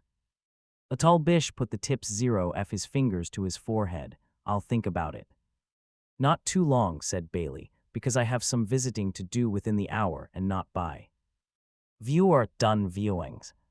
He signaled the robot to break contact, then he stared with surprise and pleasure at the place where Atulbish had been. None of this had been planned. It had all been impulse born of his dream and of Atulbish's unnecessary arrogance. But now that it had happened, he was glad. It was what he had wanted. Really, to take control. Hot anyway, that was telling the dirty spacer. He wished the entire population of Earth could have been here to watch. The man looked such spacer, and that made it all the better, of course. All the better. Only why this feeling of vehemence in the matter of seeing? Bailey scarcely understood that. He knew what he planned to do, and seeing, not viewing, was part of it. All right, yet there had been the tight lift to his spirit when he spoke of seeing, as though he were ready to break down the walls of this mansion, even though it served no purpose. Why? There was something impelling him beside the case, something that had nothing to do even with the question of Earth's safety. But what? Oddly, he remembered his dream again, the sun shining down through all the opaque layers of the gigantic underground cities of Earth. Daniel said with thoughtfulness, as far as his voice could carry a recognizable emotion, I wonder, partner Elijah, if this is entirely safe. Bluffing this character, it worked, and it wasn't really a bluff. I think it is important to Aurora to find out what's going on Solaria, and that Aurora knows it. Thank you, by the way, for not catching me out in a misstatement. It was the natural decision. To have borne you out, did Agent Atulbish a certain rather subtle harm. To have given you the lie would have done you a greater and more direct harm. Potentials countered, and the higher one won out, Daniel. So it was, partner Elijah. I understand that this process, in a less definable way, goes on within the human mind. I repeat, however, that this new proposal of yours is not safe. Which new proposal is this? I do not approve your notion of seeing people. By that I mean seeing as opposed to viewing. I understand you. I'm not asking for your approval. I have my instructions, partner Elijah. What it was that Agent Hannes Gruer told you during my Absence last night I cannot know. That he did say something is obvious from the change in your attitude toward this problem. However, in the light of my instructions, I can guess he must have warned you of the possibility of danger to other planets arising from the situation on Solaria. Slowly Bailey reached for his pipe. He did that occasionally, and always there was the feeling of irritation when he found nothing and remembered he could not smoke. He said, "There are only 20,000 Solarians. What danger can they represent? My masters on Aurora have for some time been uneasy about Solaria. I have not been told all the information at their disposal. And what little you have been told not to repeat to me. Is that it?" demanded Bailey. Daniel said, "There is a great deal to find out before this matter can be discussed freely." Well, what are the Solarians doing? New weapons, paid subversion, a campaign of individual assassination. What can 20,000 people do against hundreds of millions of spacers? Daniel remained silent. Bailey said, "I intend to find out, you know. But not the way you have now proposed, partner Elijah. I have been instructed most carefully to guard your safety. You would have to anyway, first law. Over and above that as well, in conflict between your safety and that of another, I must guard yours. Of course, I understand that. If anything happens to me, there is no further way in which you can remain on Solaria without complications that Aurora is not yet ready to face. As long as I'm alive, I'm here at Solaria's original request, and so we can throw our weight around if necessary and make them keep us. If I'm dead, the whole situation is changed. Your orders are then to keep Bailey alive. Am I right?" Daniel said, "I cannot presume to interpret the reasoning behind my orders." Bailey said, "All right, don't worry. The open space won't kill me if I do find it necessary to see anyone. I'll survive. I may even get used to it." "It is not the matter of open space alone, partner Elijah," said Daniel. "It is this matter of seeing Solarians. I do not approve of it." "You mean the spacers won't like it? Too bad if they don't. Let them wear nose filters and gloves. Let them spray the air, and if it offends their nice morals to see me in the flesh, let them wince and blush. But I intend to see them. I consider it necessary to do so, and I will do so. But I cannot allow you to." "You can't allow me. Surely you see why, partner Elijah." "I do not." "Consider then that Agent Gruer, the key Solarian figure in the investigation of this murder, has been poisoned. Does it not follow that if I permit you to proceed in your plan for exposing yourself indiscriminately in actual person, the next victim will necessarily be you yourself? How then can I possibly permit you to leave the safety of this mansion?" "How will you stop me, Daniel?" "By force if necessary, partner Elijah," said Daniel calmly. "Even if I must hurt you, if I do not do so, you will surely die." A robot is stymied. Bailey said, "So the higher potential wins out again, Daniel. You will hurt me to keep me alive." "I do not believe hurting you will be necessary, partner Elijah. You know that I am superior to you in strength, and you will not attempt a useless resistance. If it should become necessary, however, I will be compelled to hurt you." "I could blast you down where you stand," said Bailey. "Right now, there is nothing in my potentials to prevent me." "I had thought you might take this attitude at some time in our present relationship, partner Elijah. Most particularly, the thought occurred to me during our trip to this mansion, when you grew momentarily violent in the ground car. The destruction of myself is unimportant in comparison with your safety, but such destruction would cause you distress eventually and disturb the plans of my masters. It was one of my first cares, therefore, during your first sleeping period, to deprive your blaster of its charge." Bailey's lips tightened. He was left without a charged blaster. His hand dropped instantly to his holster. He drew his weapon and stared at the charge reading. It hugged 0. For a moment he balanced the lump of useless metal, as though to hurl it directly into Daniel's face. What good? The robot would dodge efficiently. Bailey put the blaster back. It could be recharged in good time. Slowly, thoughtfully, he said, "I'm not Fooled by you, Daniel. In what way, partner Elijah? You are too much the master. I am too completely stopped by you. Are you a robot? You have doubted me before, said Daniel. On Earth last year, I doubted whether our Daniel Oliva was truly a robot. It turned out he was. I believe he still is. My question, however, is this. Are you our Daniel Oliva? I am. Yes, Daniel was designed to imitate a spacer closely. Why could not a spacer be made up to imitate Daniel closely? For what reason? To carry on an investigation here with greater initiative and capacity than ever a robot could. And yet by assuming Daniel's role, you could keep me safely under control by giving me a false consciousness of mastery. After all, you are working through me, and I must be kept pliable. All this is not so, partner Elijah. Then why do all the Solarians we meet assume you to be human? They are robotic experts. Are they so easily fooled? It occurs to me that I cannot be one right against many wrong. It is far more likely that I am one wrong against many right. Not at all, partner Elijah. Prove it, said Bailey, moving slowly toward an end table and lifting a scrap disposal unit. You can do that easily enough if you are a robot. Show the metal beneath your skin. Daniel said, I assure you. Show the metal, said Bailey crisply. That is an order, or don't you feel compelled to obey? Orders. Daniel unbuttoned his shirt. The smooth, bronze skin of his chest was sparsely covered with light hair. Daniel's fingers exerted a firm pressure just under the right nipple, and flesh and skin split bloodlessly. The length of the chest, with the gleam of metal showing beneath. And as that happened, Bailey's fingers, resting on the end table, moved half an inch to the right and stabbed at a contact patch. Almost at once, a robot entered. Don't move, Daniel, cried Bailey. That's an order. Freeze. Daniel stood motionless, as though life, or the robotic imitation thereof, had departed from him. Bailey shouted to the robot, Can you get 2 more of the staff in here without yourself leaving? If so, do it. The robot said, Yes, master.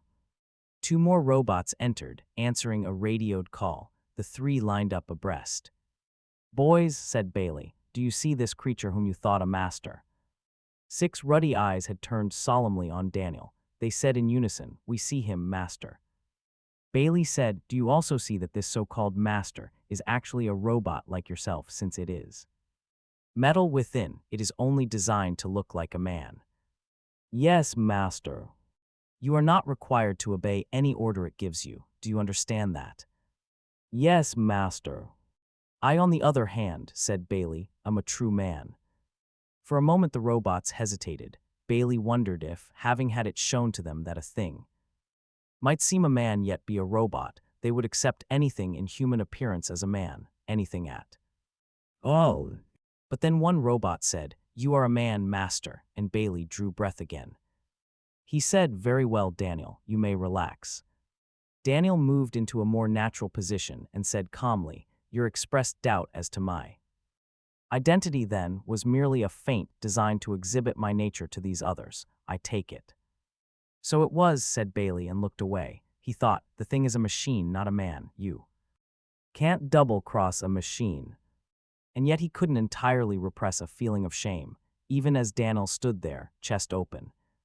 There seemed something so human about him, something capable of being betrayed. Bailey said, Close your chest, Daniel, and listen to me. Physically, you are no match for 3 robots. You see that, don't you? That is clear, partner Elijah. Good, now you boys, and he turned to the other robots again. You are to tell no one, human or master, that this creature is a robot, never at any time, without further instructions from myself. And myself alone. I thank you, interposed Daniel softly. However, Bailey went on, this man-like robot is not to be allowed to interfere with my actions in any way. If it attempts any such interference, you will restrain it by force, taking care not to damage it. Unless absolutely necessary, do not allow it to establish contact with humans other than myself or with robots other than yourselves, either by seeing or by viewing, and do not leave it at any time. Keep it in this room and remain here yourselves. Your other duties are suspended until further notice. Is all this clear?" "Yes, master," they chorused. Bailey turned to Daniel again. "There is nothing you can do now, so don't try to stop me." Daniel's arms hung loosely at his side. He said, "I may not, through inaction, allow you to come to harm partner Elijah, yet under the circumstances, nothing but inaction is possible. The logic is unassailable. I shall do nothing. I trust you will remain safe and in good health." There it was, thought Bailey. Logic was logic and robots had nothing else. Logic told Daniel he was completely stymied. Reason might have told him that all factors are rarely predictable, that the opposition might make a mistake. None of that. A robot is logical only, not reasonable. Again Bailey felt a twinge of shame and could not forbear an attempt at consolation. He said, "Look, Daniel, even if I were walking into danger, which I'm not," he added that hurriedly with a quick glance at the other robots, "it would only be my job. It is what I'm paid to do. It is as much my job to prevent harm to mankind as a whole as yours is to prevent harm to man as an individual. Do you see?" "I do not, partner Elijah." "Then that is because you're not made to see. Take my word for it that if you were a man, you would say." Daniel bowed his head in acquiescence and remained standing, motionless, while Bailey walked slowly toward the door of the room. The three robots parted to make room for him and kept there, photoelectric eyes fixed firmly on Daniel. Bailey was walking to a kind of freedom, and his heart beat rapidly in anticipation of the fact. Then skipped a beat. Another robot was approaching the door from the other side. Had something gone wrong?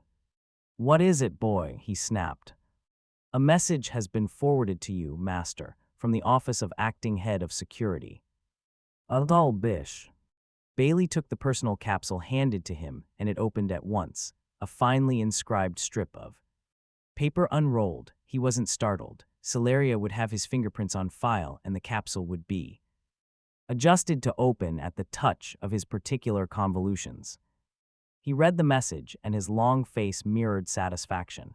It was his official permission to arrange seeing interviews, subject to the wishes of the interviewees, who were nevertheless urged to give Agents Bailey and Oliva every possible cooperation. Atolbish had capitulated, even to the extent of putting the Earthman's name first. It was an excellent omen with which to begin, finally, an investigation conducted as it should be conducted. Bailey was in an airborne vessel again, as he had been on that trip from New York to Washington. This time, however, there was a difference. The vessel was not closed in. The windows were left transparent. It was a clear, bright day, and from where Bailey sat the windows were so many patches of blue. Unrelieved, featureless, he tried not to huddle. He buried his head in his knees only when he could absolutely no longer help it. The ordeal was of his own choosing, his state of triumph, his unusual sense of freedom at having beaten down first Atolbish and then Daniel, his feeling of having asserted the dignity of Earth against the spacers almost demanded it. He had begun by stepping across open ground to the waiting plane with a kind of light-headed dizziness that was almost enjoyable, and he had ordered the windows left unblanked in a kind of manic self confidence. "I have to get used to it," he thought, and stared at the blue until his heart beat rapidly and the lump in his throat swelled beyond endurance. He had to close his eyes and bury his head under the protective cover of his arms at shortening intervals. Slowly his confidence trickled away, and even the touch of the holster of his freshly recharged blaster could not reverse the flow. He tried to keep his mind on his plan of attack. First, learn the ways of the planet, sketch in the background against which everything must be placed or fail to make sense. "The sociologist." He had asked a robot for the name of the Solarian most eminent as a sociologist, and there was that comfort about robots, they asked no questions. The robot gave the name, ND Vital Statistics, and paused to remark that the sociologist would most probably be at lunch and would, therefore, possibly ask to delay contact. "Lunch," said Bailey sharply. "Don't be ridiculous. It's not noon by 2 hours." The robot said, I am using local time, master. Bailey stared, then understood. On Earth, with its buried cities, day and night, waking and sleeping were man-made periods, adjusted to suit the needs of the community and the planet. On a planet such as this one, exposed nakedly to the sun, day and night were not a matter of choice at all, but were imposed on man willfully. Bailey tried to picture a world as a sphere being lit and unlit as it turned. He found it hard to do and felt scornful of the so superior spacers who let such an essential thing as time be dictated to them by the vagaries of planetary movements. He said, contact him anyway. Robots were there to meet the plane when it landed, and Bailey, stepping out into the open again, found himself trembling badly. He muttered to the nearest of the robots, let me hold your arm, boy. The sociologist waited for him down the length of a hall, smiling tightly. Good afternoon, Mr. Bailey. Bailey nodded breathlessly. Good evening, sir. Would you blank out the windows? The sociologist said, they are blanked out already. I know something of the ways of Earth. Will you follow me? Bailey managed it without robotic help, following at a considerable distance, across and through a maze of hallways. When he finally sat down in a large and elaborate room, he was glad of the opportunity to rest. The walls of the room were set with curved, shallow alcoves, statuary in pink and gold occupied. Each niche abstract figures that pleased the eye without yielding instant meaning, a large, box-like affair. With white and dangling cylindrical objects and numerous pedals suggested a musical instrument. Bailey looked at the sociologist standing before him. The spacer looked precisely as he had when Bailey had viewed him earlier that day. He was tall and thin, and his hair was pure white. His face was strikingly wedge-shaped, his nose prominent, his eyes deep-set and alive. His name was Anselmo Quemot. They stared at one another until Bailey felt he could trust his voice to be reasonably normal, and then his first remark had nothing to do with the investigation. In fact, it was nothing he had planned. He said, may I have a drink? A drink, the sociologist's voice was a trifle too high-pitched to be entirely pleasant. He said, you wish water. I'd prefer something alcoholic. The sociologist's look grew sharply uneasy, as though the obligations of hospitality were something with which he was unacquainted. And that, thought Bailey, was literally so. In a world where viewing was the thing, there would be no sharing of food and drink. A robot brought him a small cup of smooth enamel. The drink was a light pink in color. Bailey sniffed at it cautiously and tasted it even more cautiously. The small sip of liquid evaporated warmly in his mouth and sent a pleasant message along the length of his esophagus. His next sip was more substantial. Quemot said, if you wish more. No, thank you, not now. It is good of you, sir, to agree to see me. Quemot tried a smile and failed rather markedly. It has been a long time since I've done anything like this, yes. He almost squirmed as he spoke. Bailey said, I imagine you find this rather hard. Quite. Quemot turned away sharply and retreated to a chair at the opposite end of the room. He angled the chair so that it faced more away from Bailey than toward him and sat down. He clasped his gloved hands and his nostrils seemed to quiver. Bailey finished his drink and felt warmth in his limbs and even the return of something of his confidence. He said, exactly how does it feel to have me here, Dr. Quemot? The sociologist muttered, that is an uncommonly personal question. I know it is, but I think I explained when I viewed you earlier that I was engaged in a murder investigation and that I would have to ask a great many questions, some of which were bound to be personal. I'll help if I can, said Quemot. I hope the questions will be decent ones. He kept looking away. As he spoke, his eyes, when they struck Bailey's face, did not linger but slipped away. Bailey said, I don't ask about your feelings out of curiosity only. This is essential to the investigation. I don't see how. I've got to know as much as I can about this world. I must understand how Solarians feel about ordinary matters. Do you see that? Quemot did not look at Bailey at all now. he said slowly. 10 years ago, my wife died. Seeing her was never very easy, but of course, it is something one learns to bear in time, and she was not the intrusive sort. I have been assigned no new wife since I am past the age of. He looked at Bailey as though requesting him to supply the phrase, and when Bailey did not do so, he continued in a lower voice, sighing. Without even a wife, I have grown quite unused to this phenomenon of seeing. But how does it feel? Insisted Bailey. Are you in panic? He thought of himself on the plane. No, not in panic. Quemot angled his head to catch a glimpse of Bailey and almost instantly withdrew. But I will be frank, Mr. Bailey. I imagine I can smell you. Bailey automatically leaned back in his chair, painfully self-conscious. Smell me. Quite imaginary, of course, said Quemot. I cannot say whether you do have an odor or how strong it is, but even if you had a strong one, my nose filters would keep it from me. Yet, imagination. He shrugged. I understand. It's worse, you'll forgive me, Mr. Bailey, but in the actual presence of a human, I feel strongly as though something slimy were about to touch me. I keep shrinking away. It is most unpleasant. Bailey rubbed his ear thoughtfully and fought to keep down annoyance. After all, it was the other's neurotic reaction to a simple state of affairs. He said, if all this is so, I'm surprised you agreed to see me so readily. Surely you anticipated this unpleasantness. I did, but you know, I was curious. You're an Earthman. Bailey thought sardonically that should have been another argument against seeing, but he said only, what does that matter?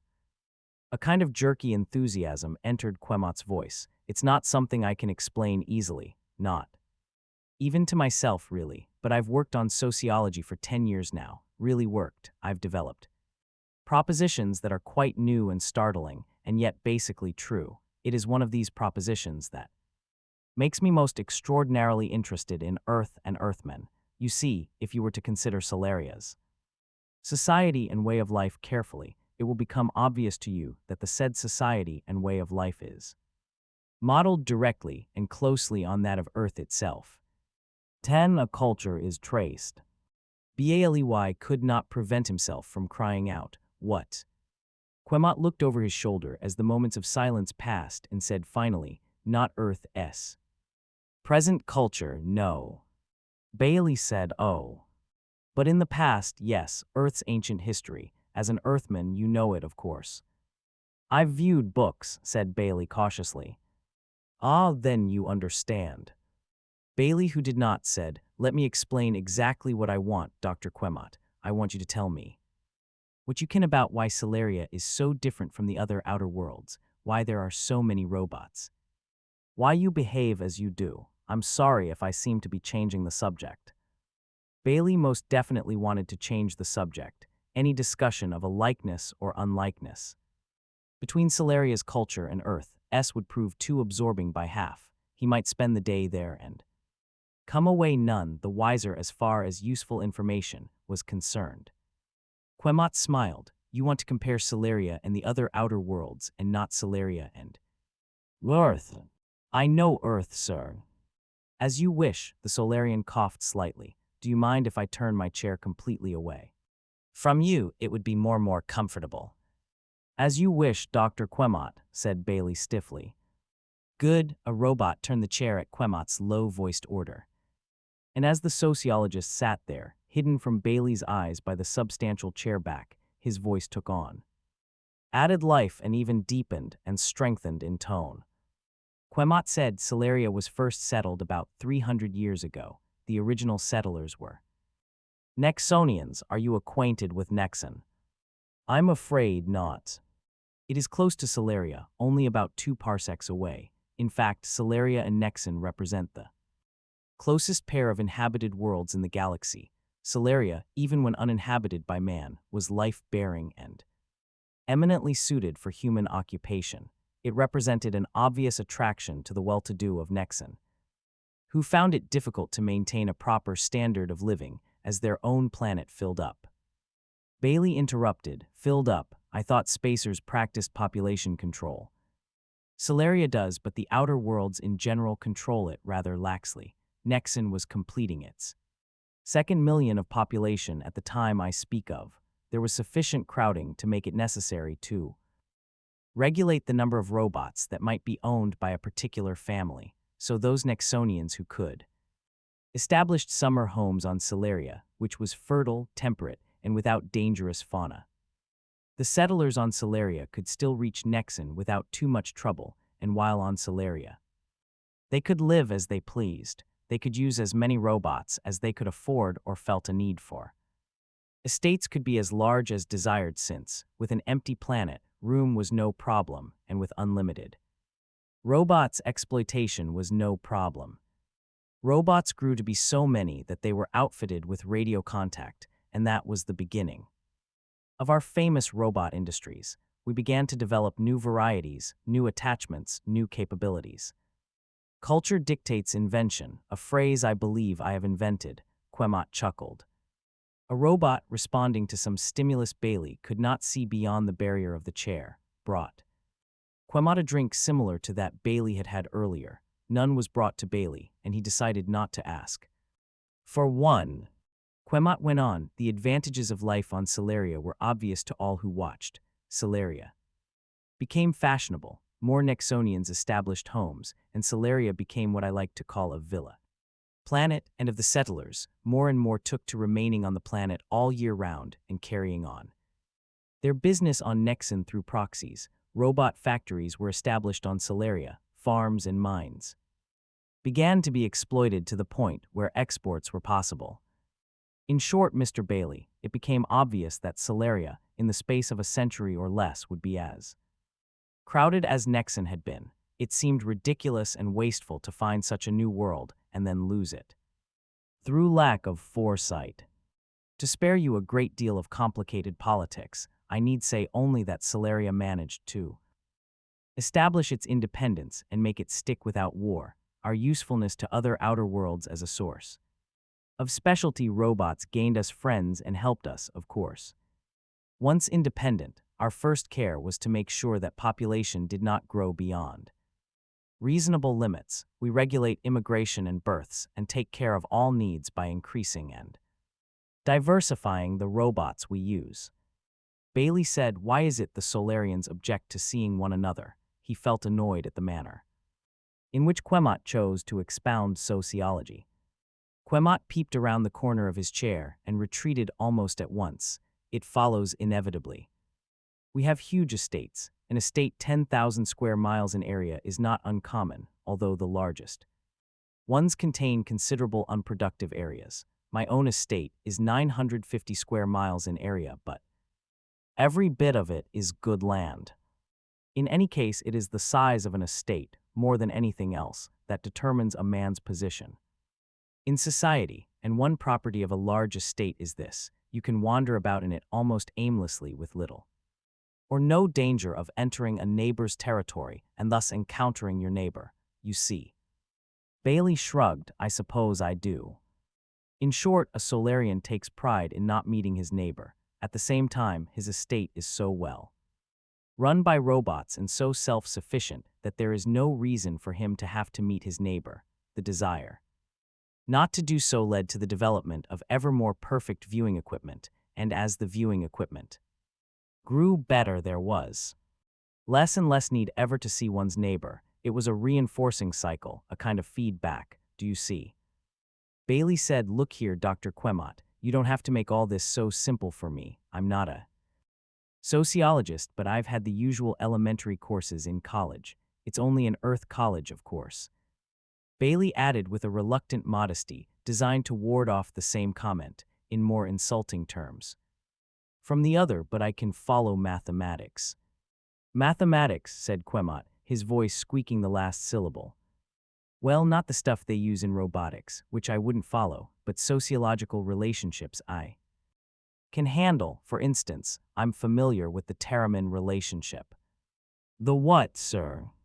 Maybe you have a different name for it. The differential of inconveniences suffered with privileges granted, di sub j taken to the nth. What are you talking about? It was the sharp and peremptory tone of a spacer that Bailey heard, and he was silenced in bewilderment. Surely the relationship between inconveniences suffered and privileges granted was part of the very essentials of learning how to handle people without an explosion, a private stall in the community. Bathroom for one person, given for cause, would keep X persons waiting patiently for the same lightning too. Strike them, the value of X varying in known ways with known variations in environment and human temperament as quantitatively described in the Teramin relationship. But then again, in a world where all was privilege and nothing inconvenience, the Teramin relationship might reduce to triviality. Perhaps he had chosen the wrong example. He tried again. Look, sir, it's one thing to get a qualitative fill-in on the growth of this prejudice against seeing, but it isn't helpful for my purposes. I want to know the exact analysis of the prejudice so I can counteract it effectively. I want to persuade people to see me, as you are doing now. Mr. Bailey, said Quemot, you can't treat human emotions as though they were built about a positronic brain. I'm not saying you can. Robotics is a deductive science and sociology an inductive one, but mathematics can be made to apply in either case. There was silence for a moment, then Quemot spoke in a voice that trembled. You have admitted you are not a sociologist. I know, but I was told you were one, the best on the planet. I am the only one. You might almost say I have invented the science. Oh, Bailey hesitated over the next question. It sounded impertinent even to himself. Have you viewed books on the subject? I've looked at some Auroran books. Have you looked at books from Earth? Earth? Quemot laughed uneasily. It wouldn't have occurred to me to read any of Earth's scientific productions, no offense intended. Well, I'm sorry. I had thought I would be able to get specific data that would make it possible for me to interview others face to face without having to. Quemot made a queer, grating, inarticulate sound, and the large chair in which he sat scraped backward, then went over with a crash. A muffled "my apologies" was caught by Bailey. Bailey had a momentary glimpse of Quemot running with an ungainly stride, then he was out the room and gone. Bailey's eyebrows lifted. What the devil had he said this time? Jehoshaphat, what wrong button had he pushed? Tentatively he rose from his seat and stopped halfway as a robot entered. Master, said the robot, I have been directed to inform you that the master will view you in a few moments. View me, boys. Yes, master, in the meanwhile, you may desire further refreshment. Another beaker of the pink liquid was at Bailey's elbow, and this time a dish of some confectionery, warm and fragrant, was added. Bailey took his seat again, sampled the liquor cautiously and put it down.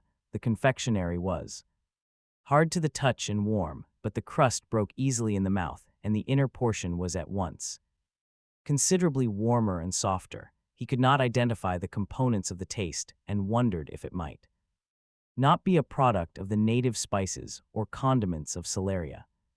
Then he thought of the restricted, yeast-derived dietary of Earth and wondered if there might be a market for yeast strains designed to imitate the tastes of outer world products. But his thoughts broke off sharply as sociologist Quemot appeared out of nowhere and faced him. Faced him this time. He sat in a smaller chair in a room in which the walls and floor clashed sharply with those surrounding Bailey, and he was smiling now so that fine wrinkles in his face deepened and, paradoxically, gave him a more youthful appearance by accentuating the life in his eyes. He said, 1,000 pardons, Mr. Bailey. I thought I was enduring personal presence so well, but that was a delusion. I was quite on edge, and your phrase pushed me over it, in a manner of speaking. What phrase was that, sir? You said something about interviewing people face to. He shook his head, his tongue dabbing quickly at his lips. I would rather not say it. I think you know what I mean. The phrase conjured up the most striking picture of the two of us breathing one another's breath. The Solarian shuddered.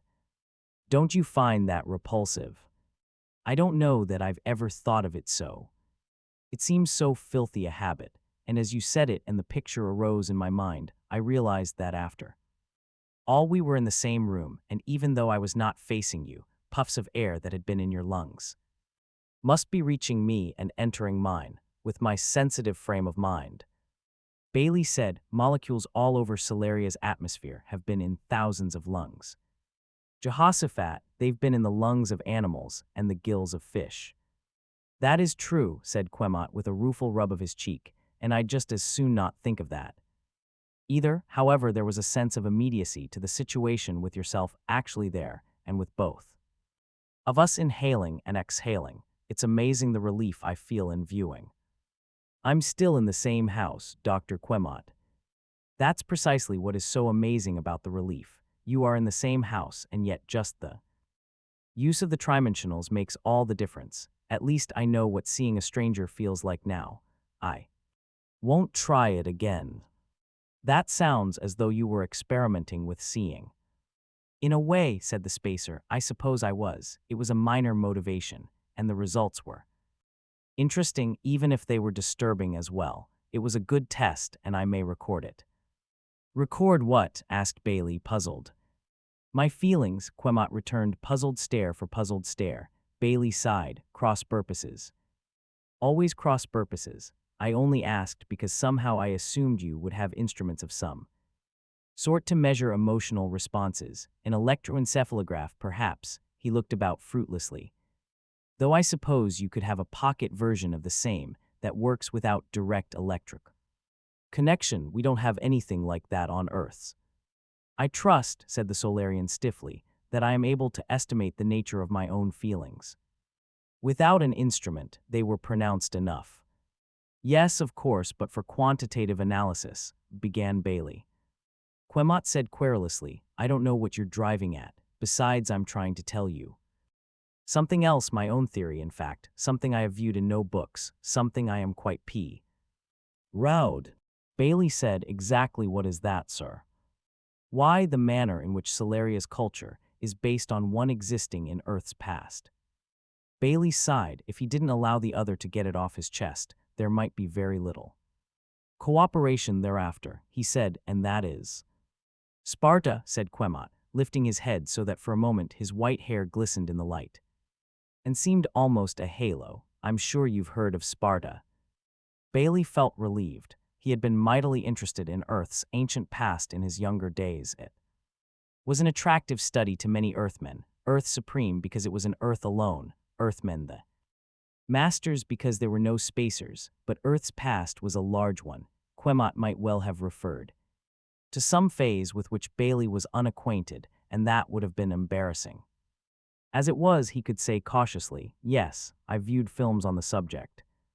Good, good. Now Sparta in its heyday consisted of a relatively small number of spartiates, the only full citizens, plus a somewhat larger number of second-class individuals, the periosi, and a really large number of outright slaves, the helots. The helots outnumbered the spartiates a matter of 22. 1, and the helots were men with human feelings and human failings. In order to make certain that a helot rebellion could never be successful despite their overwhelming numbers, the Spartans became military specialists. Each lived the life of a military machine. And the society achieved its purpose. There was never a successful helot revolt.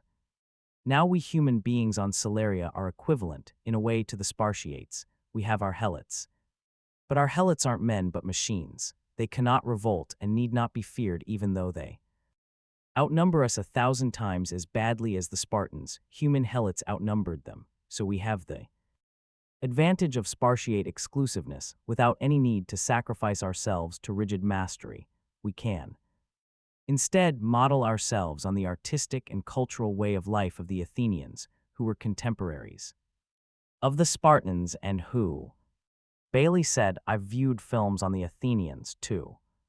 Quemot grew warmer as he spoke. Civilizations have always been pyramidal in structure. As one climbs toward the apex of the social edifice, there is increased leisure and increasing opportunity to pursue happiness. As one climbs, one finds also fewer and fewer people to enjoy this more and more. Invariably, there is a preponderance of the dispossessed, and remember this, no matter how well off the bottom layers of the pyramid might be on an absolute scale, they are always dispossessed in comparison with the apex.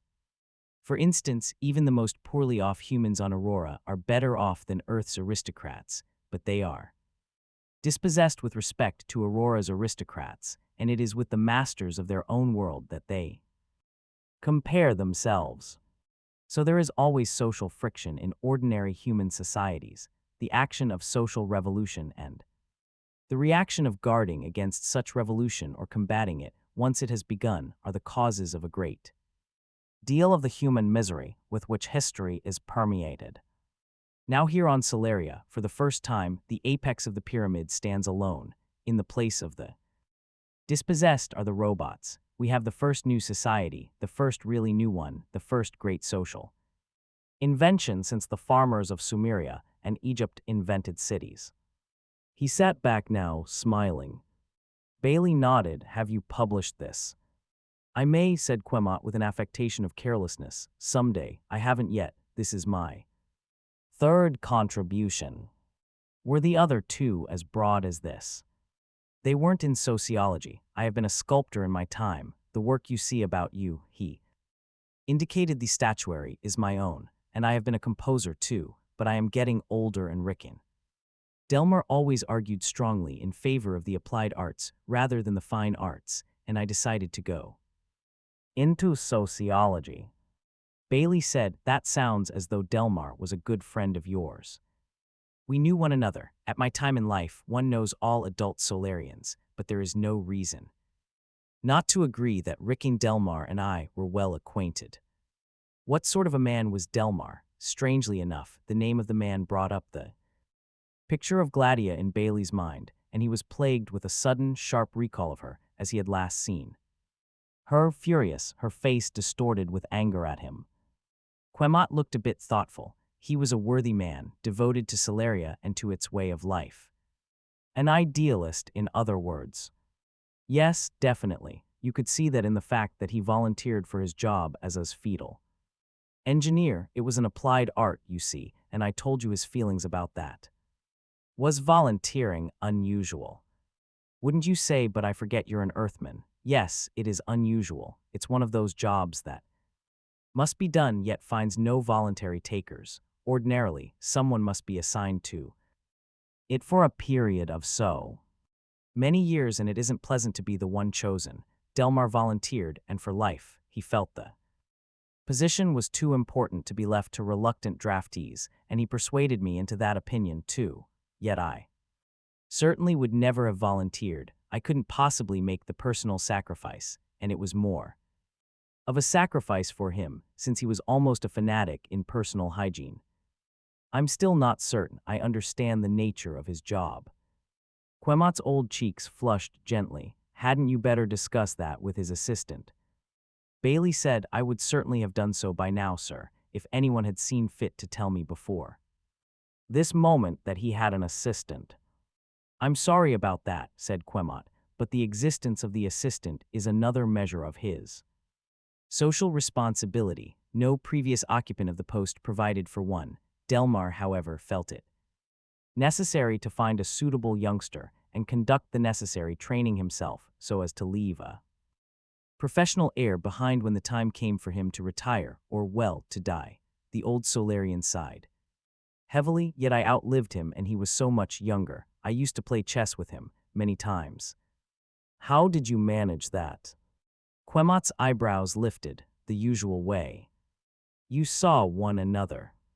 Quemot looked horrified. What an idea. Even if I could stomach it, Delmar would never allow it for an instant. Being fetal engineer didn't blunt his sensibilities. He was a finicky man. Then how?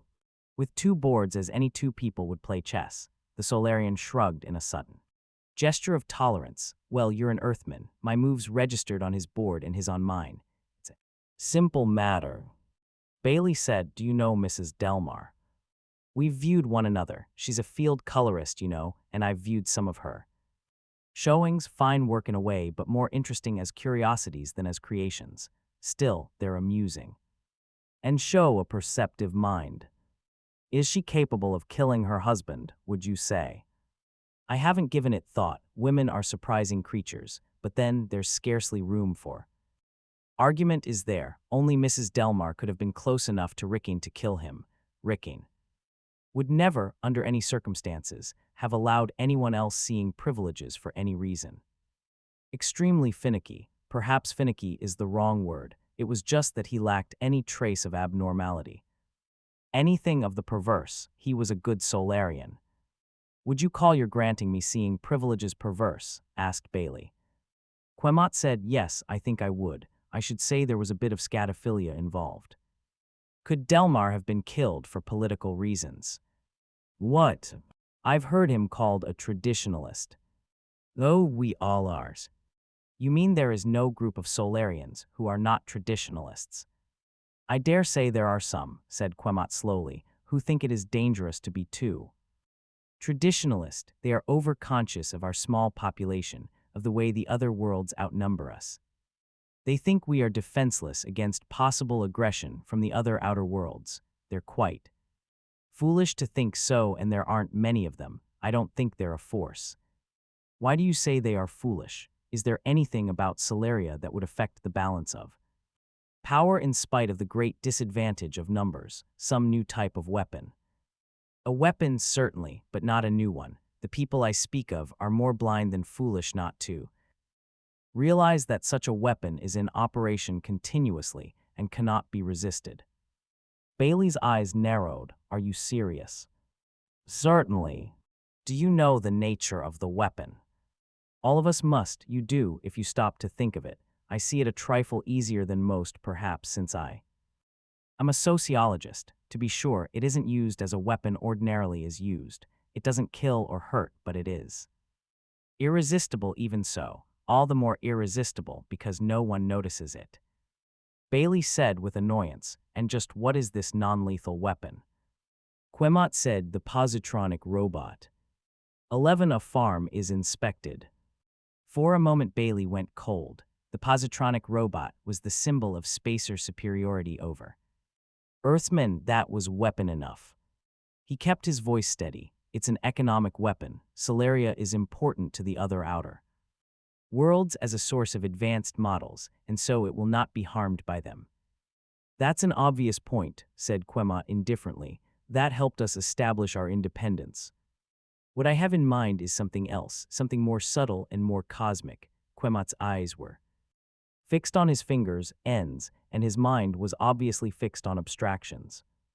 Bailey said, is this another of your sociological theories? Quemot's poorly suppressed look of pride all but forced a short smile out of the Earthman. The sociologist said, it is indeed mine, original as far as I know, and yet obvious if population. Data on the outer worlds is carefully studied, to begin with, ever since the positronic robot was invented. It has been used more and more intensively everywhere. Not on Earth, said Bailey.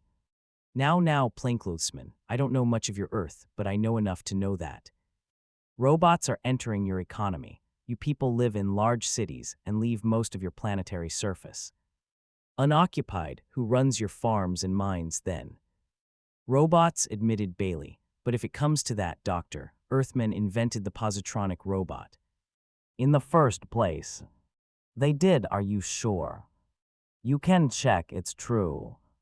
Interesting, yet robots made the least headway there, the sociologist said thoughtfully. Perhaps that is because of Earth's large population. It would take that much longer. Yes, still you have robots even in your cities. Yes, said Bailey. More now than, say, 50 years ago.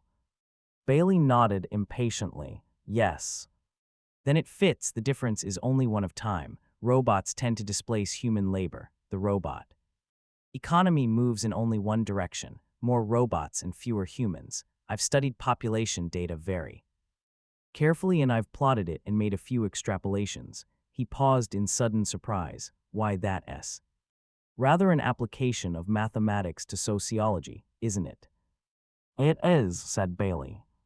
There may be something to it at that. I will have to give the matter thought. In any case, these are the conclusions I have come to, and I am convinced there is no doubt as to their correctness. The robot human ratio in any economy that has accepted robot labor tends continuously to increase despite any laws. that are passed to prevent it. The increase is slowed but never stopped. At first, the human population increases, but the robot population increases much more quickly. Then, after a certain critical point is reached. Quemot stopped again, then said, "Now let's see. I wonder if the critical point could be determined exactly, if you could really put a figure to it. There's your mathematics again." Bailey stirred restlessly. "What happens after the critical point is reached, Dr. Quemot?" Oh, the human population begins actually to decline. A planet approaches a true social stability. Aurora will have to. Even your Earth will have to. Earth may take a few more centuries, but it is inevitable. What do you mean by social stability? The situation here, in Solaria, a world in which the humans are the leisure class only, so there is no reason to fear the other outer worlds. We need only wait a century perhaps, and they shall all be Solarians. I suppose that will be the end of human history in a way, at least its fulfillment. Finally. All men will have all they can need and want. You know, there is a phrase I once picked up. I don't know where it comes from, something about the pursuit of happiness. Bailey said thoughtfully, all men are endowed by their Creator with certain unalienable rights. Among these are life, liberty, and the pursuit of happiness. You've hit it. Where's that from? Some old document, said Bailey. Do you see how that has changed here on Solaria, and eventually in all the galaxy? The pursuit will be over. The rights mankind will be heir to will be life, liberty, and happiness. Just that, happiness. Bailey said dryly, maybe so, but a man has been killed on your Solaria, and another may yet die. He felt regret almost the moment he spoke, for the expression on Quemot's face was as though he had been struck with an open palm. The old man's head bowed. He said without looking up, I have answered your questions as well as I could. Is there anything else you wish? I have enough, thank you, sir. I am sorry to have intruded on your grief at your friend's death. Quemot looked up slowly. It will be hard to find another chess partner. He kept our appointments most punctually, and he played an extraordinarily even game. He was a good Solarian. I understand, said Bailey softly. May I have your permission to use your viewer to make contact with the next person I must see? Of course, said Quemot. My robots are yours, and now I will leave you. Done viewing. A robot was at Bailey's side within 30 seconds of Quemot's disappearance, and Bailey wondered once again how these creatures were managed. He had seen Quemot's fingers move toward a contact as he had left, and that was all.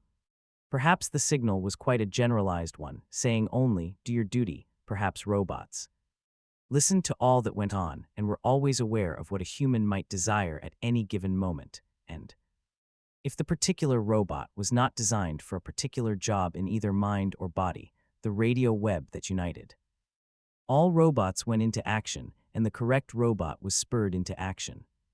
For a moment Bailey had the vision of Solaria as a robotic net with holes that were small and continually growing smaller with every human being caught neatly in place. He thought of Quemot's picture of worlds turning into Solarias, of nets forming and tightening even on Earth, until his thoughts were disrupted as the robot who had entered spoke with the quiet and even respect of the machine. I am ready to help you, master. Bailey said, do you know how to reach the place where Rick and Delmar once worked? Yes, master. Bailey shrugged. He would never teach himself to avoid asking useless questions. The robots knew, period. It occurred to him that to handle robots with true efficiency, one must needs be expert, a sort of roboticist. How well did the average Solarian do, he wondered. Probably only so-so. He said, get Delmar's place and contact his assistant. If the assistant is not there, locate him wherever he is. Yes, master. As the robot turned to go, Bailey called after it. Wait, what time is it at the Delmar work place? About 6:30, master. In the morning. Yes, master. Again Bailey felt annoyance at a world that made itself victim of the coming and going of a sun. It was what came of living on bare planetary surface. He thought fugitively of Earth, then tore his mind away, while he kept firmly to the matter in Hand he managed well, slipping into homesickness would ruin him.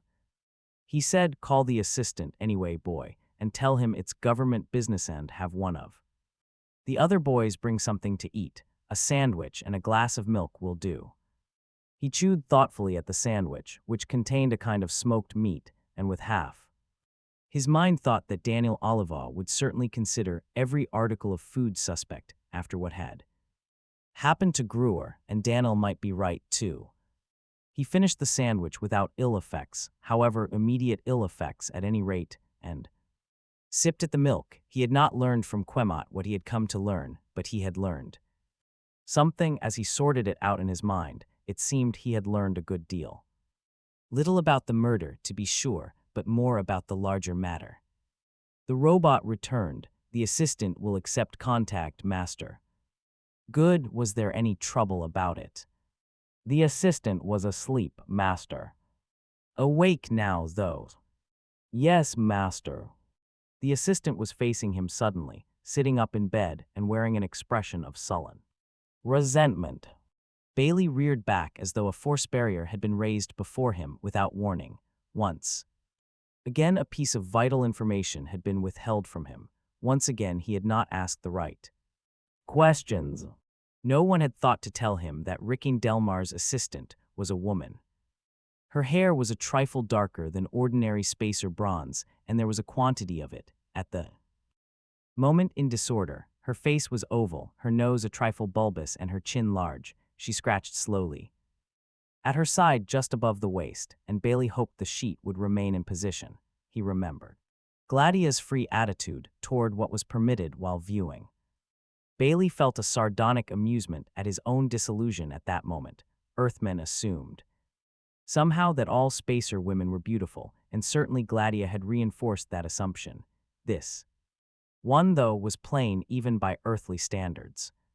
It therefore surprised Bailey that he found her contralto attractive when she said, "See here, do you know what time it is?" "I do," said Bailey, "but since I will be seeing you, I felt I should warn you." Seeing me, skies above, her eyes grew wide and she put a hand to her chin. She wore a ring on one finger, the first item of personal adornment Bailey had yet seen on Celeria. "Wait, you're not my new assistant, are you?" "No, nothing like that. I'm here to investigate the death of Ricky Delmar." "Oh, well, investigate then. What is your name?" "Clarissa Cantaro." "And how long have you been working with Dr. Delmar?" 3 years. "I assume you're now at the place of business." Bailey felt uncomfortable at that noncommittal phrase, but he did not know what to call a place where a fetal engineer worked. "If you mean, am I at the farm?" said Clarissa discontentedly. "I certainly am. I haven't left it since the old man was done in, and I won't leave it, looks like, till an assistant is assigned me. Can you arrange that, by the way?" "I'm sorry, ma'am. I have no influence with anyone here." "Thought I'd ask." Clarissa pulled off the sheet and climbed out of bed without any self-consciousness. She was wearing a one-piece sleeping suit, and her hand went to the notch of the seam, where it ended at the neck.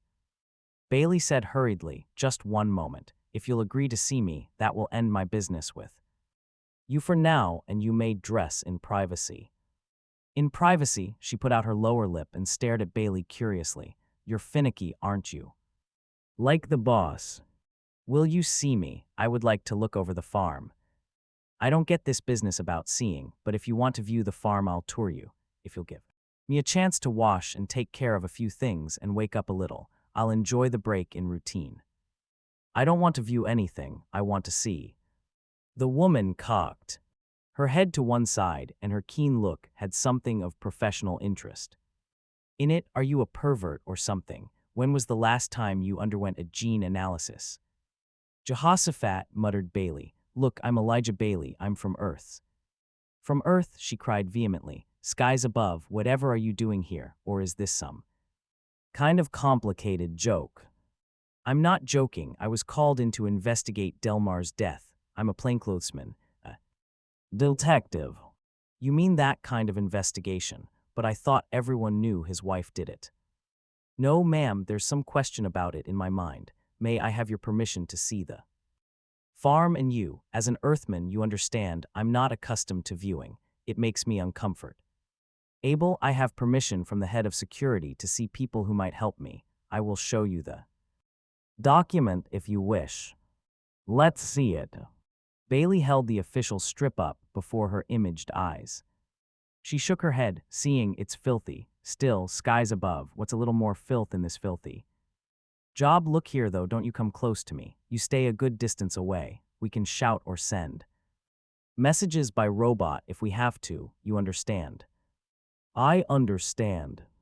Her sleeping suit split open at the seam just as contact broke off, and the last word he heard from her was a muttered, Earthman. That's close enough, said Clarissa. Bailey, who was some 25 feet from the woman, said, It's all right this distance, but I'd like to get indoors quickly.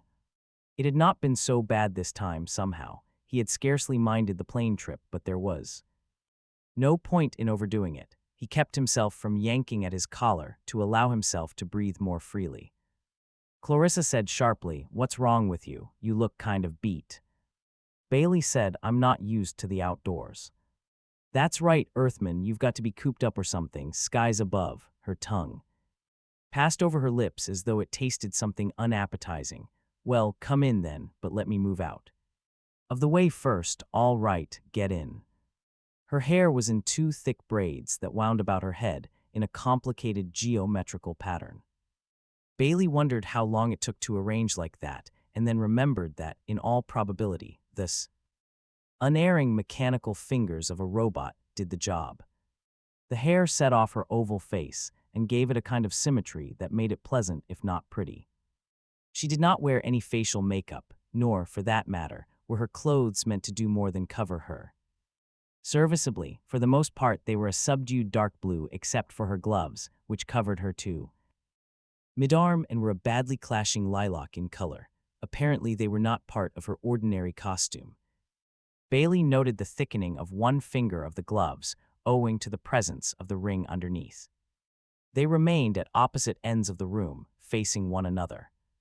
Bailey said, You don't like this, do you, ma'am? Clarissa shrugged. Why should I like it? I'm not an animal, but I can stand it. You get pretty hardened when you deal with. She paused, and then her chin went up as though she had made up her mind to say what she had to say without mincing. With children, she pronounced the word with careful precision. You sound as though you don't like the job you have. It's an important job, it must be done, still I don't like it. Did PD kind Delmar like it? I suppose he didn't, but he never showed it. He was a good Solarian. And he was finicky. Clarissa looked surprised. Bailey said, You yourself said so, when we were viewing and I said you might dress in private. You said I was finicky like the boss. Oh, well, he was finicky. Even viewing he never took any liberties, always proper. Was that unusual? It shouldn't be. Ideally, you're supposed to be proper, but no one ever is, not when viewing. There's no personal presence involved, so why take any pains? You know, I don't take pains when viewing except with the boss. You had to be formal with him. Did you admire Dr. Delmar? He was a good Solarian. Bailey said, You've called this place a farm and you've mentioned children. Do you bring up children here? From the age of a month, every fetus on Solaria comes here. Vitus. Yes, she frowned. We get them a month after conception. Does this embarrass you? No, Bailey said shortly. Can you show me around? I can, but keep your distance. Bailey's long face took on a stony grimness as he looked down the length of the long room from above. There was glass between the room and themselves. On the other side, he was sure, was perfectly controlled heat, perfectly controlled humidity, perfectly controlled asepsis. Those tanks, row on row, each contained its little creature floating in a watery fluid of precise composition, infused with a nutrient mixture of ideal proportions. Life and growth went on. Little things, some smaller than half his fist, curled on themselves, with bulging skulls, and tiny, budding limbs and vanishing tails. Clarissa, from her position 20 feet away, said, How do you like it, plainclothesman? Bailey said, How many do you have? As of this morning, 152. We receive 15 to 20 each month, and we graduate as many to independence. Is this the only such institution on the planet? That's right, it's enough to keep the population steady, counting on a life expectancy of 300 years and a population of 20,000. This building is quite new. Dr. Delmar supervised its construction and made many changes in our procedures. Our fetal death rate now is virtually zero. Robots threaded their way among the tanks. At each tank they stopped and checked controls in a tireless, meticulous way, looking in at the tiny embryos within. Who operates on the mother? Asked Bailey. I mean, to get the little things. Doctors, answered Clarissa. Dr. Delmar. Of course not, medical doctors. You don't think Dr. Delmar would ever stoop to never mind. Why can't robots be used? Robots in surgery. First law makes that very difficult. Plainclothesman, a robot might perform an appendectomy to save a human life if he knew how, but I doubt that he'd be usable after that without major repairs. Cutting human flesh would be quite a traumatic experience for a positronic brain. Human doctors can manage to get hardened to it, even to the personal presence required. Bailey said, I noticed that robots tend the fetuses, though. Do you and Dr. Delmar ever interfere? We have to sometimes when things go wrong. If a fetus has developmental trouble, for instance. Robots can't be trusted to judge the situation accurately when human life is involved. Bailey nodded. Too much risk of a misjudgment and a life lost, I suppose. Not at all. Too much risk of overvaluing a life and saving one improperly. The woman looked. STEM, as fetal engineers, Bailey, we see to it that healthy children are born, healthy ones, even the best. Gene analysis of parents can't assure that all gene permutations and combinations will be favorable to say. Nothing of the possibility of mutations. That's our big concern, the unexpected mutation. We've got the rate of those down to less than 1 in 1,000, but that means that, on the average, once a decade we have trouble. She motioned him along the balcony, and he followed her. She said, I'll show you the infants' nurseries and the youngsters' dormitories. They're much more a problem than the fetuses are. With them, we can rely on robot labor only to a limited extent. Why is that? You would know, Bailey, if you ever tried to teach a robot the importance of discipline. First law makes them almost impervious to that fact, and don't think youngsters don't learn that about as soon as they can talk. I've seen a 3-year-old holding a dozen robots motionless by yelling, You'll hurt me. I'm hurt. It takes an extremely advanced robot to understand that a child might be deliberately lying. Could Delmar handle the children? Usually. How did he do that? Did he get out among them and shake sense into them? Dr. Delmar touched them, skies above, of course not, but he could talk to them, and he could give a robot specific orders. I've seen him viewing a child for 15 minutes and keeping a robot in spanking position all that time, getting it to spank, spank, spank. A few like that and the child would risk fooling with the boss no more, and the boss was skillful enough about it so that usually the robot did need more than a routine readjustment afterward. How about you? Do you get out among the children? I'm afraid I have to sometimes. I'm not like the boss. Maybe someday I'll be able to handle the long-distance stuff, but right now if I tried, I'd just ruin robots. There's an art to handling robots really well. You know, when I think of it though, getting out among the children, little animals. She looked back at him suddenly. I suppose you wouldn't mind seeing them. It wouldn't bother me. She shrugged and stared at him with amusement. Earthman. She walked on again. What's all this about anyway? You'll have to end up with Gladia Delmar. As murderess, you'll have to. I'm not quite sure of that, said Bailey. How could you be anything else but sure? Who else could it possibly be? There are possibilities, ma'am. Who, for instance? Well, you, for instance. And Clarissa's reaction to that quite surprised Bailey. 12 a target is missed. SHE laughed. The laughter grew and fed on itself till she was gasping for breath and her plump face had reddened almost to purple. She leaned against the wall and gasped for breath. No, don't come closer, she begged. I'm all right. Bailey said gravely, is the possibility that humorous? She tried to answer and laughed again. Then in a whisper she said, oh, you are an Earthman. How could it ever be me? You knew him well, said Bailey. You knew his habits. You could have planned it. And you think I would see him, that I would get close enough to bash him over the head with something. You just don't know anything at all about it, Bailey. Bailey felt himself redden. Why couldn't you get close enough to him, ma'am? You've had practice some mingling with the children. One thing leads to another. You seem to be able to stand my presence. At 20 feet, she said contemptuously. I've just visited a man who nearly collapsed because he had to endure my presence for a while. Clarissa sobered and said, a difference in degree. I suggest that a difference in degree is all that is necessary. The habit of seeing children makes it possible to endure seeing Delmar just long enough. I would like to point out, Mr. Bailey, said Clarissa, no longer appearing the least amused, that it doesn't matter a speck what I can endure. Dr. Delmar was the finicky one. He was almost as bad as Liebig himself, almost. Even if I could endure seeing him, he would never endure seeing me. Mrs. Delmar is the only one he could possibly have allowed within seeing distance. Bailey said, who's this Liebig you mentioned? Clarissa shrugged. One of these odd genius types, if you know what I mean. He's done work with the boss on robots. Bailey checked that off mentally and returned to the matter at hand. He said, it could also be said, you had a motive. What motive? His death put you in charge of this establishment, gave you position. You call that a motive? Skies above, who could want this position? Who on Solaria? This is a motive for keeping him alive. It's a motive for hovering over him and protecting him. You'll have to do better than that, Earthman.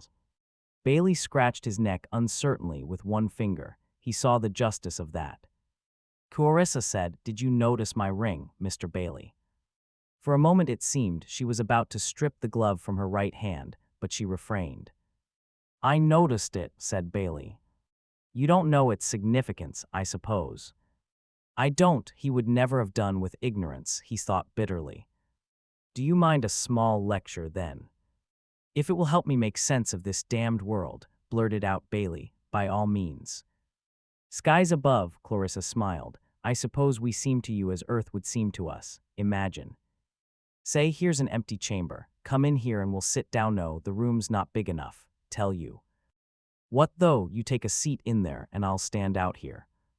She stepped farther down the corridor, giving him space to enter the room, then returned, taking up her stand against the opposite wall at a point from which she could see him. Bailey took his seat with only the slightest quiver of chivalry countering it. He thought rebelliously, why not? Let the spacer woman stand. Clarissa folded her muscular arms across her chest and said, gene analysis is the key to our society. We don't analyze for genes directly, of course. Each gene, however, governs one enzyme, and we can analyze for enzymes, know the enzymes, know the body chemistry, know the body chemistry, know the human being. You see all that. I understand the theory, said Bailey. I don't know how it's applied. That part's done here. Blood samples are taken while the infant is still in the late fetal stage. That gives us our rough first approximation. Ideally, we should catch all mutations at that point and judge whether birth can be risked. In actual fact, we still don't quite know enough to eliminate all possibility of mistake. Someday, maybe. Anyway, we continue testing after birth, biopsies as well as body fluids. In any case, long before adulthood, we know exactly what our little boys and girls are made of. Sugar and spice, a nonsense phrase went unbidden through Bailey's mind. We wear coded rings to indicate our gene constitution, said Clarissa. It's an old custom, a bit of the primitive left behind from the days when Solarians had not yet been weeded eugenically. Nowadays, we're all healthy. Bailey said, but you still wear yours. Why? Because I'm exceptional, she said with an unembarrassed, unblunted pride. Dr. Delmar spent a long time searching for an assistant. He needed someone exceptional, brains, ingenuity, industry. Stability, most of all stability, someone who could learn to mingle with children and not break down. He couldn't, could he? Was that a measure of his instability? Clarissa said, in a way it was, but at least it was a desirable type of instability under most circumstances. You wash your hands, don't you? Bailey's eyes dropped to his hands. They were as clean as need be. Yes, he said. All right, I suppose it's a measure of instability to feel such revulsion at dirty hands as to be unable to clean an oily mechanism by hand even in an emergency, still, in the ordinary course of living. The revulsion keeps you clean, which is good. I see, go ahead. There's nothing more. My genic health is the third highest ever record. Ed on Celeria, so I wear. My ring, it's a record I enjoy carrying with me. I congratulate you. You needn't sneer, it may not be my doing. It may be the blind permutation of parental genes. But it's a proud thing to own, anyway, and no one would believe me capable of so seriously psychotic an act as murder, not with my gene makeup, so don't waste accusations on me. Bailey shrugged and said nothing. The woman seemed to confuse gene makeup and evidence, and presumably the rest of Celeria would do the same. Clarissa said, do you want to see the youngsters now? Thank you, yes. The corridors seemed to go on forever. The building was obviously a tremendous one, nothing like the huge banks of apartments in the cities of Earth, of course, but for a single building clinging to the outside skin of a planet, it must be a mountainous structure. There were hundreds of cribs, with pink babies squalling or sleeping or feeding. Then there were play rooms for the crawlers. They're not too bad even at this age, said Clarissa grudgingly, though they take up a tremendous sum of robots. It's practically a robot per baby till walking age. Why is that? They sicken if they don't get individual attention. Bailey nodded. Yes, I suppose the requirement for affection is something that can't be done away with. Clarissa frowned and said brusquely, babies require attention. Bailey said, I am a little surprised that robots can fulfill the need for affection. She whirled toward him, the distance between them not sufficing to hide her displeasure. See. Here, Bailey, if you're trying to shock me by using unpleasant terms, you won't succeed. Skies above do. Be childish. Shock you. I can use the word too. Affection. Do you want a short word, a good four-letter word? I can say that too, love, love. Now if it's out of your system, behave yourself. Bailey did not trouble to dispute the matter of obscenity. He said, can robots really give the necessary attention then? Obviously, or this farm would not be the success it is. They fool with the child, they nuzzle it and snuggle it. The child doesn't care that it's only a robot, but then things grow more difficult between 3 and 10. Though, during that interval, the children insist on playing with one another, quite indiscriminately. I take it you let them. We have to, but we never forget our obligation to teach them the requirements of adulthood. Each has a separate room that can be closed off. Even from the first, they must sleep alone. We insist on that, and then we have an isolation time every day, and that increases with the years. By the time a child reaches 10, he is able to restrict himself to viewing for a week at a time. Of course, the viewing arrangements are elaborate. They can view outdoors under mobile conditions and can keep it up all day. Bailey said, I'm surprised you can counter an instinct so thoroughly. You do counter it, I see that. Still, it surprises me. What instinct? Demanded Clarissa. The instinct of gregariousness. There is one. You say yourself that as children they insist on playing with each other.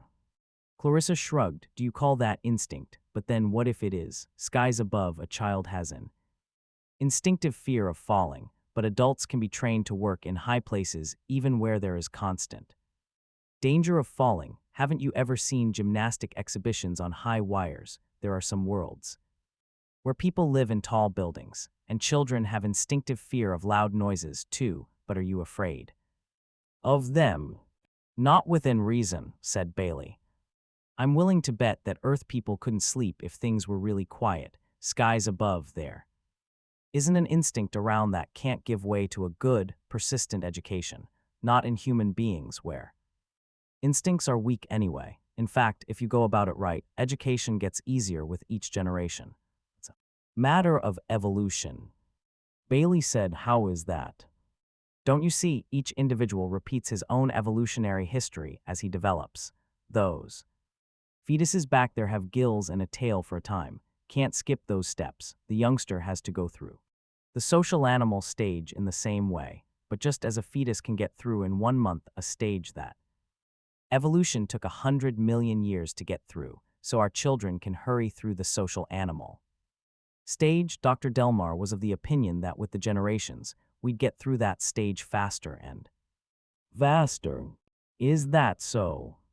In 3,000 years, he estimated, at the present rate of progress, we'd have children who'd take to viewing at once. The boss had other notions, too. He was interested in improving robots to the point of making them capable of disciplining children without becoming mentally unstable. Why not discipline? Today for a better life tomorrow is a true expression of first law if robots could only be made to see it. Have such robots been developed yet? Clarissa shook her head. I'm afraid not. Dr. Delmar and Liebig had been working hard on some experimental models. Did Dr. Delmar have some of the models sent out to his estate? Was he a good enough roboticist to conduct tests himself? Oh yes, he tested robots frequently. Did you know that he had a robot with him when he was murdered? I've been told so. Do you know what kind of a model it was? You'll have to ask Liebig. As I told you, he's the roboticist who worked with Dr. Delmar. You know nothing about it.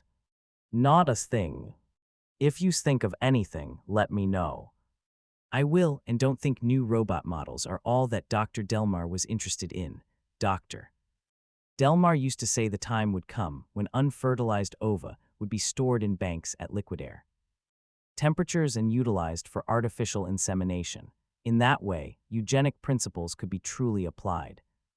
And we could get rid of the last vestige of any need for seeing. I'm not sure that I quite go along with him so far, but he was a man of advanced notions, a very good Solarian. She added quickly, do you want to go outside? The 5 through 8 group are encouraged to take part in outdoor play, and you could see them in action. Bailey said cautiously, I'll try that. I may have to come back inside on rather short notice. Oh yes, I forgot. Maybe you'd rather not go out at all. No, Bailey forced a smile. I'm trying to grow accustomed to the outdoors. The wind was hard to bear. It made breathing difficult. It wasn't cold in a direct physical sense. But the feel of it, the feel of his clothes moving against his body, gave Bailey a kind of chill. His teeth chattered when he tried to talk, and he had to force his words out in little bits. It hurt his eyes to look so far at a horizon so hazy green and blue, and there was only limited relief when he looked at the pathway immediately before his toes. Above all, he avoided looking up at the empty blue, empty that is but for the piled-up white of occasional clouds and the glare of the naked sun. And yet he could fight off the urge to run, to return to enclosure. He passed a tree, following Clarissa by some 10 paces, and he reached out a cautious hand to touch it. It was rough and hard to the touch. Frondy leaves moved and rustled overhead, but he did not raise his eyes to look at them, a living tree. Clarissa called out, how do you feel? All right. You can see a group of youngsters from here, she said. They're involved in some kind of game. The robots organize the games and see to it that the little animals don't kick each other's eyes out. With personal presence, you can do just that, you know. Bailey raised his eyes slowly, running his glance along the cement of the pathway out to the grass and down the slope, farther and farther out, very carefully, ready to snap back to his toes if he grew frightened, feeling with his eyes. There were the small figures of boys and girls racing madly about, uncaring that they raced at the very outer rim of a world with nothing but air and space above them. The glitter of an occasional robot moved nimbly among them. The noise of the children was a far-off, incoherent squeaking in the air. They love it, said Clarissa, pushing and pulling and squabbling and falling down and getting up and just generally contacting. Skies above, how do children ever manage to grow up? What are those older children doing? Asked Bailey. He pointed at a group of isolated youngsters, standing to one side. They're viewing, they're not in a state of personal presence. By viewing, they can walk together, talk together, race together, play together, anything except physical contact. Where do children go when they leave here?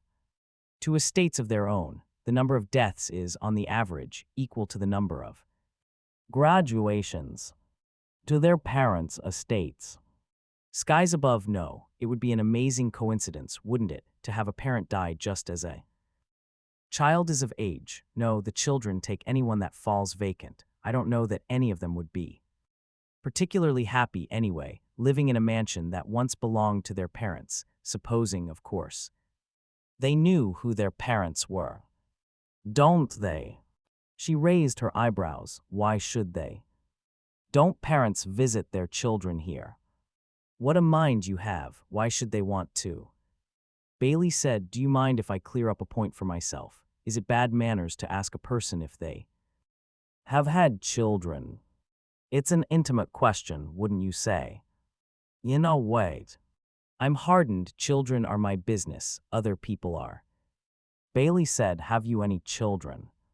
Clarissa's Adam's apple made a soft but clearly visible motion in her throat as she swallowed. I deserve that, I suppose, and you deserve an answer. I haven't. Are you married? Yes, and I have an estate of my own, and I would be there but for the emergency here. I'm just not confident of being able to control all the robots if I'm not here in person. She turned away unhappily and then pointed. Now there's one of them gone tumbling, and of course he's crying. A robot was running with great space, devouring strides. Clarissa said he'll be picked up and cuddled, and if there's any real damage, I'll be called in. She added nervously, I hope I don't have to be. Bailey took a deep breath. He noted 3 trees forming a small triangle 50 feet to the left. He walked in that direction, the grass soft and loathsome under his shoes, disgusting in its softness, like walking through corrupting flesh, and he nearly retched at the thought. He was among them, his back against one trunk. It was almost like being surrounded by imperfect walls. The sun was only a wavering series of glitters through the leaves, so disconnected as almost to be robbed of horrors. Clarissa faced him from the path, then slowly shortened the distance by half.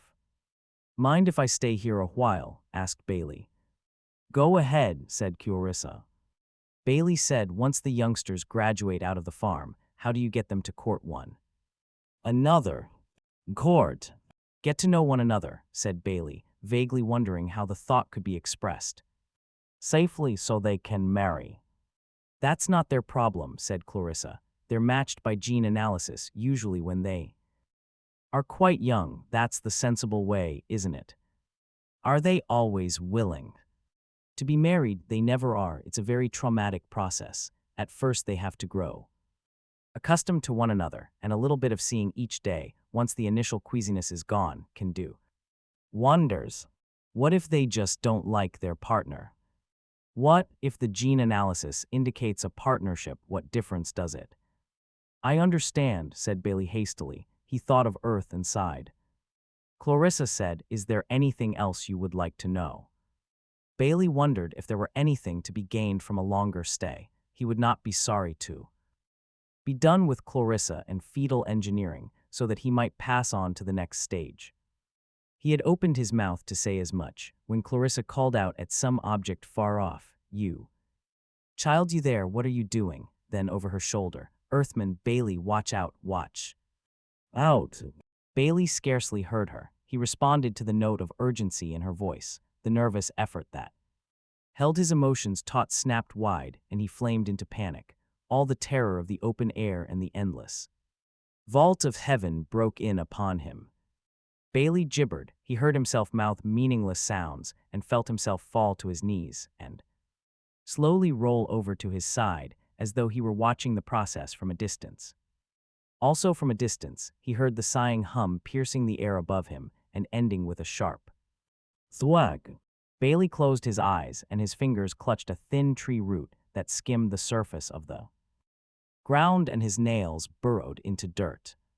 He opened his eyes. It must only have been moments after. Clarissa was scolding sharply at a youngster who remained at a distance. A robot, silent, stood closer to Clarissa. Bailey had only time to notice the youngster held a stringed object in his hand before his eyes sheared away.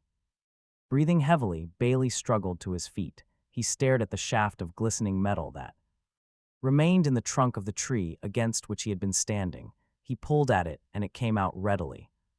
It had not penetrated far. He looked at the point but did not touch it. It was blunted, but it would have sufficed to tear his skin had he not dropped when he did. It took him 2 tries to get his legs moving. He took a step toward Clarissa and called, "You youngster." Clarissa turned, her face flushed. She said, "It was an accident. Are you hurt?" "No, what is this thing?" "It's an arrow. It is fired by a bow, which makes a taut string do the work." "Like this," called the youngster impudently, and he shot another arrow into the air, then burst out laughing. He had light hair and a lithe body. Clarissa said, "You will be disciplined. Now leave." "Wait, wait," cried Bailey. He rubbed his knee where a rock had caught and bruised him as he had fallen. "I have some questions. What is your name?" "Bick," he said carelessly. "Did you shoot that arrow at me, Bick?" "That's right," said the boy. "Do you realize you would have hit me if I hadn't been warned in time to duck?" Bick shrugged. "I was aiming to hit." Clarissa spoke hurriedly. "You must let me explain. Archery is an encouraged sport. It is competitive without requiring contact. We have contests among the boys using viewing only. Now I'm afraid some of the boys will aim at robots. It amuses them and it doesn't hurt the robots. I'm the only adult human on the estate, and when the boy saw you, he must have assumed you were a robot." Bailey listened. His mind was clearing, and the natural dourness of his long face intensified. He said, "Bick, did you think I was a robot?" "No," said the youngster. "You're an Earthman." "All right, go now." Bick turned and raced off whistling. Bailey too. Arned to the robot. "You, how did the youngster know?" "I was an Earthman, or weren't you with him when he shot?" "I was with him, master. I told him you were an Earthman." "Did you tell him what an Earthman was?" "Yes, master." "What is an Earthman?" "An inferior sort of human that ought not to be allowed on Solaria because he breeds disease." "Master." "And who told you that, boy?" The robot maintained silence. Bailey said, "Do you know who told you?" "I do not, master. It is in my memory store." "So you told the boy I was a disease-breeding inferior, and he immediately shot at me. Why did you stop him?" "I would have, master. I would not have allowed harm to come to a human, even an Earthman. He moved too quickly, and I was not fast enough." "Perhaps you thought I was just an Earthman, not completely a human, and hesitated a bit." "No, master." It was said with quiet calm, but Bailey's lips quirked grimly. The robot might deny it in all faith. But Bailey felt that was exactly the factor involved. Bailey said, "What were you doing with the boy?" "I was carrying his arrows, master." "May I see them?" He held out his hand. The robot approached and delivered a dozen of them. Bailey put the original arrow, the one that had hit the tree, carefully at his feet and looked the others over one by one. He handed them back and lifted the original arrow again. He said, "Why did you give this particular arrow to the boy?" "No reason, master. He had asked for an arrow some time earlier, and this was the one my hand touched first." He looked about for a target, then noticed you and asked who the strange human was. I explained.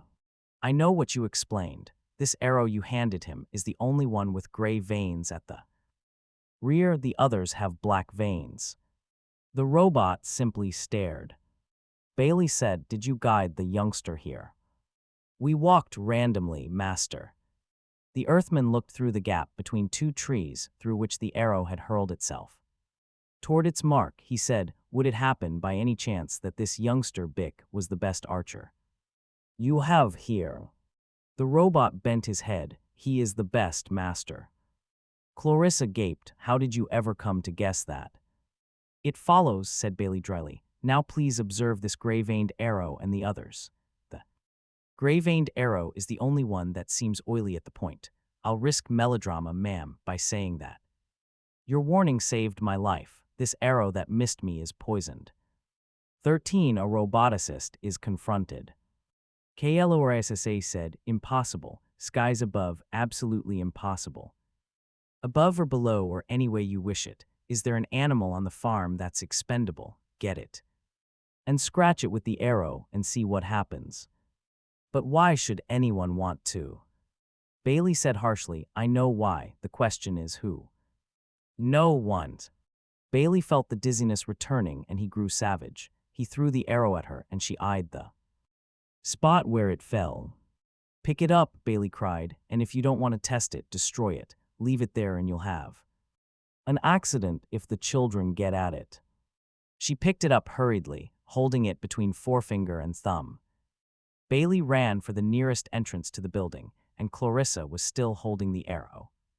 Gingerly, when she followed him back indoors, Bailey felt a certain measure of equanimity return with the comfort of enclosure. He said, Who poisoned the arrow?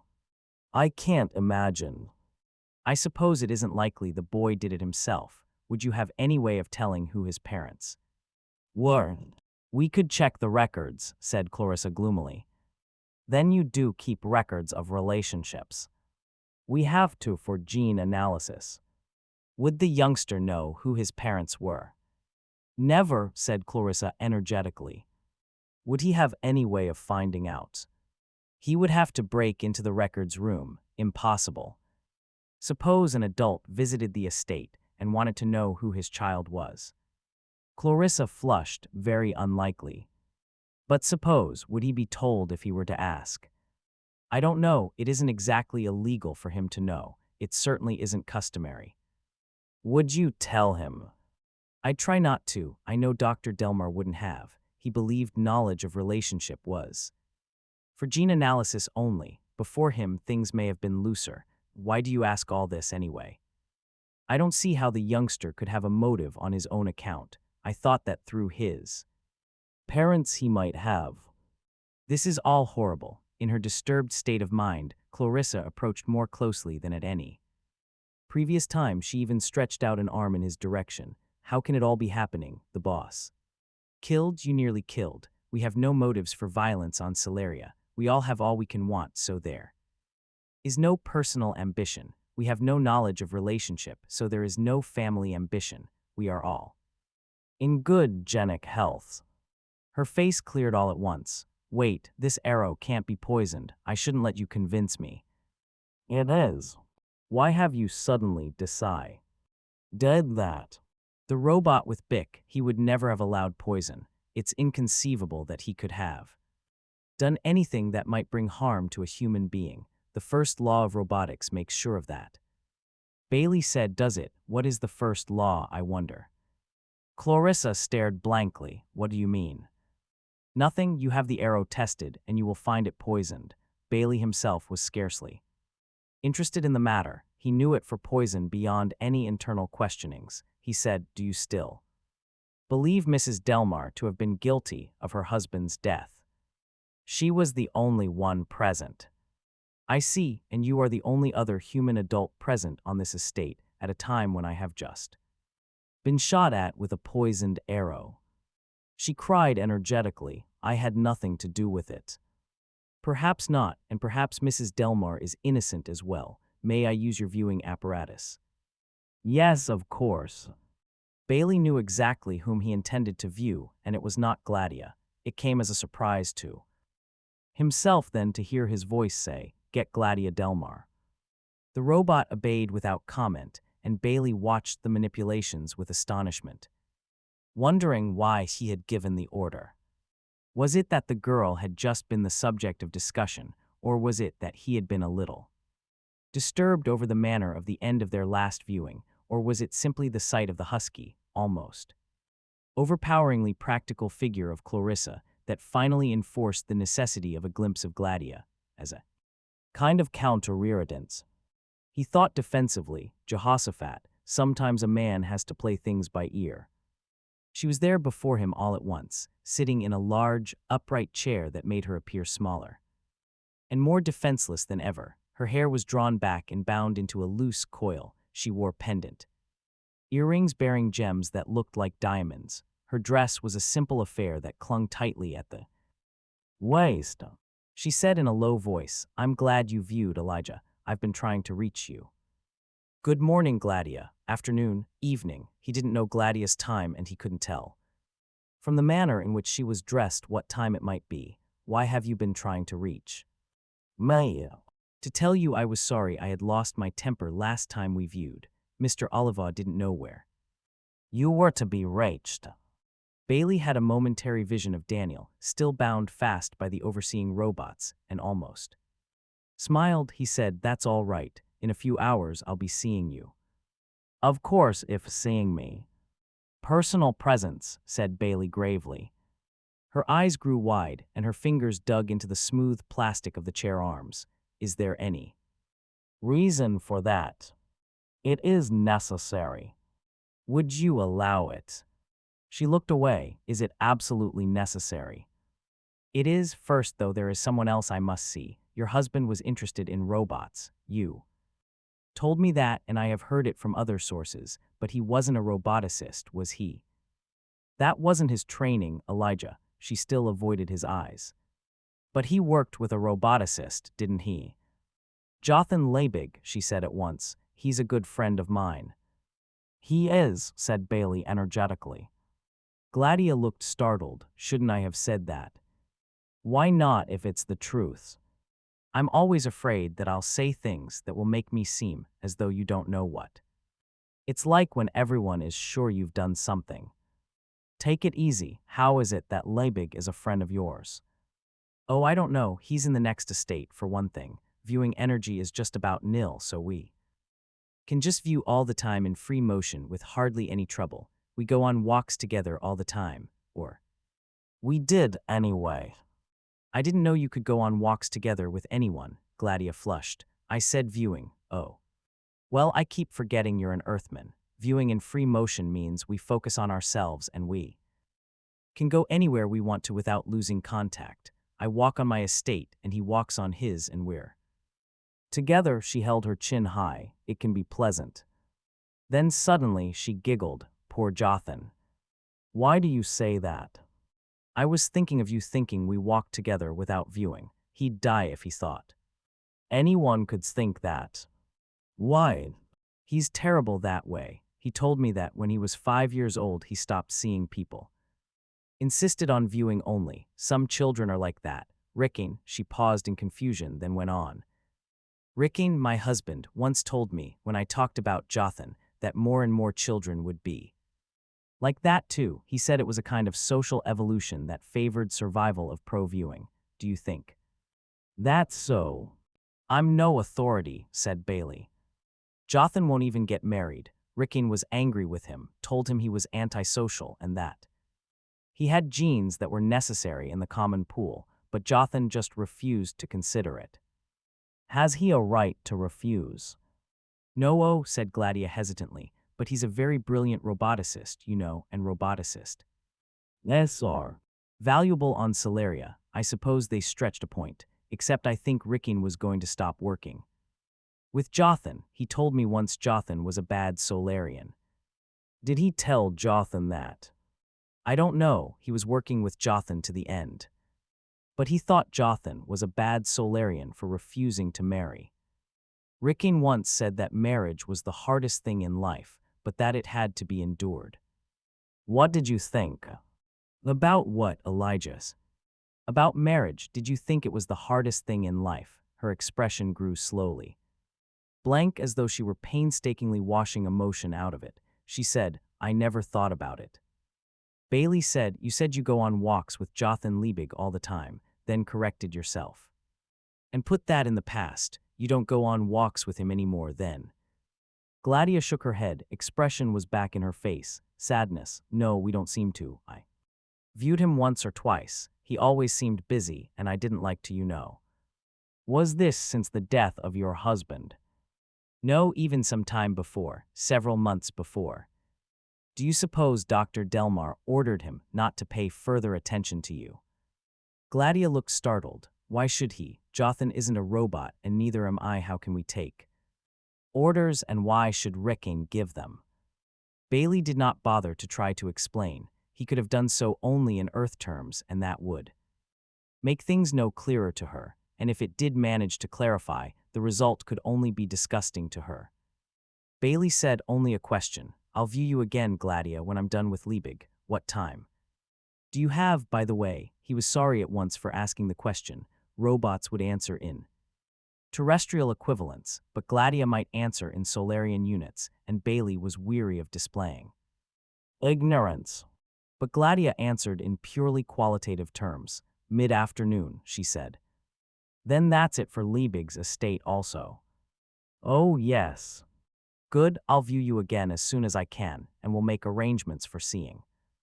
Again she grew hesitant. Is it absolutely necessary? It is, she said in a low voice. Very well. There was some delay in contacting. Liebig and Bailey utilized it in consuming another sandwich.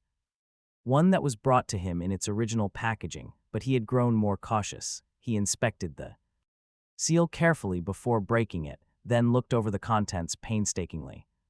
He accepted a plastic container of milk, not quite unfrozen, bit an opening with his own teeth, and drank from it directly. He thought gloomily that there were such things as odorless, tasteless, slow-acting poisons that could be introduced delicately by means of hypodermic needles or high-pressure needle jets. Then put the thought aside as being childish. So far, murders and attempted murders had been committed in the most direct possible fashion. There was nothing delicate or subtle about a blow on the head, enough poison in a glass to kill a dozen men, or a poisoned arrow shot openly at the victim. And then he thought, scarcely less gloomily, that as long as he hopped between time zones in this fashion, he was scarcely likely to have regular meals, or, if this continued, regular sleep. The robot approached him. Dr. Liebig directs you to call sometime tomorrow. He is engaged in important work. Bailey bounced to his feet and roared, You tell that guy. He stopped. There was no use in yelling at a robot. That is, you could yell if you wished, but it would achieve results no sooner than a whisper. He said in a conversational tone, You tell Dr. Liebig, or his robot if that is as far as you've reached, that I am investigating the murder of a professional associate of his and a good Solarian. You tell him that I cannot wait on his work. You tell him that if I am not viewing him in 5 minutes, I will be in a plane and at his estate seeing him in less than an hour. You use that word seeing, so there's no mistake. He returned to his sandwich. The 5 minutes were not quite gone when Liebig, or at least a Solarian whom Bailey presumed to be Liebig, was glaring at him. Bailey glared back. Liebig was a lean man who held himself rigidly erect, his dark, prominent eyes had a look of intense abstraction about them, compounded now with anger. One of his eyelids drooped slightly. He said, Are you the Earthman? Elijah Bailey, said Bailey, plainclothesman C7, in charge of the investigation into the murder of Dr. Ricking Delmar. What is your name? I'm Dr. Jothan Liebig. Why do you presume to annoy me at my work? It's easy, said Bailey quietly. It's my business. Then take your business elsewhere. I have a few questions to ask first, Doctor. I believe you were a close associate of Dr. Delmar. Right. One of Liebig's hands clenched suddenly into a fist, and he strode hastily toward a mantelpiece on which tiny clockwork contraptions went through complicated periodic motions that caught hypnotically at the eye. The viewer kept focused on Liebig, so that his figure did not depart from central projection as he walked. Rather, the room behind him seemed to move backward in little rises and dips as he strode. Liebig said, If you are the foreigner whom Gruer threatened to bring in. I am. Then you are here against my advice. Done viewing. Not yet, don't break contact. Bailey raised his voice sharply, and a finger as well. He pointed it directly at the roboticist, who shrank visibly away from it, full lips spreading into an expression of disgust. Bailey said, I wasn't bluffing about seeing you, you know. No Earthman vulgarity, plays. A straightforward statement is what it is intended to be. I will see you if I can't make you listen. Any other way, I will grab you by the collar and make you listen. Liebig stared back. You are a filthy animal. Have it your way, but I will do as I say. If you try to invade my estate, I will. Bailey lifted his eyebrows. Kill me, do you often make such threats? I made no threat. Then talk now. In the time you have wasted, a good deal might have been accomplished. You were a close associate of Dr. Delmar, right? The roboticist's head lowered. His shoulders moved slightly to a slow, regular breathing. When he looked up, he was in command of himself. He even managed a brief, sapless smile. I was. Delmar was interested in new types of robots, I understand. He was. What kind? Are you a roboticist? No, explain it for the layman. I doubt that I can. Try, for instance, I think he wanted robots capable of disciplining children. What would that involve? Liebig raised his eyebrows briefly and said, to put it very simply, skipping all the subtle details. It means a strengthening of the syntegral governing, the Sikorovich tandem root response at the W65 level. Double talk, said Bailey. The truth. It's double talk to me. How else can you put it? It means a certain weakening of the first law. Why so? A child is disciplined for its own future good. Isn't that the theory? Ah, the future good. Liebig's eyes glowed with passion, and he seemed to grow less conscious of his listener and correspondingly more talkative. A simple concept, you think. How many human beings are willing to accept a trifling inconvenience for the sake of a large future good? How long does it take to train a child that what tastes good now means a stomachache later, and what tastes bad now will correct the stomachache later, yet you want a robot to be able to understand. Pain inflicted by a robot on a child sets up a powerful disruptive potential in the positronic brain, to counteract that by an antipotential triggered through a realization of future good requires enough paths and bypaths to increase the mass of the positronic brain by 50%. Unless other circuits are sacrificed. Bailey said, then you haven't succeeded in building such a robot. No, nor am I likely to succeed, nor anyone. Was Dr. Delmar testing an experimental model of such a robot at the time of his death? Not of such a robot. We were interested in other more practical things also. Bailey said quietly, Dr. Liebig, I am going to have to learn a bit more about robotics, and I am going to ask you to teach me. Liebig shook his head violently, and his drooping eyelid dipped further in a ghastly travesty of a wink. It should be obvious that a course in robotics takes more than a moment. I lack the time. Nevertheless, you must teach me. The smell of robots is the one thing that pervades everything. On Celeria, if it is time we require, then more than ever I must see you. I am an Earthman and I cannot work or think comfortably while viewing. It would not have seemed possible to Bailey for Liebig to stiffen his stiff carriage further, but he did. He said, your phobias as an Earthman don't concern me. Seeing is impossible.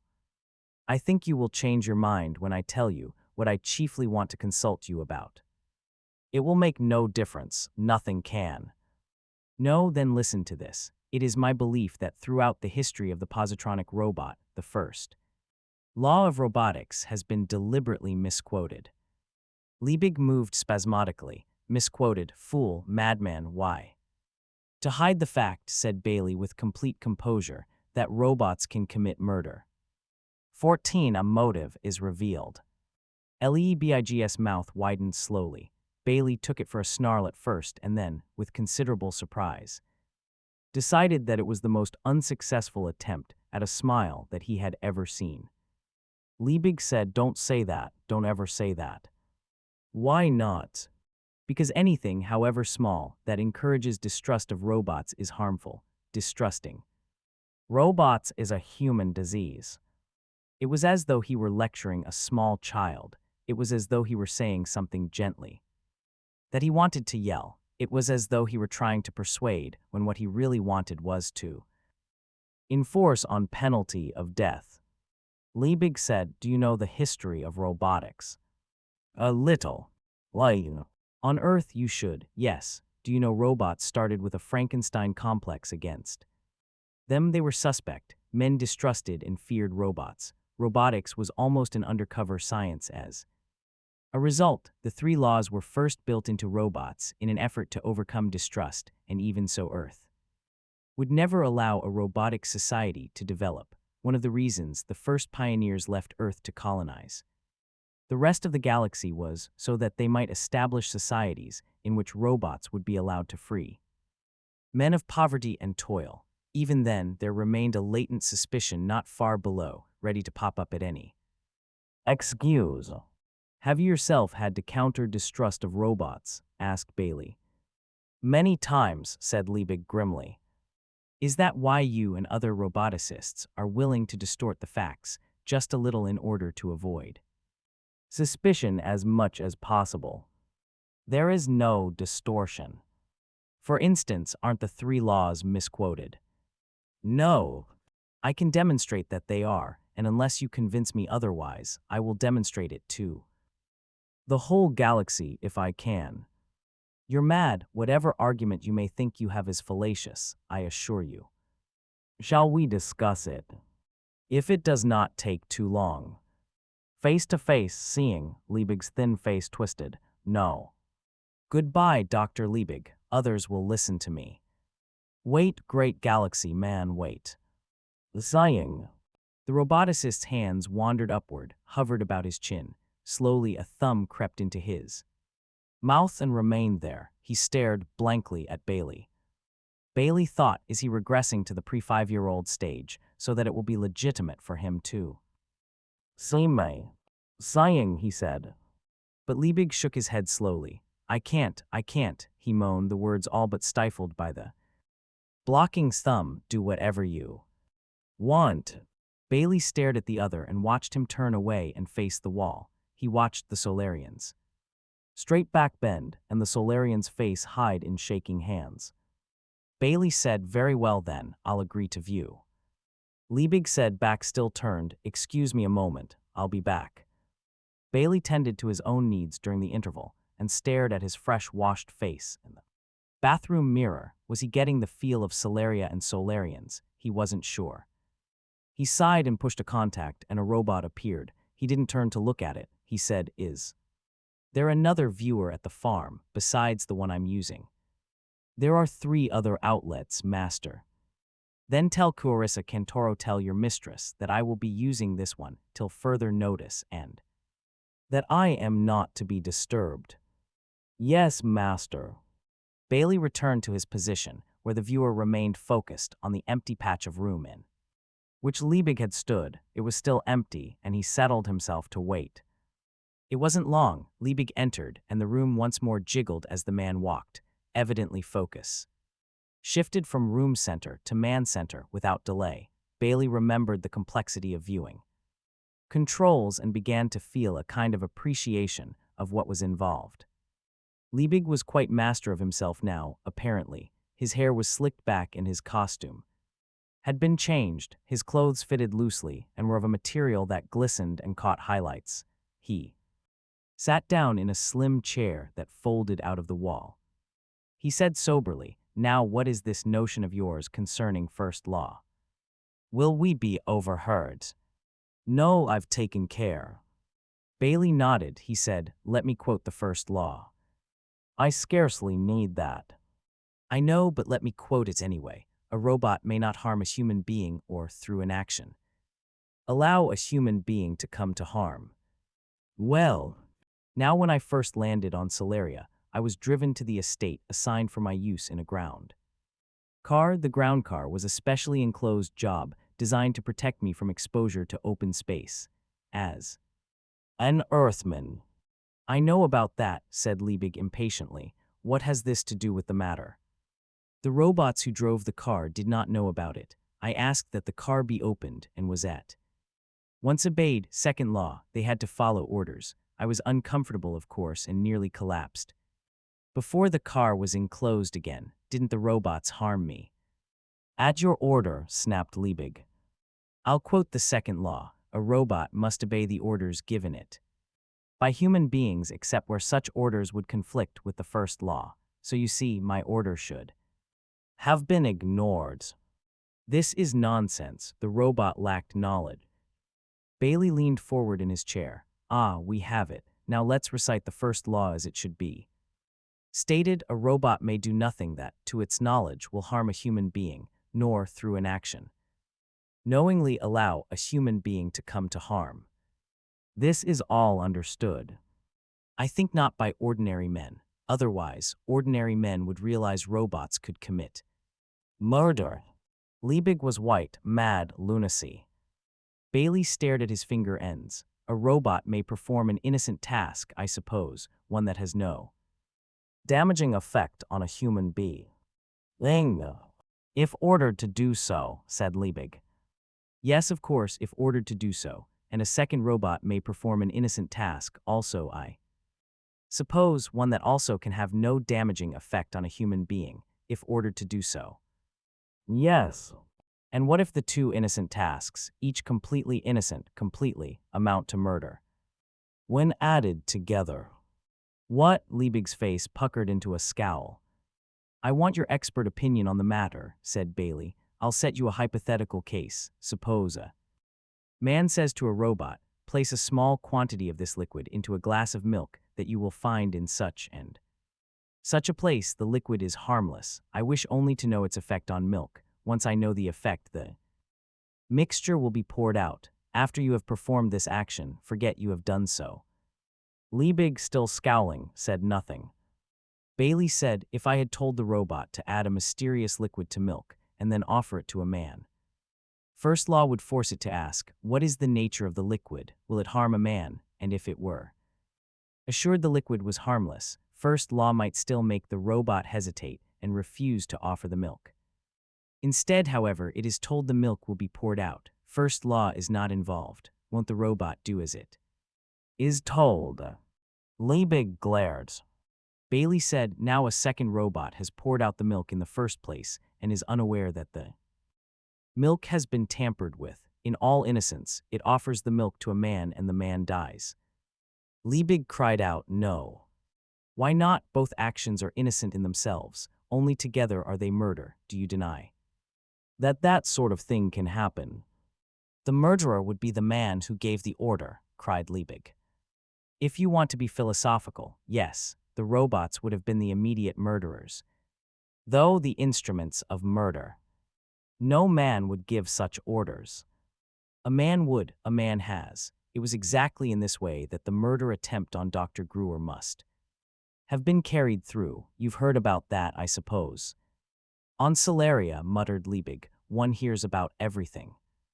Then you know Gruer was poisoned at his dinner table before the eyes of myself and my partner, Mr. Oliva of Aurora. Can you suggest any other way in which the poison might have reached him? There was no other human on the estate. As a Solarian, you must appreciate that point. I'm not a detective. I have no theories. I've presented you with one. I want to know if it is a possible one. I want to know if two robots might not perform two separate actions, each one innocent in itself, the two together resulting in murder.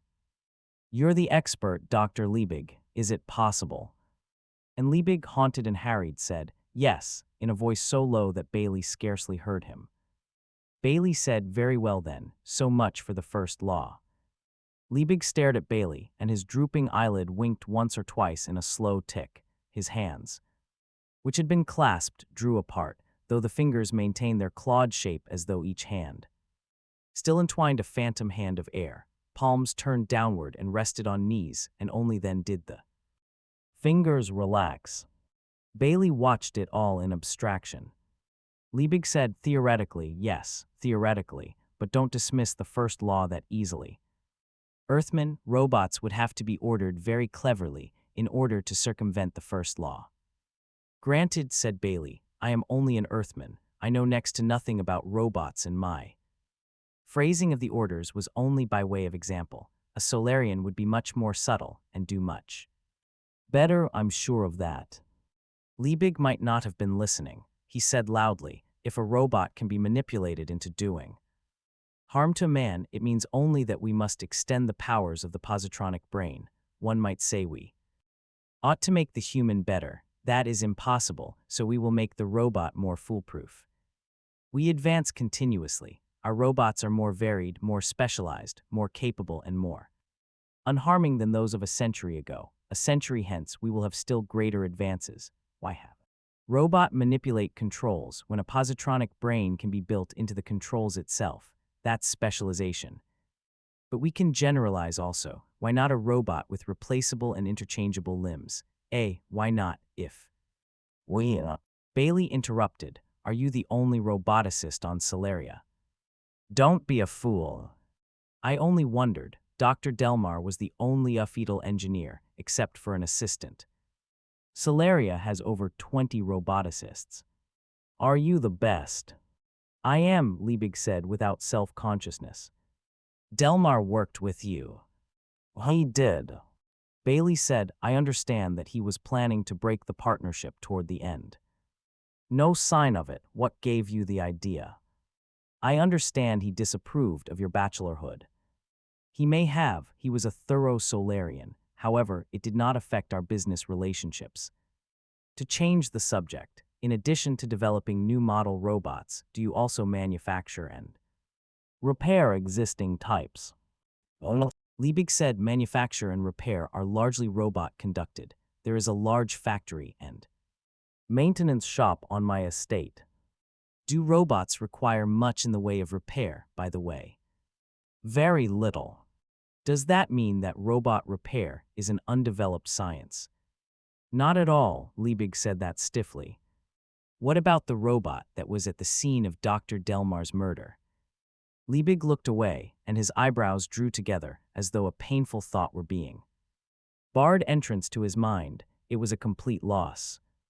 Really complete. Could it answer any questions at all? None at all. It was absolutely useless. Its positronic brain was completely short-circuited, not one pathway was left intact. Consider, it had witnessed a murder it had been unable to halt. Why was it unable to halt the murder, by the way? Who can tell? Dr. Delmar was experimenting with that robot. I do not know in what mental condition he had left it. He might have ordered it, for instance, to suspend all operations while he checked one particular circuit element, if someone whom neither Dr. Delmar nor the robot suspected of harm were suddenly to launch a homicidal attack, there might be a perceptible interval before the robot could use first law potential to overcome Dr. Delmar's freezing order. The length of the interval would depend on the nature of the attack and the nature of Dr. Delmar's freezing order. I could invent a dozen other ways of explaining why the robot was unable to prevent the murder. Being unable to do so was a first law violation, however, and that was sufficient to blast every positronic pathway in the robot's mind. But if the robot was physically unable to prevent the murder, was it responsible? Does the first law ask impossibilities? Liebig shrugged. The first law, despite your attempts to make little of it, protects humanity with every atom of possible force. It allows no excuses. If the first law is broken, the robot is ruined. That is a universal rule, sir. As universal as robots. Bailey said, then I've learned something. Then learn something else. Your theory of murder by a series of robotic actions, each innocent itself, will not help you in the case of Dr. Delmar's death. Why not? The death was not by poisoning, but by bludgeoning. Something had to hold the bludgeon, and that had to be a human arm. No robot could swing a club and smash a skull. Suppose, said Bailey, a robot were to push an innocent button which dropped a booby trap. Weight on Delmar's head. Liebig smiled sourly. Earthman, I've viewed the scene of the crime. I've heard all the news. The murder was a big thing here on Solaria, you know, so I know there was no sign of any machinery at the scene of the crime or of any fallen weight. Bailey said, or of any blunt instrument either. Liebig said scornfully, you're a detective. Find it. Granting that a robot was not responsible for Dr. Delmar's death, who was then? Everyone knows who was, shouted Liebig. His wife, Gladia, Bailey thought. At least there's a unanimity of opinion. Aloud he said, and who was the mastermind behind the robots who poisoned? Gruer. I suppose, Liebig trailed off. You don't think there are two murderers, do you? If Gladia was responsible for one crime, she must be responsible for the second attempt also. Yes, you must be right. His voice gained assurance. No doubt of it. No doubt. Nobody else could get close enough to Dr. Delmar to kill him. He allowed personal presence. No more than I did, except that he made an exception in favor of his wife, and I make no exceptions. Wiser I, the roboticist, laughed harshly. I believe you knew her, said Bailey abruptly. Whom? Her. We are discussing only one her, Gladia. Who told you I knew her any more than I know anyone else? Demanded Liebig. He put his hand to his throat. His fingers moved slightly and opened the neck seam of his garment for an inch downward, leaving more freedom to breathe. Gladia herself did. You two went for walks. So we were neighbors. It is a common thing to do. She seemed a pleasant person. You approved of her then? Liebig shrugged. Talking to her was relaxing. What did you talk about?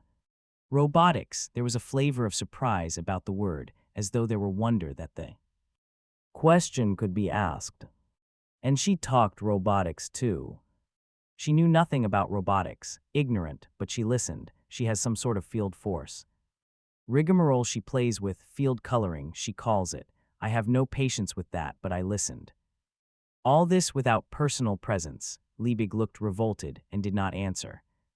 Bailey tried again. Were you attracted to her? What? Did you find her attractive, physically? Even Liebig's bad eyelid lifted and his lips quivered. Filthy animal, he muttered. Let me put it this way then. When did you cease finding Gladia pleasant? You used that word. Yourself, if you remember. What do you end?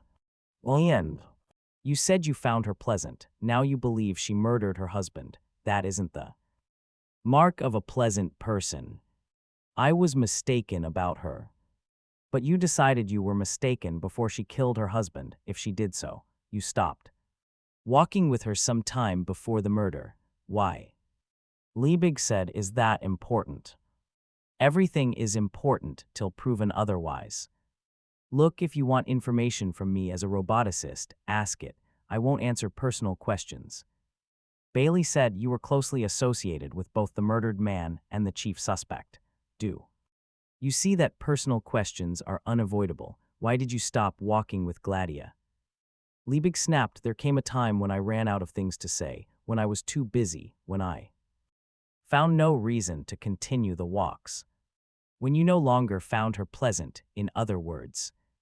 All right, put it so. Why was she no longer pleasant? Liebig shouted, I have no reason. Bailey ignored the other's excitement. You are still someone who has known Gladia well. What could her motive be? Her motive? No one has suggested any motive for the murder. Surely Gladia wouldn't commit murder without a motive. Great galaxy. Liebig leaned his head back as though to laugh, but didn't. No one told you. Well, perhaps no one knew. I knew, though. She told me. She told me frequently. Told you what, Dr. Liebig? Why, that she quarreled with her husband, quarreled bitterly and frequently. She hated him. Earthman, didn't anyone tell you that? Didn't she tell you? 15. A portrait is colored.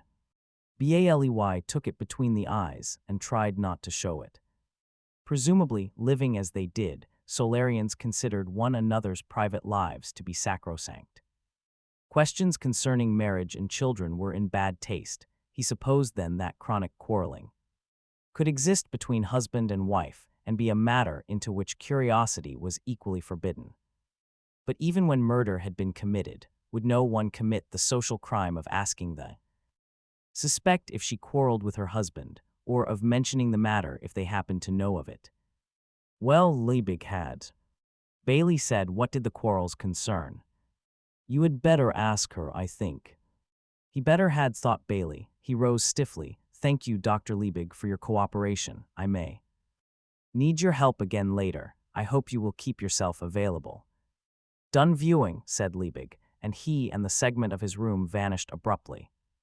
For the first time, Bailey found himself not minding a plane flight through open space, not minding it at all. It was almost as though he were in his own element. He wasn't even thinking of Earth or of Jesse. He had been away from Earth only a matter of weeks, yet it might as well have been years. He had been on Solaria only the better part of 3 days, and yet it seemed forever. How fast could a man adapt to nightmare? Or was it Gladia? He would be seeing her soon, not viewing her. Was that what gave him confidence and this odd feeling of mixed apprehension and anticipation? Would she endure it, he wondered, or would she slip away after a few moments of seeing, begging off as Quemot had done? She stood at the other end of a long room when he entered. She might almost have been an impressionistic representation of herself. She was reduced so to essentials. Her lips were faintly red, her eyebrows lightly penciled, her earlobes faintly blue, and except for that, her face was untouched. She looked pale, a little frightened, and very young. Her brown blonde hair was drawn back, and her gray-blue eyes were somehow shy. Her dress was a blue so dark as to be almost black, with a thin white edging curling down each side. She wore long sleeves, white gloves, and flat-heeled shoes. Not an inch of skin showed anywhere but in her face. Even her neck was covered by a kind of unobtrusive ruching. Bailey stopped where he was. "Is this close enough, Gladia?" She was breathing with shallow quickness. She said, "I had forgotten what to expect, really. It's just like viewing, isn't it? I mean, if you don't think of it as seeing." Bailey said, "It's all quite normal to me."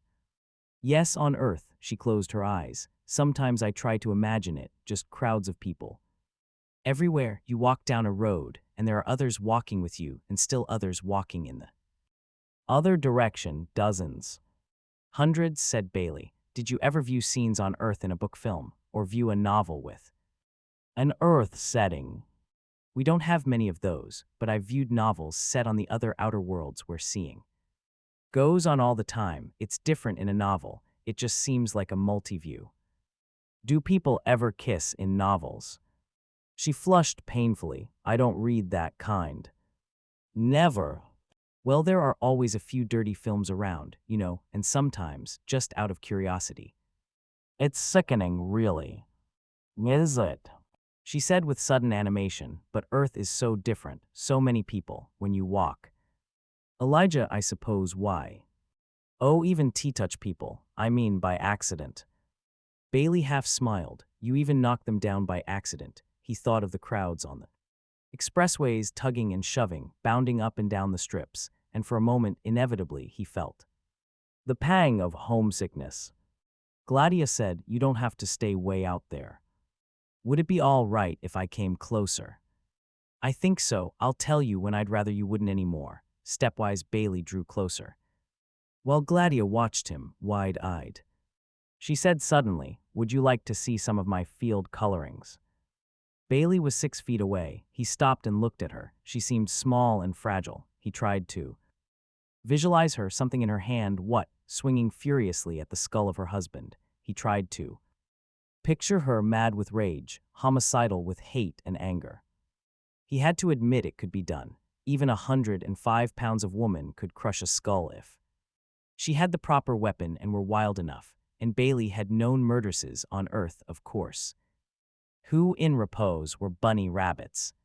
He said, "What are field colorings, Gladia?" "An art form," she said. Bailey remembered Liebig's reference to Gladia's art. He nodded. "I'd like to see some." "Follow me, then." Bailey maintained a careful 6-foot distance between them. At that, it was less than a third the distance Clarissa had demanded. They entered a room that burst with light. It glowed in every corner and every color. Gladia looked pleased, proprietary. She looked up at Bailey, eyes anticipating. Bailey's response must have been what she expected, though he said nothing. He turned slowly, trying to make out what he saw, for it was light only, no material object at all. The gobbets of light sat on embracing pedestals. They were living geometry, lines and curves of color entwined into a coalescing whole, yet maintaining distinct identities. No two specimens were even remotely alike. Bailey groped for appropriate words and said, "Is it supposed to mean anything?" Gladia laughed in her pleasant contralto. "It means whatever you like it to mean. They're just light forms that might make you feel angry or happy or curious, or whatever I felt when I constructed one. I could make one for you, a kind of portrait. It might not be very good, though, because I would just be improvising quickly. Would you? I would be very interested." "All right," she said, and half ran to a light figure in one corner, passing within inches of him as she did so. She did not seem to notice. She touched something on the pedestal of the light figure, and the glory above died, without flicker. Bailey gasped and said, "Don't do that."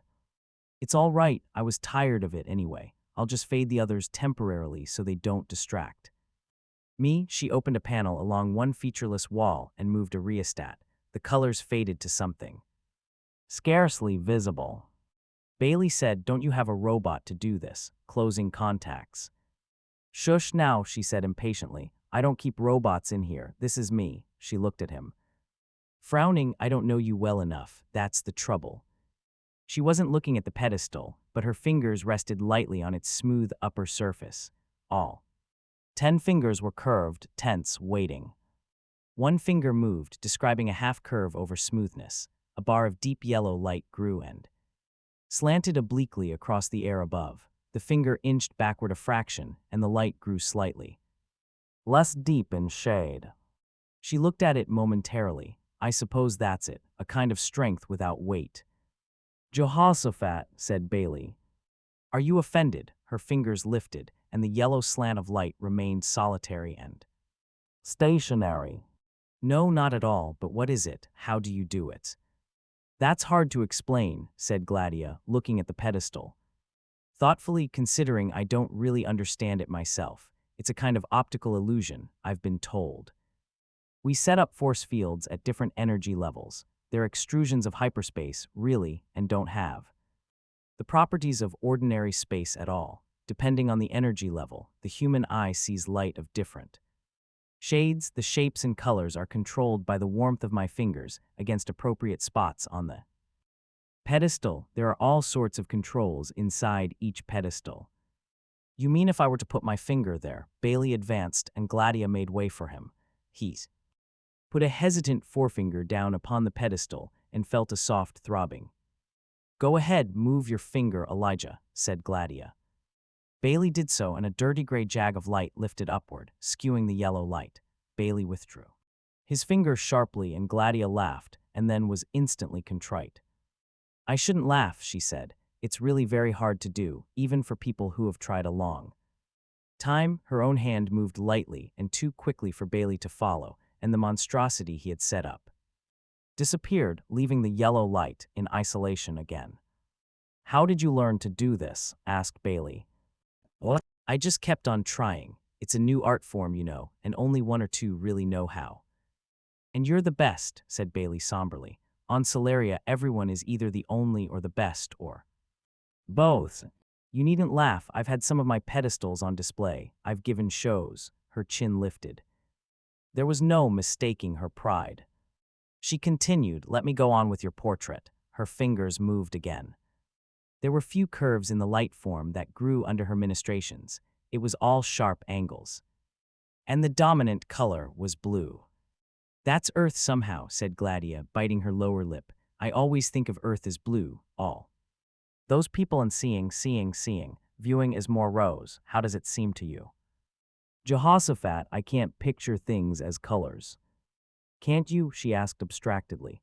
"Now you say Jehoshaphat sometimes, and that's just little blob of violet, a little sharp blob, because it usually comes out ping like that, and the little blob was there glowing just off-center.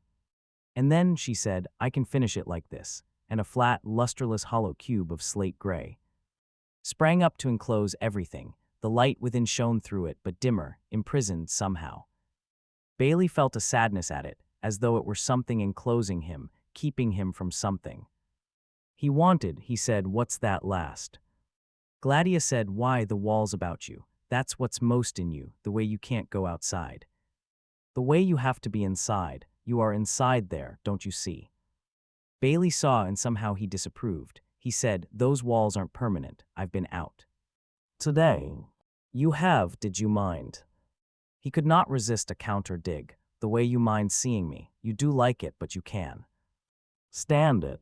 She looked at him thoughtfully. Do you want to come out now, with me, for a walk? It was Bailey's impulse to say, Jehoshaphat, no. She said, I've never walked with anyone seeing. It's still daytime and it's pleasant weather. Bailey looked at his abstractionist portrait and said, if I go, will you take away the gray? She smiled and said, I'll see how you behave. The structure of light remained as they left the room. It stayed behind, holding Bailey's imprisoned. Soul fast in the gray of the cities. Bailey shivered slightly. Air moved against him, and there was a chill to it. Gladia said, are you cold? It wasn't like this before, muttered Bailey. It's late in the day now, but it isn't really cold. Would you like a coat? One of the robots could. Bring one in a minute.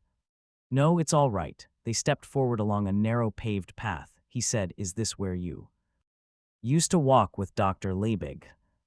Oh no, we walked way out among the fields, where you only see an occasional robot working. And you can hear the animal sounds. You and I will stay near the house though, just in case. In case what? Well, in case you want to go in. Or in case you get weary of seeing. It doesn't bother me, she said recklessly. There was the vague rustle of leaves above and an all-pervading yellowness and greenness. There were sharp, thin cries in the air about, plus a strident humming, and shadows too. He was especially aware of the shadows. One of them stuck out before him, in shape like a man. That moved as he did in horrible mimicry. Bailey had heard of shadows, of course, and he knew what they were, but in the pervasive, indirect lighting of the cities, he had never been specifically aware of one. Behind him, he knew, was the Solarian sun. He took care not to look at it, but he knew it was there. Space was large, space was lonely, yet he found it drawing him. His mind pictured himself striding the surface of a world with thousands of miles and light years of room all about him. Why should he find attraction in this thought of loneliness? He didn't want loneliness. He wanted Earth and the warmth and companionship of the man-crammed cities. The picture failed him. He tried to conjure up New York in his mind, all the noise and fullness of it, and found he could remain conscious only of the quiet, air-moving chill of the surface of Solaria. Without quite willing it, Bailey moved closer to Gladia until he was 2 feet away, then grew aware of her startled face. I beg your pardon, he said at once and drew off. She gasped, it's all right, won't you walk this way? We have some flower beds you might like.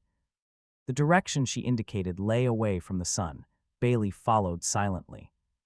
Gladia said, later in the year, it will be wonderful. In the warm weather I can run down to this lake and swim, or just run across the fields, run as fast as I can, until I'm just glad to fall down and lie still.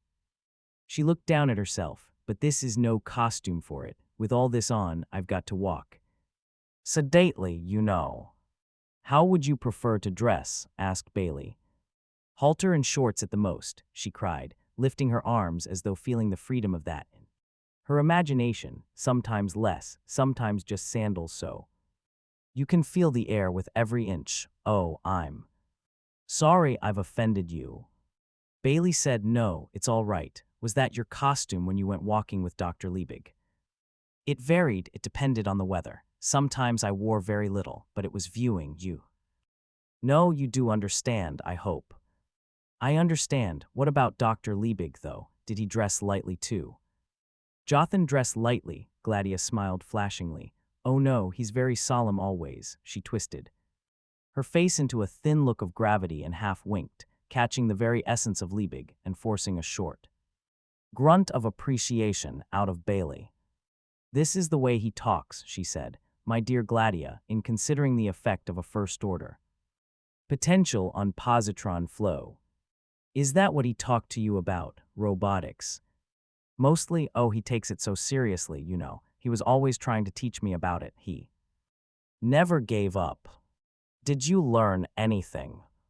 Not one thing, nothing. It's just all a complete mix-up to me. He'd get angry with me sometimes. But when he'd scold, I'd dive into the water, if we were anywhere near the lake, and splash him. Splash him, I thought you were viewing. She laughed. You're such an earthman. I'd splash where he was standing in his own room or on his own estate. The water couldn't touch him, but he would duck just the same. Look at that. Bailey looked. They had circled a wooded patch and now came upon a clearing, centered about an ornamental pond. Small bricked walks penetrated the clearing and broke it up. Flowers grew in profusion. An order. Bailey knew them for flowers from book films he had viewed. In a way, the flowers were like the light patterns that Gladia constructed, and Bailey imagined that. She constructed them in the spirit of flowers. He touched one cautiously, then looked about. Reds and yellows predominated. In turning to look about, Bailey caught a glimpse of the sun.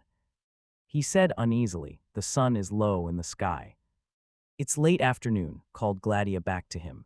She had run toward the pond and was sitting on a stone bench at its edge. "Come here," she shouted, waving. "You can stand if you don't like to sit on stone."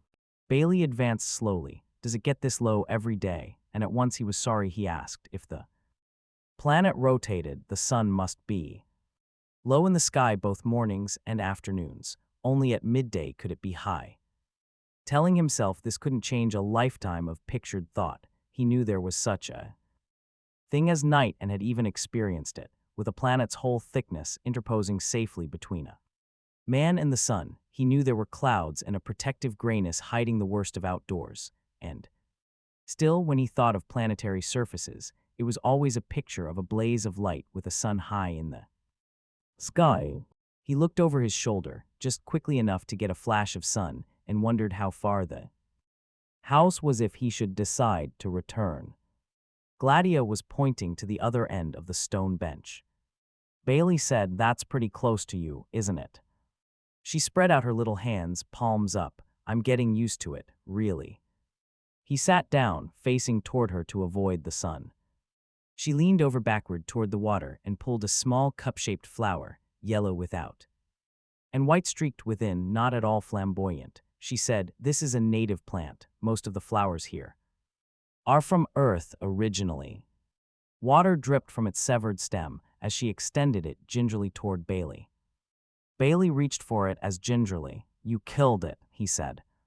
"It's only a flower. There are thousands more." Suddenly, before his fingers more than touched the yellow cup, she snatched it away, her eyes kindling.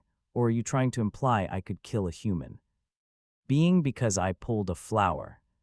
Bailey said in soft conciliation, "I wasn't implying anything. May I see it?" Bailey didn't really want to touch it. It had grown in wet soil, and there was still the effluvium of mud about it. How could these people, who were so careful in contact with Earthmen, and even with one another, be so careless in their contact with ordinary dirt? But he held the stalk between thumb and forefinger and looked at it.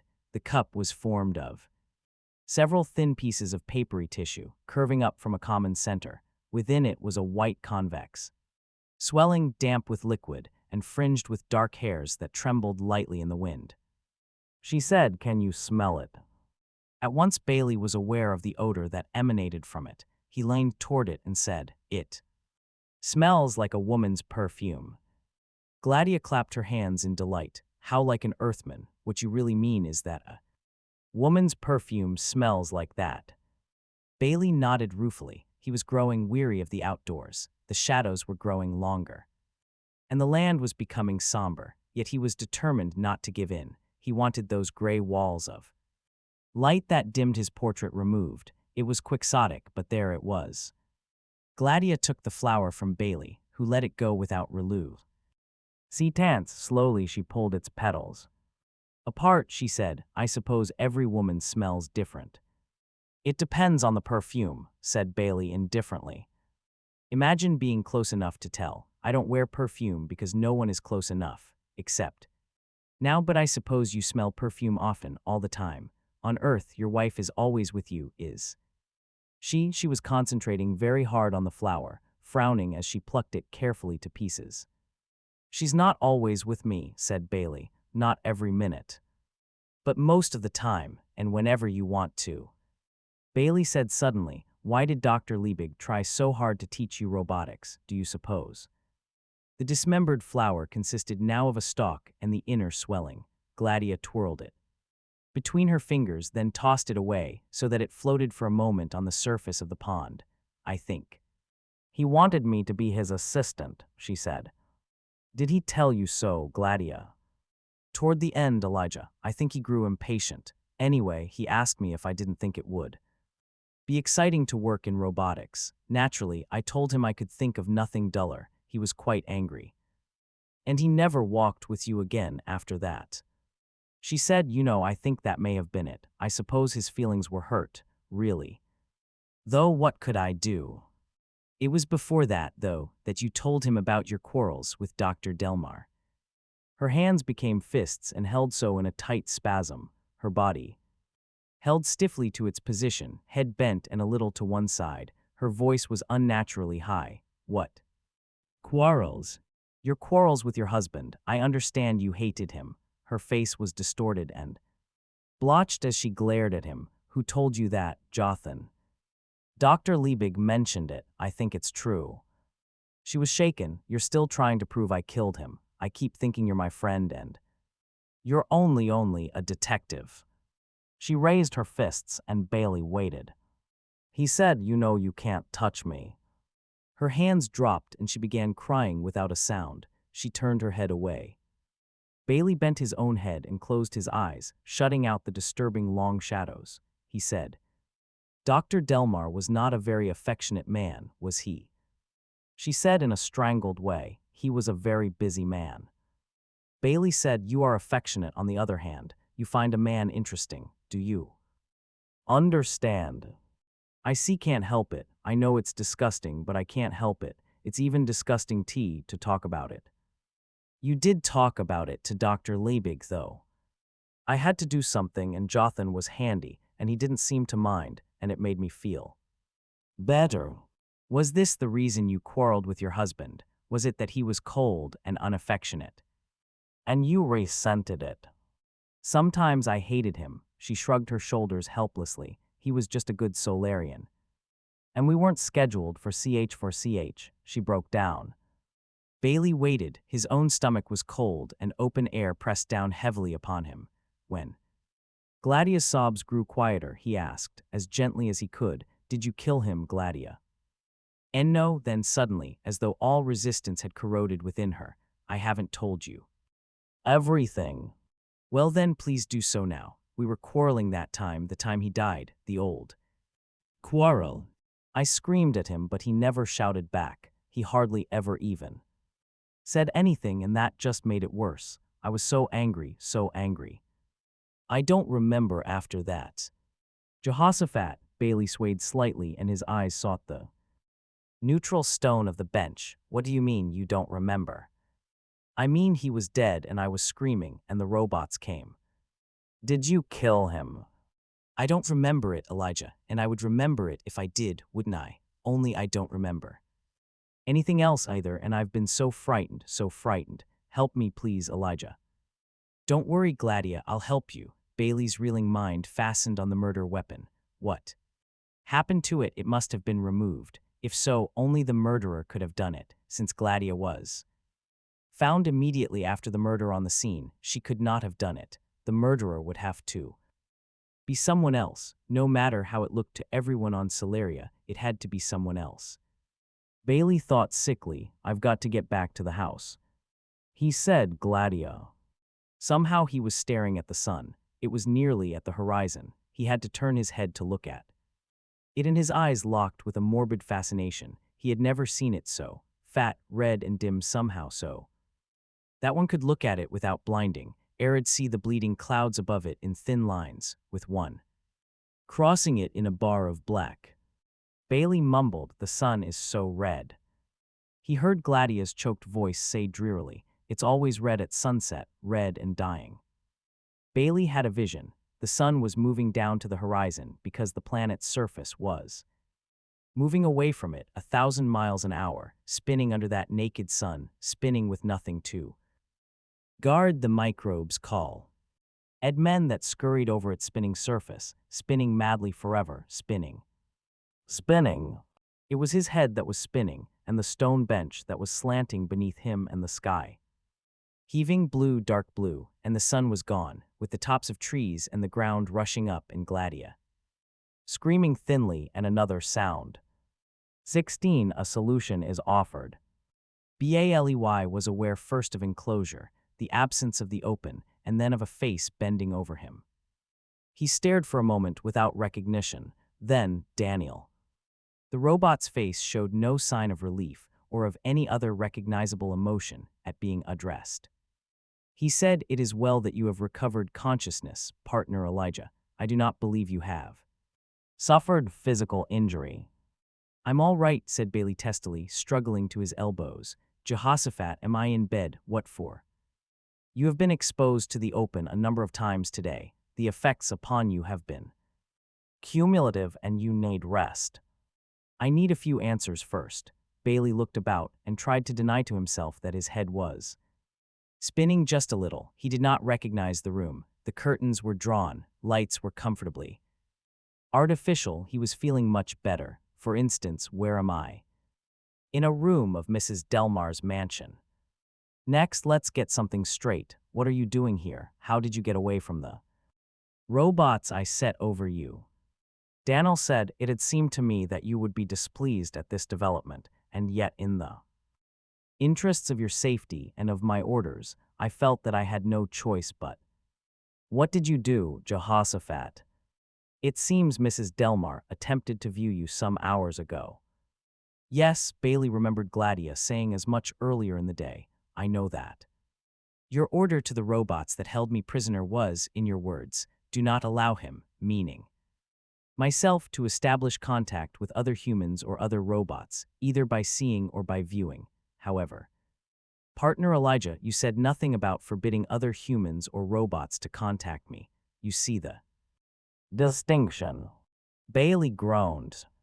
Daniel said, "No need for distress, partner Elijah. The flaw in your orders was instrumental, saving your life since it brought me to the scene. You see, when Mrs. Delmar viewed me being allowed to do so by my robot guardians, she asked after you, and I answered, quite truthfully, that I did not know of your whereabouts, but that I could attempt to find out. She seemed anxious that I do so. I said I thought it possible you might have left the house temporarily, and that I would check that matter, and would she, in the meanwhile, order the robots in the room with me to search the mansion for your presence.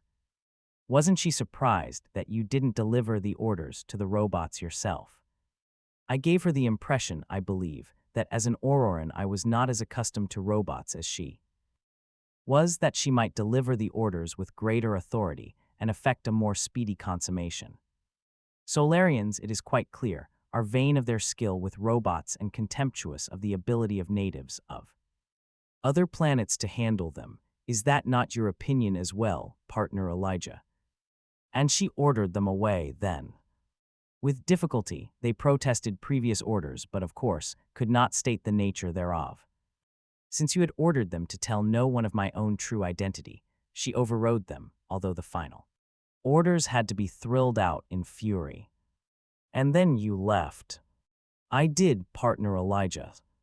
A pity, thought Bailey, that Gladia did not consider that episode important enough to relay to him. When he viewed her, he said, "It took you long enough to find me, Daniel. The robots on Solaria have a network of information through subetheric contact. A skilled Solarian could obtain information readily, but mediated as it is through millions of individual machines. One such as myself, without experience in the matter, must take time to unearth a single datum. It was better than an hour before the information as to your whereabouts reached me. I lost further time by visiting Dr. Delmar's place of business after you had departed." "What were you doing there?" "Pursuing researches of my own. I regret that this had to be done in your absence, but the exigencies of the investigation left me no choice." Bailey said, "Did you view Clarissa Cantaro or see her?" "I viewed her, but from another part of her building, not from our own estate. There were records at the farm I had to see. Ordinarily, viewing would have been sufficient, but it might have been inconvenient to remain on our own estate since 3 robots knew my real nature and might easily have imprisoned me once more. Bailey felt almost well. He swung his legs out of bed and found himself in a kind of nightgown. He stared at it with distaste. "Get me my clothes." Daniel did so. As Bailey dressed, he said, "Where's Mrs. Delmar?" "Under house arrest, partner Elijah." "What? By whose order?" "By my order. She is confined to her bedroom under robotic guard, and her right to give orders, other than to meet personal needs, has been neutralized." "By yourself." "The robots on this estate are not aware of my identity." Bailey finished dressing. "I know the case against Gladia," he said. "She had the opportunity, more of it in fact than we thought at first. She did not rush to the scene at the sound of her husband's cry, as she first said. She was there all along." "Does she claim to have witnessed the murder and seen the murderer?" "No, she remembers nothing of the crucial moments. That happens sometimes. It turns out also that she has a motive." "What was it, partner Elijah?" "One that I had suspected as a possibility from the first. I said to myself, if this were Earth and Dr. Delmar were as he was described to be and Gladia Delmar as she seemed to be, I would say that she was in love with him or had been, and that he was in love only with himself. The difficulty was to tell whether Solarians felt love or reacted to love in any earthly sense. My judgment as to their emotions and reactions wasn't to be trusted. It was why I had to see a few, not view them but see them." "I do not follow you, partner Elijah." "I don't know if I can explain it to you. These people have their gene possibilities carefully plotted before birth and the actual gene distribution tested after birth." "I know that.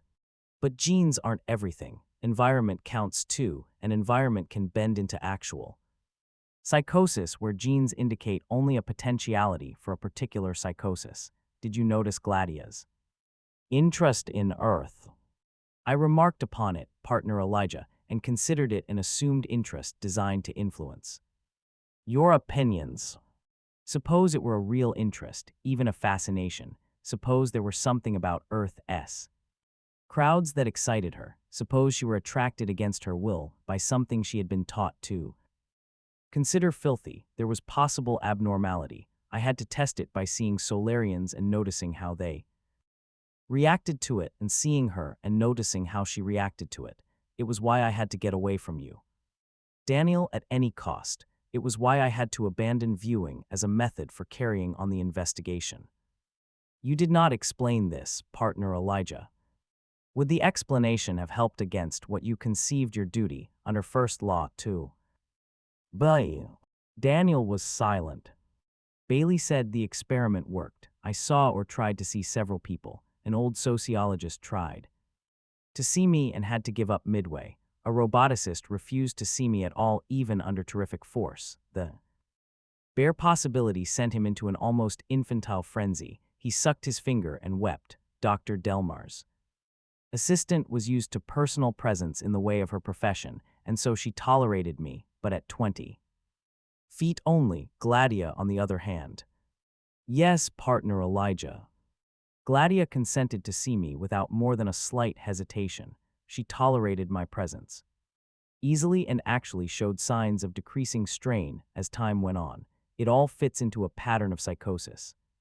She didn't mind seeing me. She was interested in Earth. She might have felt an abnormal interest in her husband. All of it could be explained by a strong, and for this world, psychotic interest in the personal presence of members of the opposite sex. Dr. Delmar himself was not the type to encourage such a feeling or cooperate with it. It must have been very frustrating for her." Daniel nodded. "Frustrating enough for murder in a moment of passion." "In spite of everything, I don't think so, Daniel." "Are you perhaps being influenced by extraneous motives of your own, partner Elijah? Mrs. Delmar is an attractive woman, and you are an Earthman in whom a preference for the personal presence of an attractive woman is not psychotic." "I have better reasons," said Bailey uneasily. Daniel's cool glance was too penetrating and soul dissecting by half. "Jehoshaphat, the thing was only a machine," he said. "If she were the murderess of her Husband, she would also have to be the attempted murderess of Gruer. He had almost the impulse to explain the way murder could be manipulated through robots, but held back. He was not sure how Daniel would react to a theory that made unwitting murderers of robots. Daniel said, and the attempted murderess of yourself as well. Bailey frowned. He had had no intention of telling Daniel of the poisoned arrow that had missed, no intention of strengthening the others. Already too strong protective complex vis-a-vis himself. He said angrily, "What did Clarissa tell you?" He ought to have warned her to keep quiet, but then how was he to know that Daniel would be about, asking questions? Daniel said calmly, "Mrs. Cantoro had nothing to do with the matter. I witnessed the murder. Attempt myself." Bailey was thoroughly confused. "You were nowhere about." Daniel said, "I caught you myself and brought you here an hour ago." "What are you talking about? Do you not remember, partner Elijah? It was almost a perfect murder. Did not Mrs. Delmar suggest that you go into the open? I was not a witness to that, but I feel certain she did." "She did suggest it, yes. She may even have enticed you to leave the house." Bailey thought of the portrait of himself, of the enclosing gray walls. Could it have been clever? Psychology could a Solarian have that much intuitive understanding of the psychology of an Earthman? "No," he said. Daniel said, "Was it she who suggested you go down to the ornamental pond and sit on the bench?" "Well, yes." "Does it occur to you that she might have been watching you, noticing your gathering dizziness? She asked once or twice if I wanted to go back. She might not have meant it seriously. She might have been watching you turn sicker on that bench. She might even have pushed you, or perhaps a push wasn't necessary. At the moment I reached you and caught you in my arms, you were in the process of falling backward off the stone bench and into 3 feet of water in which you would surely have drowned." For the first time, Bailey recalled those last fugitive sensations. Jehoshaphat. "Moreover," said Daniel with calm relentlessness, "Mrs. Delmar sat beside you, watching you fall without a move to stop you, nor would she have attempted to pull you out of the water. She would have let you drown. She might have called a robot, but the robot would surely have arrived too late, and afterward she would explain merely that, of course, it was impossible for her to touch you even to save your life." True enough, thought Bailey. No one would question her inability to touch a human being. The surprise, if any, would come at her ability to be as close to one as she was. Daniel said, "You see then, partner Elijah, that her guilt can scarcely be in question. You stated that she would have to be the attempted murderess of Agent Gruer, as though this were an argument against her guilt. You see now that she must have been. Her only motive to murder you was the same as her motive for trying to murder Gruer, the necessity of getting rid of an embarrassingly persistent investigator of the first murder." Bailey said the whole sequence might have been an innocent one. She might never have realized how the outdoors would affect. She studied Earth. She knew the peculiarities of Earthmen. I assured her I had been outdoors today and that I was growing used to it. She may have known better.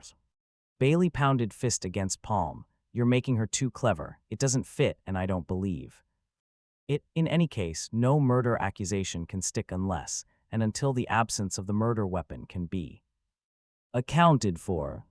Daniel looked steadily at the Earthman. "I can do that too, partner Elijah." Bailey looked at his robot partner with a stunned expression. "How?" "Your reasoning, you will remember, partner Elijah, was this. Were Mrs. Delmar the murderess, then the weapon, whatever it was, must have remained at the scene of the murder. The robots, appearing almost at once, saw no sign of such a weapon, hence it must have been removed from the scene, hence the murderer must have removed it, hence the murderer could not be Mrs. Delmar. Is all that correct?" "Correct." "Yet," continued the robot, "there is one place where the robots did not look for the weapon." "Where?" "Under Mrs. Delmar. She was lying in a faint, brought on by the excitement and passion of the moment, whether murderous or not, and the weapon, whatever it was, lay under her and out of sight." Bailey said, "Then the weapon would have been discovered as soon as she was moved." Exactly, said Daniel, but she was not moved by the robots. She herself told us yesterday at dinner that Dr. Thule ordered the robots to put a pillow under her head and leave her. She was first moved by Dr. Altum Thule himself when he arrived to examine her. So, it follows, therefore, partner Elijah, that a new possibility arises. Mrs. Delmar was the murderess. The weapon was at the scene of the crime, but Dr. Thule carried it off and disposed of it to protect Mrs. Delmar. Bailey felt contemptuous. He had almost been seduced into expecting something reasonable. He said, completely motiveless, "Why should Dr. Thule do such a thing?" "For a very good reason. You remember Mrs. Delmar's remarks concerning him. He always treated me since I was a child and was always so friendly and kind. I wondered if he might have some motive for being particularly concerned about her. It was for that reason that I visited the baby farm and inspected the records. What I had merely guessed at as a possibility turned out to be the truth." "What?" "Dr. Altum Thule was the father of Gladia Delmar, and what is more, he knew of the relationship." Bailey had no thought of disbelieving the robot. He felt only a deep chagrin that it had been robot Daniel Olivaw and not himself that had carried through the necessary piece of logical analysis. And so it was not complete. He said, "Have you spoken to Dr. Thule?" "Yes, I have placed him under house arrest also." "What does he say?" "He admits that he is the father of Mrs. Delmar. I confronted him with the records of the fact and the records of his inquiries into her health when she was a youngster. As a doctor, he was allowed more leeway in this respect than another Solarian might have been allowed." "Why should he have inquired into her health?"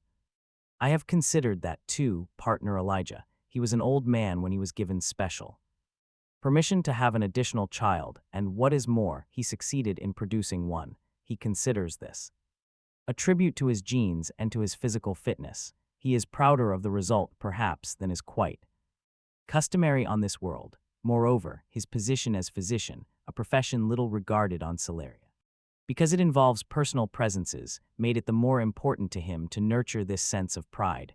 For that reason, he maintained unobtrusive contact with his offspring. Does Gladia know anything of it? As far as Dr. Thule is aware, partner Elijah, she does not. Bailey said, "Does Thule admit removing the weapon?" "No, that he does not." "Then you've got nothing, Daniel." "Nothing. Unless you can find the weapon and prove he took it, or at the very least induce him to confess. You have no evidence. A chain of deduction is pretty, but it isn't evidence. The man would scarcely confess, without considerable questioning, of a type I myself could not carry through. His daughter is dear to him." "Not at all," said Bailey. "His feeling for his daughter is not at all what you and I are accustomed to. Solaria is different." He strode the length of the room and back, letting himself cool. He said, "Daniel, you have worked out a perfect exercise in logic, but none of it is reasonable just the same. Logical but not reasonable. Wasn't that the definition of a robot?" He went on, "Dr. Thule is an old man and past his best years, regardless of whether he was capable of siring a daughter 30 years or so ago. Even spacers get senile. Picture him then examining his daughter in a faint and his son-in-law dead by violence. Can you imagine the unusual nature of the situation? For him, can you suppose he could have remained master of himself, so much the master of himself in fact as to carry out a series of amazing actions? Look, first, he would have had to notice a weapon under his daughter, one that must have been so well covered by her body that the robots never noticed it. Secondly, from whatever small scrap of object he noted, he must have deduced the presence of the weapon and seen at once that if he could but sneak off with that weapon unseen, a murder accusation against his daughter would be hard to substantiate. That's pretty subtle thinking for an old man in a panic. Then, thirdly, he would have had to carry the plan through. Also tough for an old man in a panic. And now, lastly, he would have to dare to compound the felony further by sticking to his lie. It all may be the result of logical thinking, but none of it is reasonable. Daniel said, "Do you have an alternate solution to the crime?" partner Elijah. Bailey had sat down during the course of his last speech, and now he tried to rise again, but a combination of weariness and the depth of the chair defeated him. He held out his hand petulantly. "Give me a hand, will you, Daniel?" Daniel stared at his own hand. "I beg your pardon, partner Elijah." Bailey silently swore at the other's literal mind and said, "Help me out of the chair." Daniel's strong arm lifted him out of the chair effortlessly. Bailey said, "Thanks, no, I haven't an alternate solution. At least I have, but the whole thing hinges on the location of the weapon." He walked impatiently to the heavy curtains that lined most of one wall and lifted a corner without quite realizing what he was doing. He stared at the black patch of glass until he became aware of the fact that he was looking out into the early night, and then dropped the curtain just as Daniel, approaching, quietly took it out of his fingers. In the split fraction of a moment in which Bailey watched the robot's hand take the curtain away from him with the loving caution of a mother protecting her child from the fire, a revolution took place within him. He snatched the curtain back, yanking it out of Daniel's grasp, throwing his full weight against it. He tore it away from the window, leaving shreds behind. "Partner Elijah," said Daniel softly, "surely you know now what the open will do to you." "I know," said Bailey, "what it will do for me." He stared out the window. There was nothing to see, only blackness, but that blackness was open air. It was unbroken, unobstructed space, even if unlit, and he was facing it. And for the first time he faced it freely. It was no longer bravado, or perverse curiosity, or the pathway to a solution of a murder. He faced it because he knew he wanted to, and because he needed to. That made all the difference. Walls were crutches, darkness and crowds were crutches. He must have thought them so unconsciously, and hated them even when he most thought he loved and needed them. Why else had he so resented Gladia's gray enclosure of his portrait? He felt himself filling with a sense of victory, and, as though victory were contagious, a new thought came, bursting like an inner shout. Bailey turned dizzily to Daniel. "I know," he whispered. "Jehoshaphat, I know." "Know what, partner Elijah?" "I know what happened to the weapon. I know who is responsible. All at once, everything falls into place.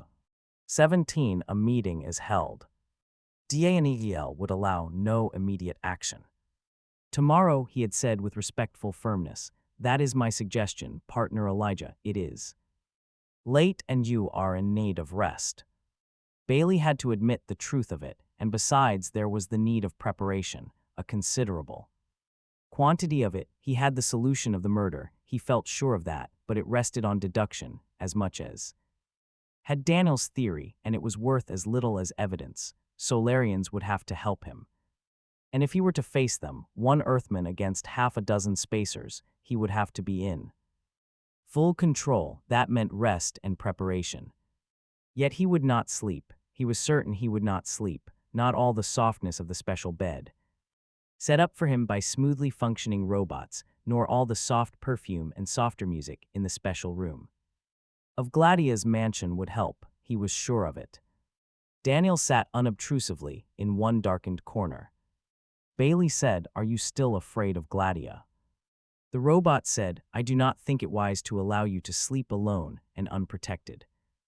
"Well, have your way. Are you clear as to what I want you to do, Daniel?" "I am, partner Elijah." "You have no reservations under the first law, I hope." "I have some with respect to the conference you wish arranged. Will you be armed and careful of your own safety?" "I assure you I will." Daniel delivered himself of a sigh that was somehow so human that for a moment Bailey found himself trying to penetrate the darkness that he might study the machine-perfect face of the other. Daniel said, "I have not always found human behavior logical." "We need 3 laws of our own," said Bailey, "but I'm glad we don't have them." He stared at the ceiling. A great deal depended on Daniel, and yet he could tell him very little of the whole truth. Robots were too involved. The planet, Aurora, had its reasons for sending a robot as representative of their interests, but it was a mistake. Robots had their limitations. Still, if all went right, this could all be over in 12 hours. He could be heading back to Earth in 24, bearing hope, a strange kind of hope, a kind he could scarcely believe himself, yet it was. Earth's way out, it must be Earth's way out. Earth, New York, Jesse and Ben, the comfort and familiarity and dearness of home. He dwelled on it, half asleep, and the thought of Earth failed to conjure the comfort he expected. There was an estrangement between himself and the cities. And at some unknown point in time, it all faded and he slept. Bailey, having slept and then wakened, showered and dressed, physically he was quite prepared. Yet he was unsure. It was not that his reasoning seemed any less cogent to himself in the pallor of morning.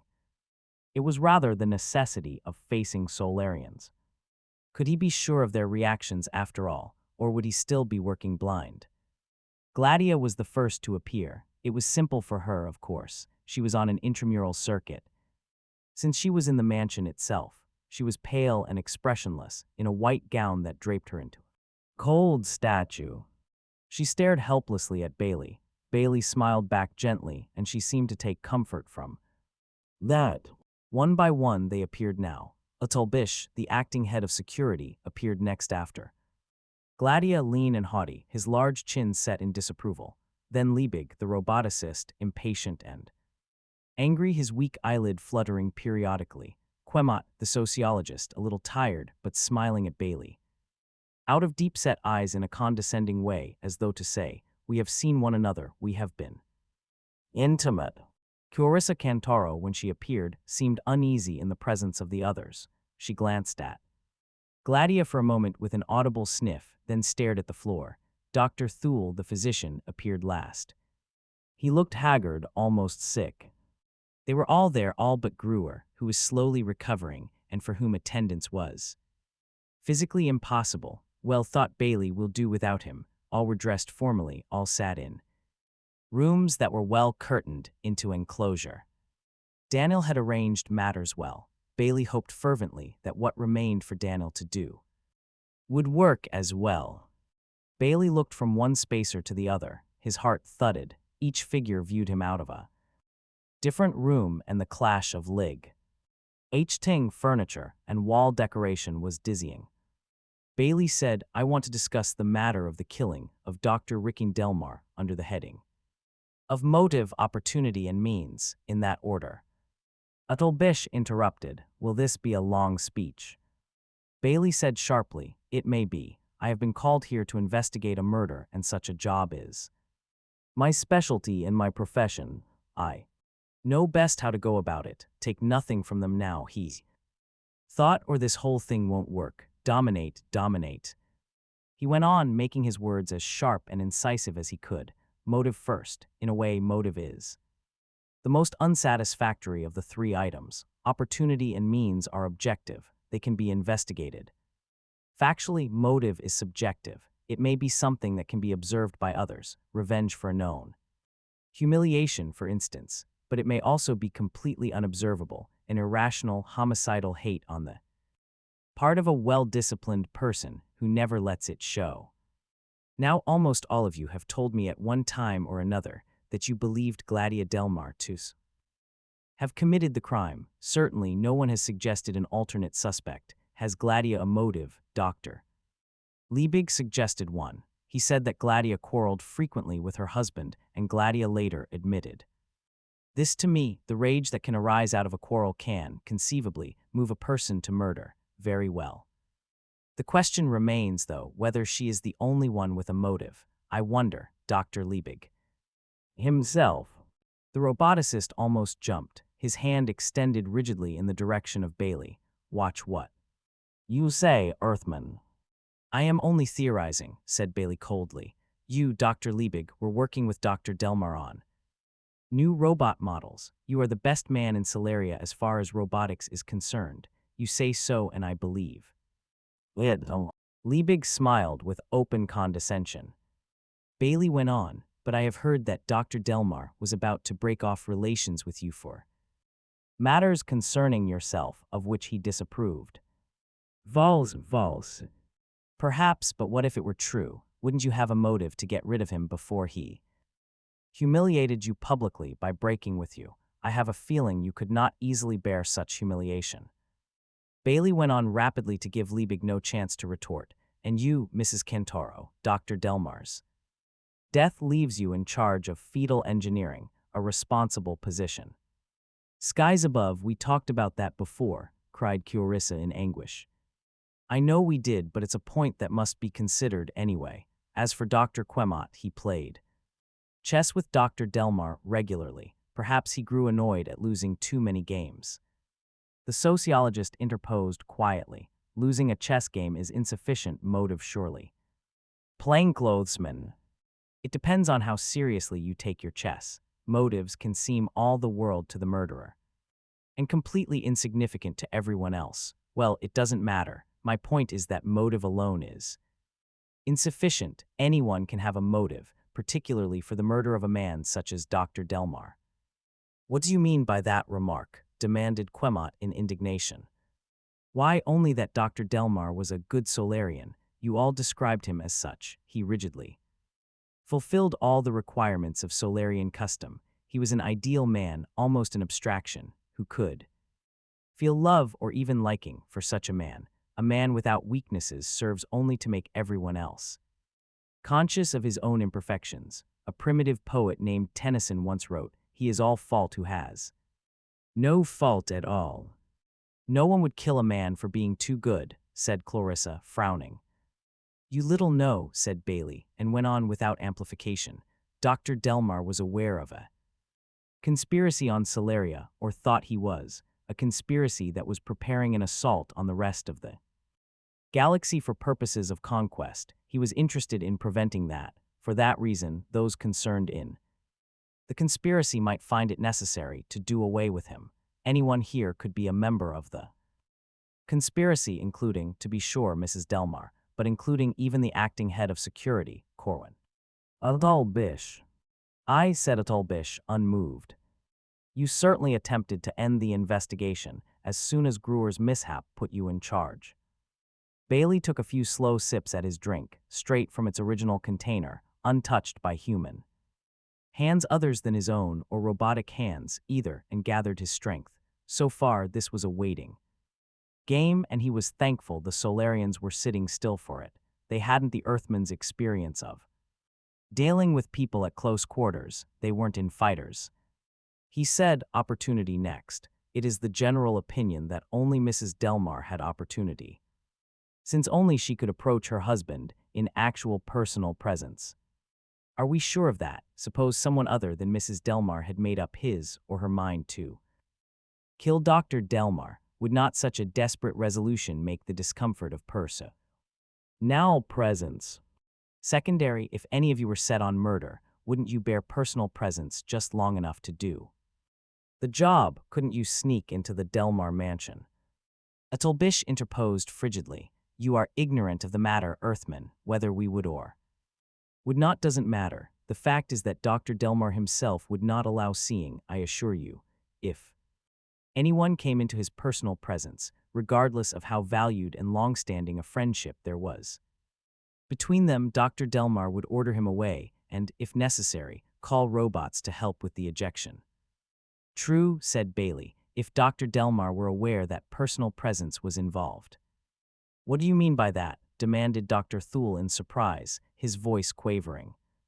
When you treated Mrs. Delmar at the scene of the murder, replied Bailey, looking full at his questioner. She assumed you were viewing her until you actually touched her, so she told me, and so I believe. I am myself accustomed only to seeing. When I arrived at Solaria and met security head Gruer, I assumed I was seeing him.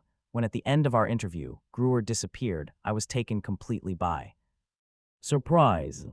Now assume the reverse. Suppose that for all a man's adult life, he had been viewing only, never seeing anyone except on rare occasions his wife. Now suppose someone other than his wife walked up to him in personal presence. Would he not automatically assume that it was a matter of viewing, particularly if a robot had been instructed to advise Delmar that viewing contact was being set up? Not for a minute, said Quemot. The sameness of background would give it away. Maybe, but how many of you are aware of background now? there would be a minute or so, at least, before Dr. Delmar would grow aware that something was wrong, and in that time his friend, whoever he was, could walk up to him, raise a club, and bring it down. "Impossible," said Quemot stubbornly. "I think not," said Bailey. "One think opportunity must be cancelled out as absolute proof that Mrs. Delmar is the murderess. She had opportunity, but so might others." Bailey waited again. He felt perspiration on his forehead, but wiping it away would have made him look weak. He must maintain absolute charge of the proceedings. The person at whom he was aiming must be placed in self-convinced inferiority. It was hard for an Earthman to do that to a spacer. Bailey looked from face to face and decided that matters were at least progressing satisfactorily.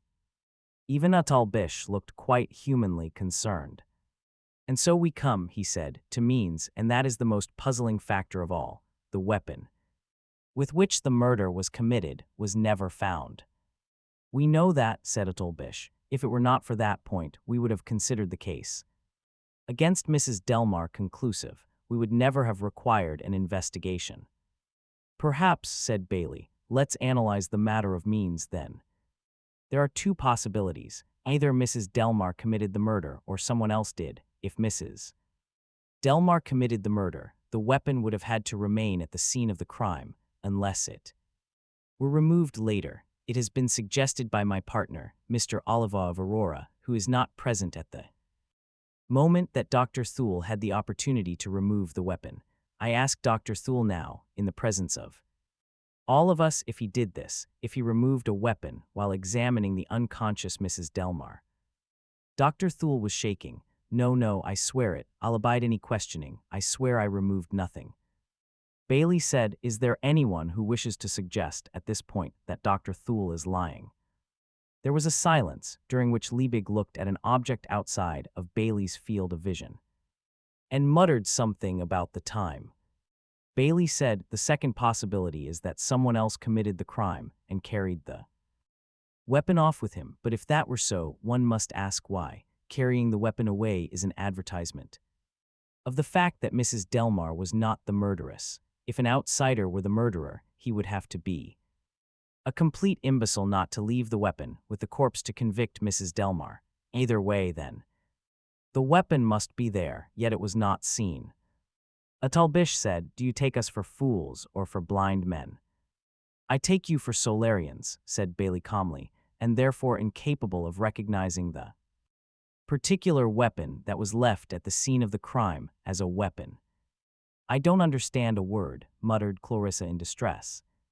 Even Gladia, who had scarcely moved a muscle during the course of the meeting, was staring at Bailey in surprise.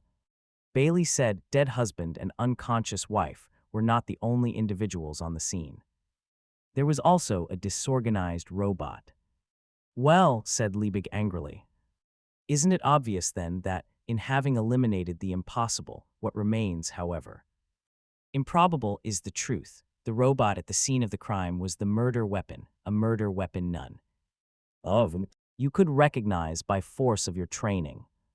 They all talked at once, all but Gladia, who simply stared.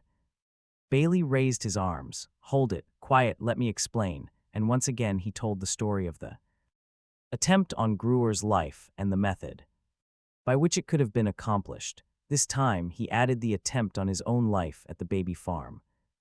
Liebig said impatiently, "I suppose that was managed by having one robot poison an arrow without knowing it was using poison, and having a second robot hand the poisoned arrow to the boy after telling him that you were an Earthman without its knowing that the arrow was poisoned.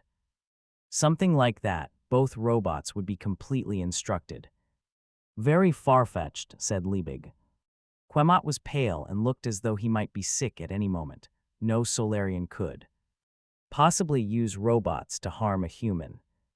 "Maybe so," said Bailey with a shrug, "but the point is that robots can be so manipulated. Ask Dr. Liebig, he is the roboticist." Liebig said, "It does not apply to the murder of Dr. Delmar. I told you that yesterday. How can anyone arrange to have a robot smash a man's skull?"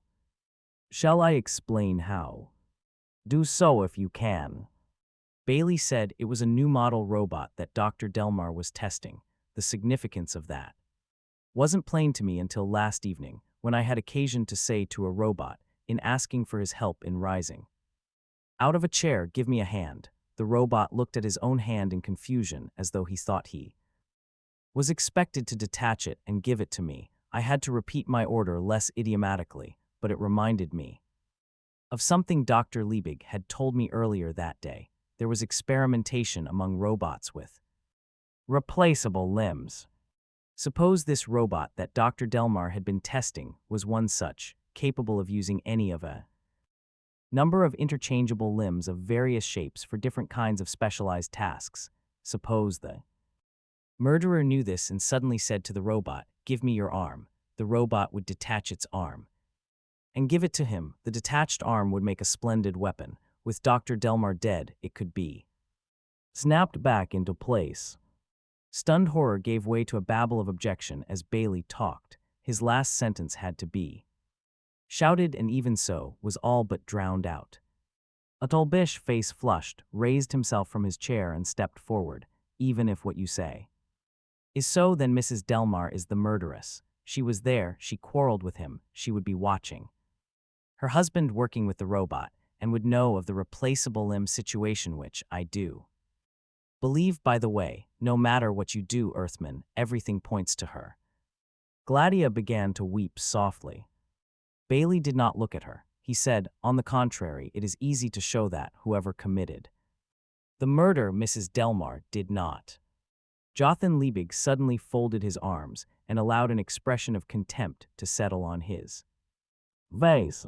Bailey caught that and said, "You'll help me do so, Dr. Liebig. As a roboticist, you know that maneuvering robots into actions such as indirect murder takes enormous skill.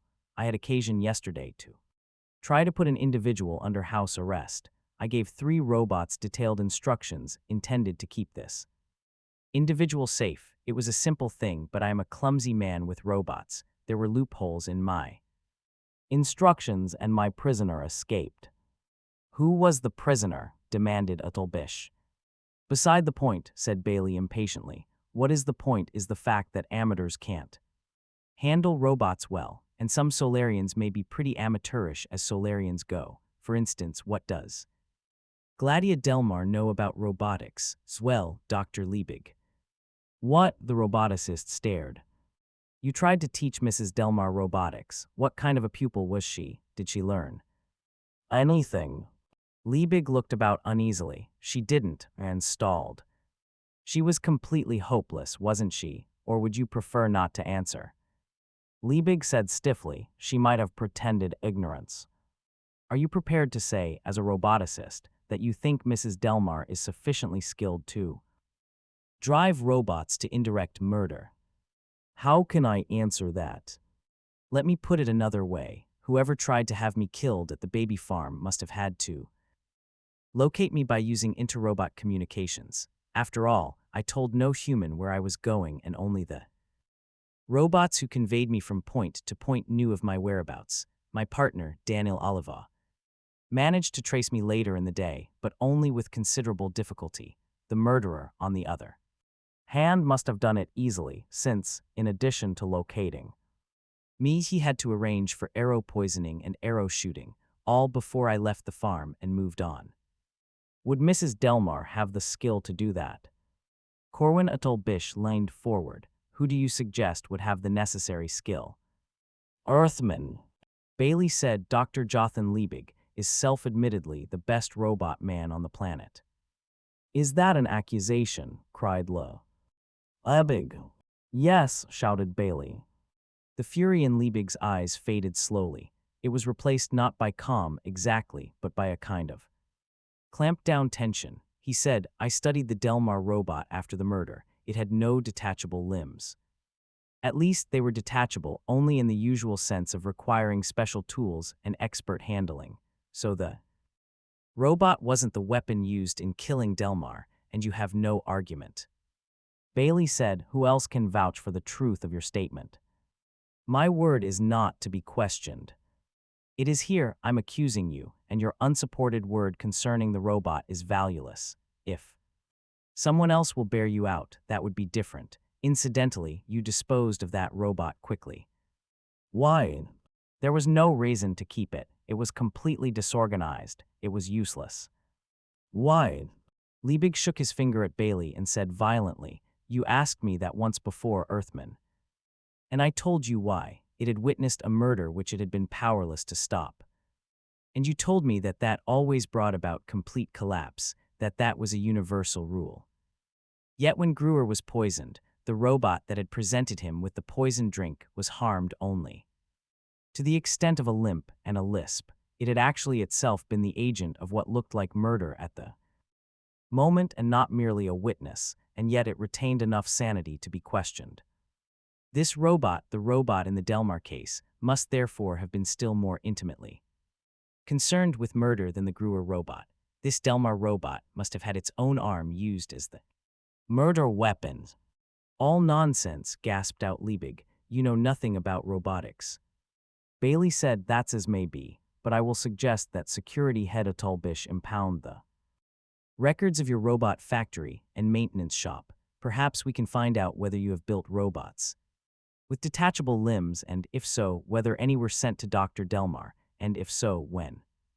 "No one will tamper with my records," cried Liebig. "Why, if you have nothing to hide, why? But why on Celeria should I want to kill Delmar? Tell me that. What's my motive?" "I can think of two," said Bailey. "You were friendly with Mrs. Delmar, overly friendly. Solarians are human, after a fashion. You never consorted with women, but that didn't keep you immune from, shall we say, animal urges. You saw Mrs. Delmar, I beg your pardon, you viewed her when she was dressed rather informally and—" "No," cried Liebig in agony. And Gladia whispered energetically, "No." "Perhaps you didn't recognize the nature of your feelings yourself," said Bailey, "or if you had a dim notion of it, you despised yourself for your weakness and hated Mrs. Delmar for inspiring it. And yet you might have hated Delmar, too, for having her. You did ask Mrs. Delmar to be your assistant. You compromised with your libido that far. She refused, and your hatred was the keener for that, by killing Dr. Delmar in such a way as to throw suspicion on Mrs. Delmar. You could be avenged on both at once." "Who would believe that cheap, melodramatic filth?" demanded Liebig in a hoarse whisper. "Another Earthman, another animal, maybe, no Solarian." "I don't depend on that motive," said Bailey. "I think it was there unconsciously, but you had a plainer motive, too. Dr. Bay, Iking Delmar was in the way of your plans and had to be removed." "What plans?" demanded Liebig. "Your plans aiming at the conquest of the galaxy, Dr. Liebig," said Bailey. 18. A question is answered. "The Earthman is mad," cried Liebig, turning to the others. "Isn't that obvious?" Some stared at Liebig wordlessly, some at Bailey. Bailey gave them no chance to come to decisions. He said, "You know better, Dr. Liebig. Dr. Delmar was going to break off with you. Mrs. Delmar thought it was because you wouldn't marry. I don't think so. Dr. Delmar himself was planning a future in which ectogenesis would be possible and marriage unnecessary, but Dr. Delmar was working with you. He would know and guess more about your work than anyone else. He would know if you were attempting dangerous experiments, and he would try to stop you. He hinted about such matters to Agent Gruer, but gave no details because he was not yet certain of the details. Obviously, you discovered his suspicions and killed him." "Mad," said Liebig again. "I will have nothing more to do with this." But Atolbish interrupted. "Hear him out, Liebig." Bailey bit his lip to keep from a premature display of satisfaction at the obvious lack of sympathy. In the security head's voice, he said, "In the same discussion with me in which you mentioned robots with detachable limbs, Dr. Liebig, you mentioned spaceships with built-in positronic brains. You were definitely talking too much then. Was it that you thought I was only an Earthman and incapable of understanding the implications of robotics, or was it that you had just been threatened with personal presence? Had the threat lifted, and we Ray a little delirious with relief. In any case, Dr. Quemat had already told me that the secret weapon of Celeria against the outer worlds was the positronic robot. Quemot, thus unexpectedly referred to, started violently and cried, "I meant." "You meant it sociologically, I know, but it gives rise to thoughts. Consider a spaceship with a built-in positronic brain as compared to a manned spaceship. A manned spaceship could not use robots in active warfare. A robot could not destroy humans on enemy spaceships or on enemy worlds. It could not grasp the distinction between friendly humans and enemy humans. Of course, a robot could be told that the opposing spaceship had no humans aboard. It could be told that it was an uninhabited planet that was being bombarded. That would be difficult to manage. Robot could see that its own ship carried humans. It would know its own world held humans.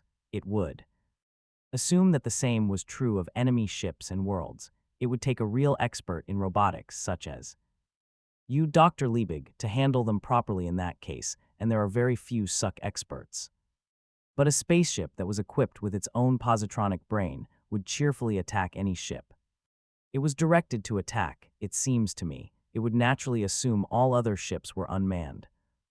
Positronic brain ship could easily be made incapable of receiving messages from enemy ships that might undeceive it. With its weapons and defenses under the immediate control of a positronic brain, it would be more maneuverable than any manned ship, with no room necessary for crewmen, for supplies, for water or air purifiers. It could carry more armor, more weapons, and be more invulnerable than any ordinary ship. One ship with a positronic brain could defeat fleets of ordinary ships. Am I wrong? The last question was shot at Dr. Liebig, who had risen from his seat and was standing, rigid, almost cataleptic with what? Anger, horror. There was no answer. No answer could have been heard. Something tore loose and the others were yelling madly. Clarissa had the face of a fury, and even Gladia was on her feet, her small fist beating the threateningly, and all had turned on Liebig.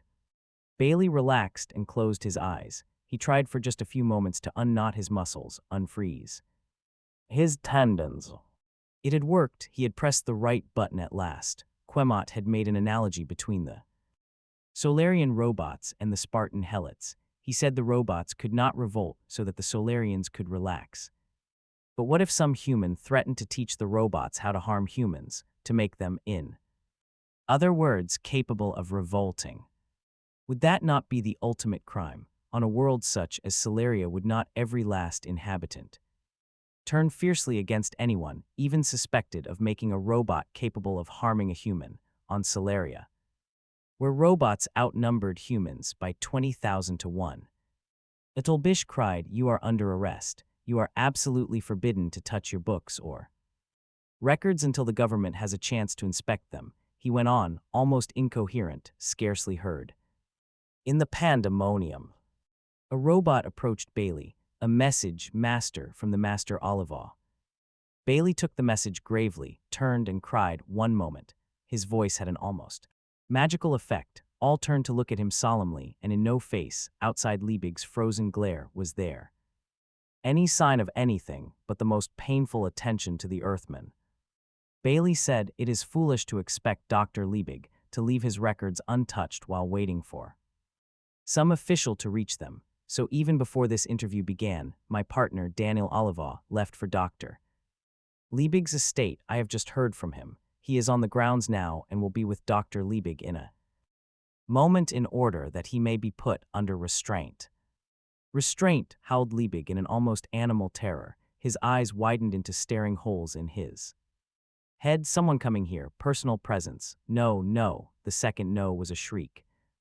"You will not be harmed," said Bailey coldly, "if you cooperate." "But I won't see him. I can't see him." The roboticist fell to his knees without seeming aware of the motion. He put his hands together in a desperate, clasped gesture of appeal. "What do you want? Do you want a confession?" Delmar's robot had detachable limbs. Yes, yes, yes. I arranged Gruer's poisoning. I arranged the arrow meant for you. I even planned the spaceships, as you said. I haven't succeeded, but yes. I planned it. Only keep the man away. Don't let him come. Keep him away." He was babbling. Bailey nodded. Another right button. The threat of personal presence would do more to induce confession than any physical torture. But then, at some noise or movement, outside the field of sound or vision of any of the others. Liebig's head twisted and his mouth opened. He lifted a pair of hands, holding something off. "Away," he begged. "Go away, don't come. Please don't come, please." He scrambled away on hands and knees, then his hand went suddenly to a pocket in his jacket. It came out with something and moved rapidly to his mouth. Swaying twice, he fell prone. Bailey wanted to cry. "You fool, it isn't a human that's approaching, only one of the robots you love." Daniel Oliva darted into the field of vision, and for a moment stared down at the crumpled figure. Bailey held his breath. If Daniel should realize it was his own pseudo-humanity that had killed Liebig, the effect on his first law-enslaved brain might be drastic. But Daniel only knelt, and his delicate fingers touched Liebig here and there. Then he lifted Liebig's head as though it were infinitely precious to him, cradling it, caressing it. His beautifully chiseled face stared out at the others, and he whispered, "A human is dead." Bailey was expecting her. She had asked for a last interview, but his eyes widened when she appeared. He said, "I'm seeing you." "Yes," said Gladia. "How can you tell?" "You're wearing gloves." "Oh," she looked at her hands in confusion. Then softly, "Do you mind?" "No, of course not, but why have you decided to see, rather than view?" "Well," she smiled weakly, "I've got to get used to it, don't I, Elijah? I mean, if I'm going to Aurora. Then it's all arranged. Mr. Oliva seems to have influence. It's all arranged. I'll never come back." "Goods, you'll be happier, Gladia. I know you will." "I'm a little afraid."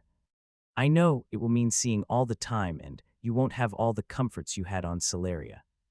But you'll get used to it, and what's more, you'll forget all the terror you've been through." "I don't want to forget everything," said Gladia softly.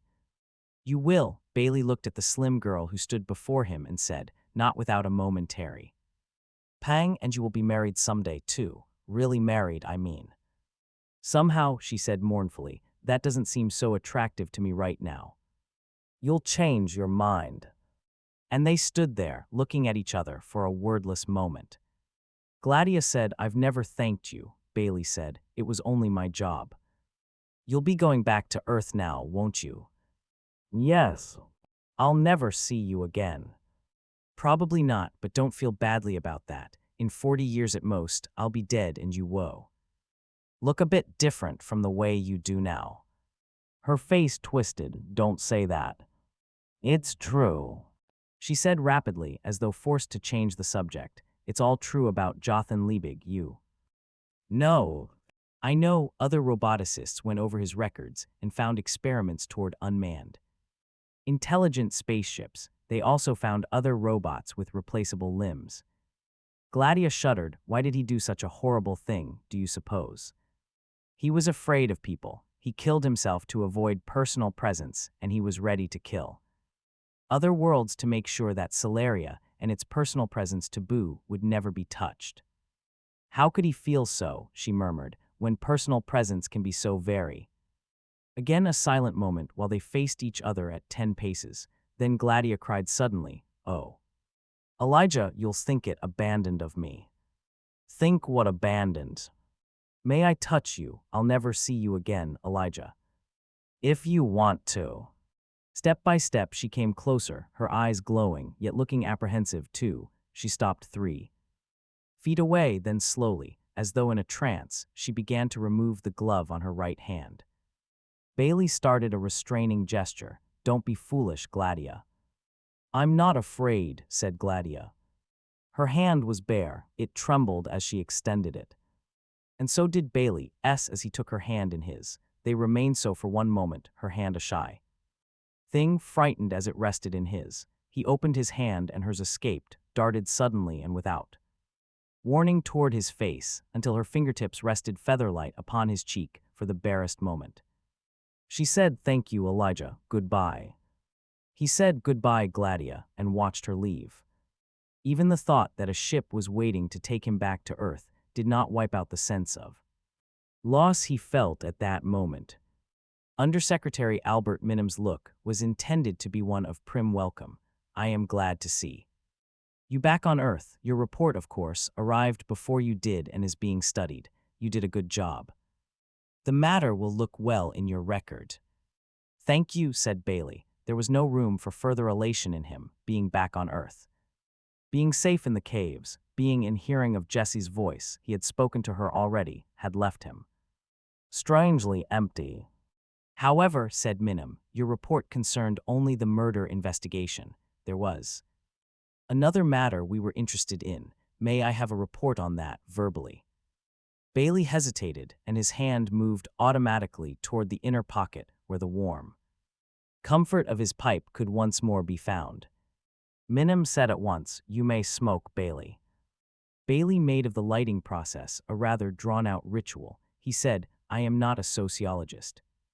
Aren't you? Minim smiled briefly. Why, it seems to me we discussed that once. A successful detective must be a good rule-of-thumb sociologist, even if he never heard of Hackett's equation, I think. From your discomfort at the moment, that you have notions concerning the outer worlds but aren't sure how it will sound to me.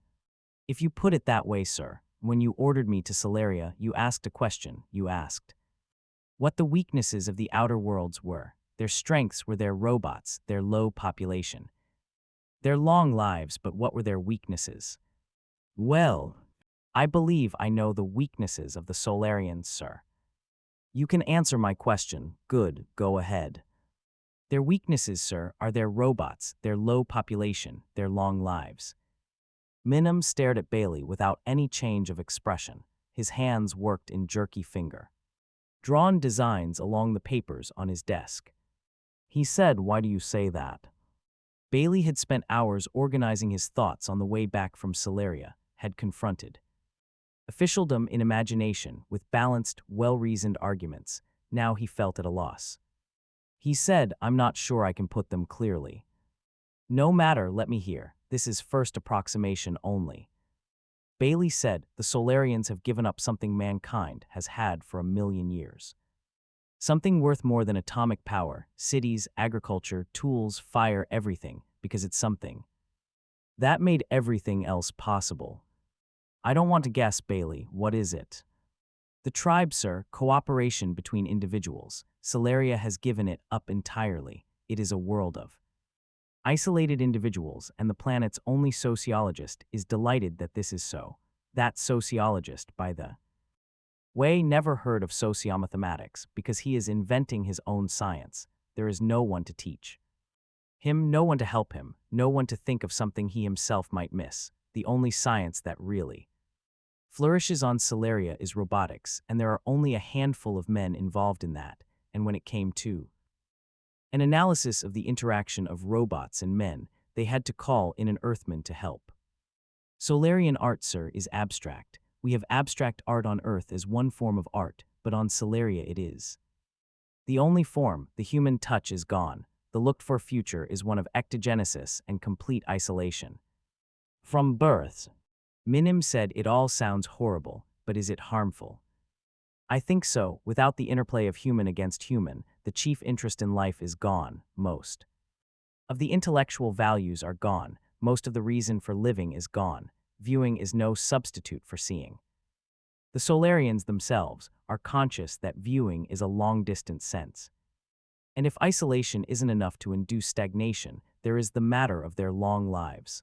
On Earth, we have a continuous influx of young people who are willing to change because they haven't had time to grow hardset in their ways. I suppose there's some optimum, a life long enough for real accomplishment and short enough to make way for youth at a rate that's not too slow. On Solaria, the rate is too slow. Minim still drew patterns with his finger. Interesting, interesting. He looked up, and it was as though a mask had fallen away. There was glee in his eyes. Plainclothesman, you're a man of penetration. Thank you, said Bailey stiffly. Do you know why I encouraged you to describe your views to me? He was almost like a little boy hugging his pleasure. He went on without waiting for an answer. Your report has already undergone preliminary analysis by our sociologists, and I was wondering if you had any idea yourself as to the excellent news for Earth you had brought with you. I see you have. But wait, said Bailey, there's more to this. There is indeed, agreed Minim jubilantly. Solaria cannot possibly correct its stagnation. It has past a critical point, and their dependence on robots has gone too far. Individual robots can't discipline an individual child, even though discipline may do the child eventual good. The robot can't see past the immediate pain, and robots collectively cannot discipline a planet by allowing its institutions to collapse. When the institutions have grown harmful, they can't see past the immediate chaos, so the only end for the outer worlds is perpetual stagnation, and Earth will be freed of their domination. This new data changes everything. Physical revolt will not even be necessary. Freedom will come of itself. Wait, said Bailey again, more loudly. It's only Solaria we're discussing, not any other outer world. It's the same thing, your Solarian sociologist Quemot. Quemot, sir. Quemot then, he said, did he not, that the other outer worlds were moving in the direction of Solaria? He did, but he knew nothing about the other outer worlds firsthand, and he was no sociologist. Not really, I thought I made that clear. Our own men will check. They'll lack data too. We know nothing about the really big outer worlds, Aurora for instance. Daniel's world, to me, it doesn't seem reasonable to expect them to be anything like Solaria. In fact, there's only one world in the galaxy which resembles Solaria. Minim was dismissing the subject with a small, happy wave of his neat hand. Our men will check. I'm sure they will agree with Quemot. Bailey's stare grew somber. If Earth sociologists were anxious enough for happy news, they would find themselves agreeing with Quemot at that. Anything could be found in figures if the search were long enough and hard enough, and if the proper pieces of information were ignored or overlooked. He hesitated. Was it best now to speak, while he had the ear of a man high in the government, or? He hesitated a trifle too long. Minim was speaking again, shuffling a few papers and growing more matter of fact, a few minor matters, plainclothesman, concerning the Delmar case itself, and then you will be free to go. Did you intend to have Liebig commit suicide? I intended to force a confession, sir. I had not anticipated suicide at the approach, ironically, of someone who was only a robot and who would not really be violating the taboo against personal presence. But frankly, I don't regret his death. He was a dangerous man. It will be a long time before there will be another man who will combine his sickness and his brilliance. I agree with that, said Minim dryly, and consider his death fortunate, but didn't you consider your danger if the Solarians had stopped to realize that Liebig couldn't possibly have murdered Delmar? Bailey took his pipe out of his mouth and said nothing. Come, plainclothesman, said Minim, you know he didn't. The murder required personal presence, and Liebig would die rather than allow that. He did die rather than allow it. Bailey said, you're right, sir. I counted on the Solarians being too horrified at his misuse of robots to stop to think of that. Then who did kill Delmar? Bailey said slowly, if you mean who struck the actual blow, it was the person everyone knew had done so, Gladia Delmar, the man's wife. And you let her go. Bailey said morally, the responsibility wasn't hers. Liebig knew Gladia quarreled bitterly with her husband, and often, he must have known how furious she could grow in moments of anger. Liebig wanted the death of the husband under circumstances that would incriminate the wife, so he supplied Delmar with a robot and, I imagine, instructed it with all the skill he possessed to hand Gladia one of its detachable limbs at the moment of her full fury. With a weapon in her hand at the crucial moment, she acted in a temporary blackout before either Delmar or the robot could stop her. Gladia was as much Liebig's unwitting instrument as the robot itself.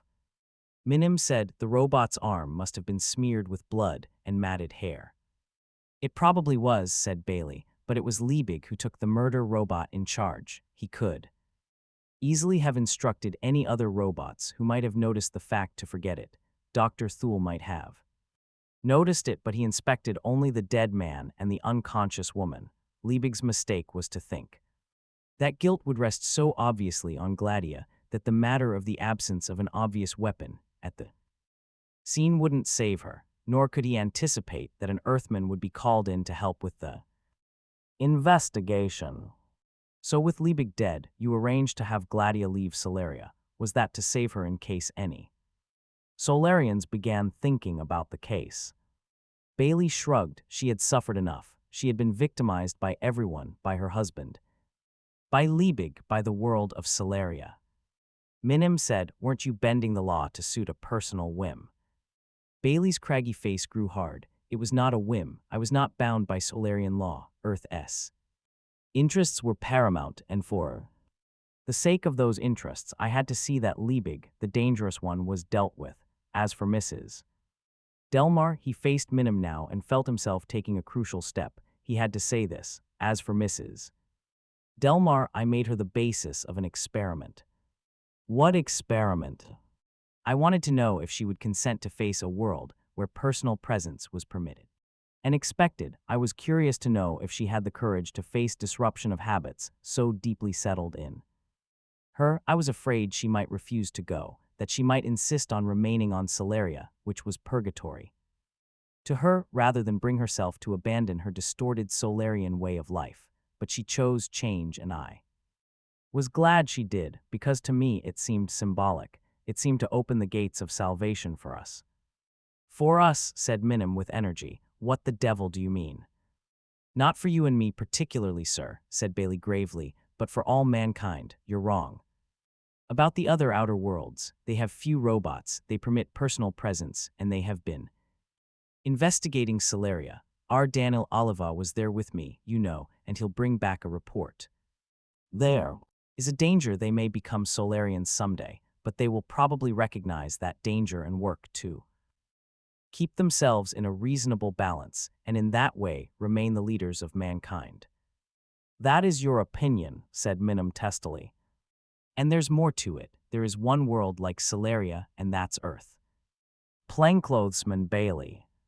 "It's so, sir. We're Solaria inside out. They retreated into isolation from one another. We retreat into isolation from the galaxy. They are at the dead end of their inviolable estates. We are at the dead end of underground cities, their leaders without followers, only robots who can't talk back. We're followers without leaders, only enclosing cities to keep us safe."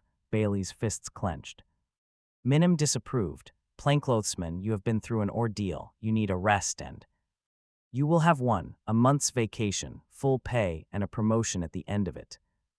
"Thank you, but that's not all I want. I want you to listen. There's only one direction out of our dead end, and that's outward, toward space. There are 1,000,000 worlds out there, and the spacers own only 50. They are few and long-lived. We are many and short-lived. We are better suited than they for exploration and colonization. We have population pressure to push us, and a rapid turnover of generation to keep us supplied with the young and restless. It was our ancestors who colonized the outer worlds in the first place." "Yes, I see, but I'm afraid our time is up." Bailey could feel the other's anxiety to be rid of him, and he remained stolidly in place. He said, "When the original colonization established worlds superior to our own in technology, we escaped by building wombs beneath the ground for ourselves. The spacers made us feel inferior, and we hid from them. That's no answer. To avoid the destructive rhythm of rebellion and suppression, we must compete with them, follow them if we must, lead them if we can. To do that, we must face the open. We must teach ourselves to face the open. If it is too late to teach ourselves, then we must teach our children. It's vital." "You need a rest, plainclothesman," Bailey said violently. "Listen to me, sir. If the spacers are strong and we remain as we are, then Earth will be destroyed within a century. That has been computed, as you yourself told me. If the spacers are really weak and are growing weaker, then we may escape. But who says the spacers are weak? The Solarians, yes, but that's all we know."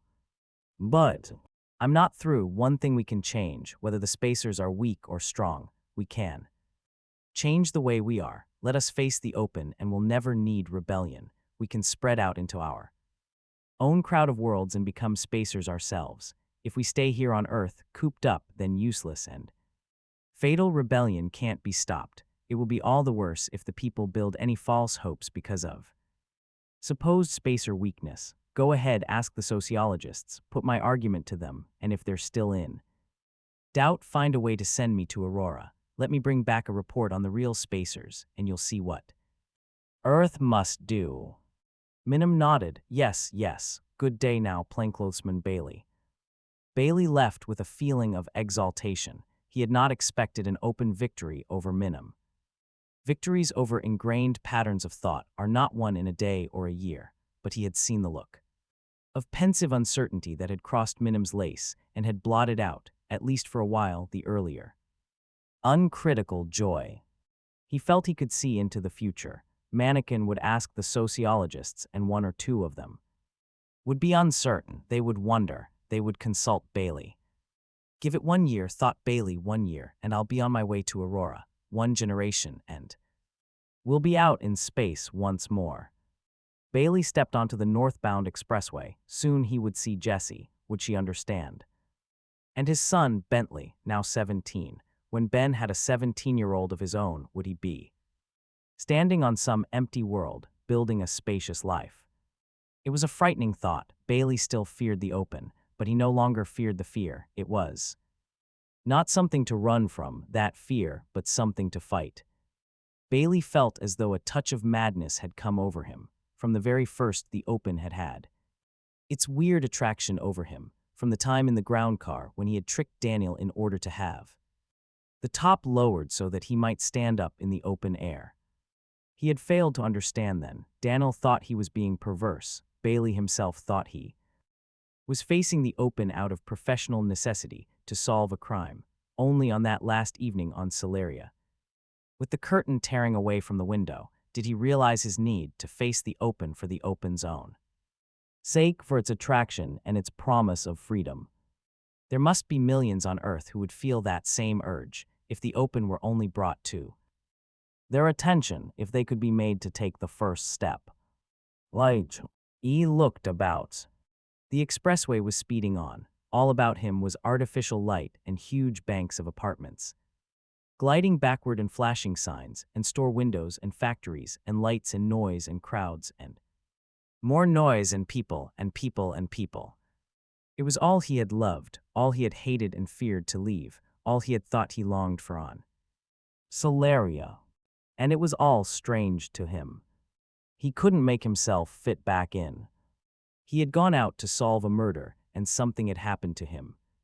He had told Minim the cities were wombs, and so they were. And what was the first thing a man must do before he can be a man? He must be born, he must leave the womb, and once left it could not be re-entered. Bailey had left the city and could not re-enter. The city was no longer his. The caves of steel were alien. This had to be, and it would be so for others, and Earth would be born again and reach outward. His heart beat madly, and the noise of life about him sank to an unheard murmur. He remembered his dream on Solaria, and he understood it at last. He lifted his head, and he could see through all the steel and concrete and humanity above him. He could see the beacon set in space to lure men outward. He could see it shining down, the naked sun.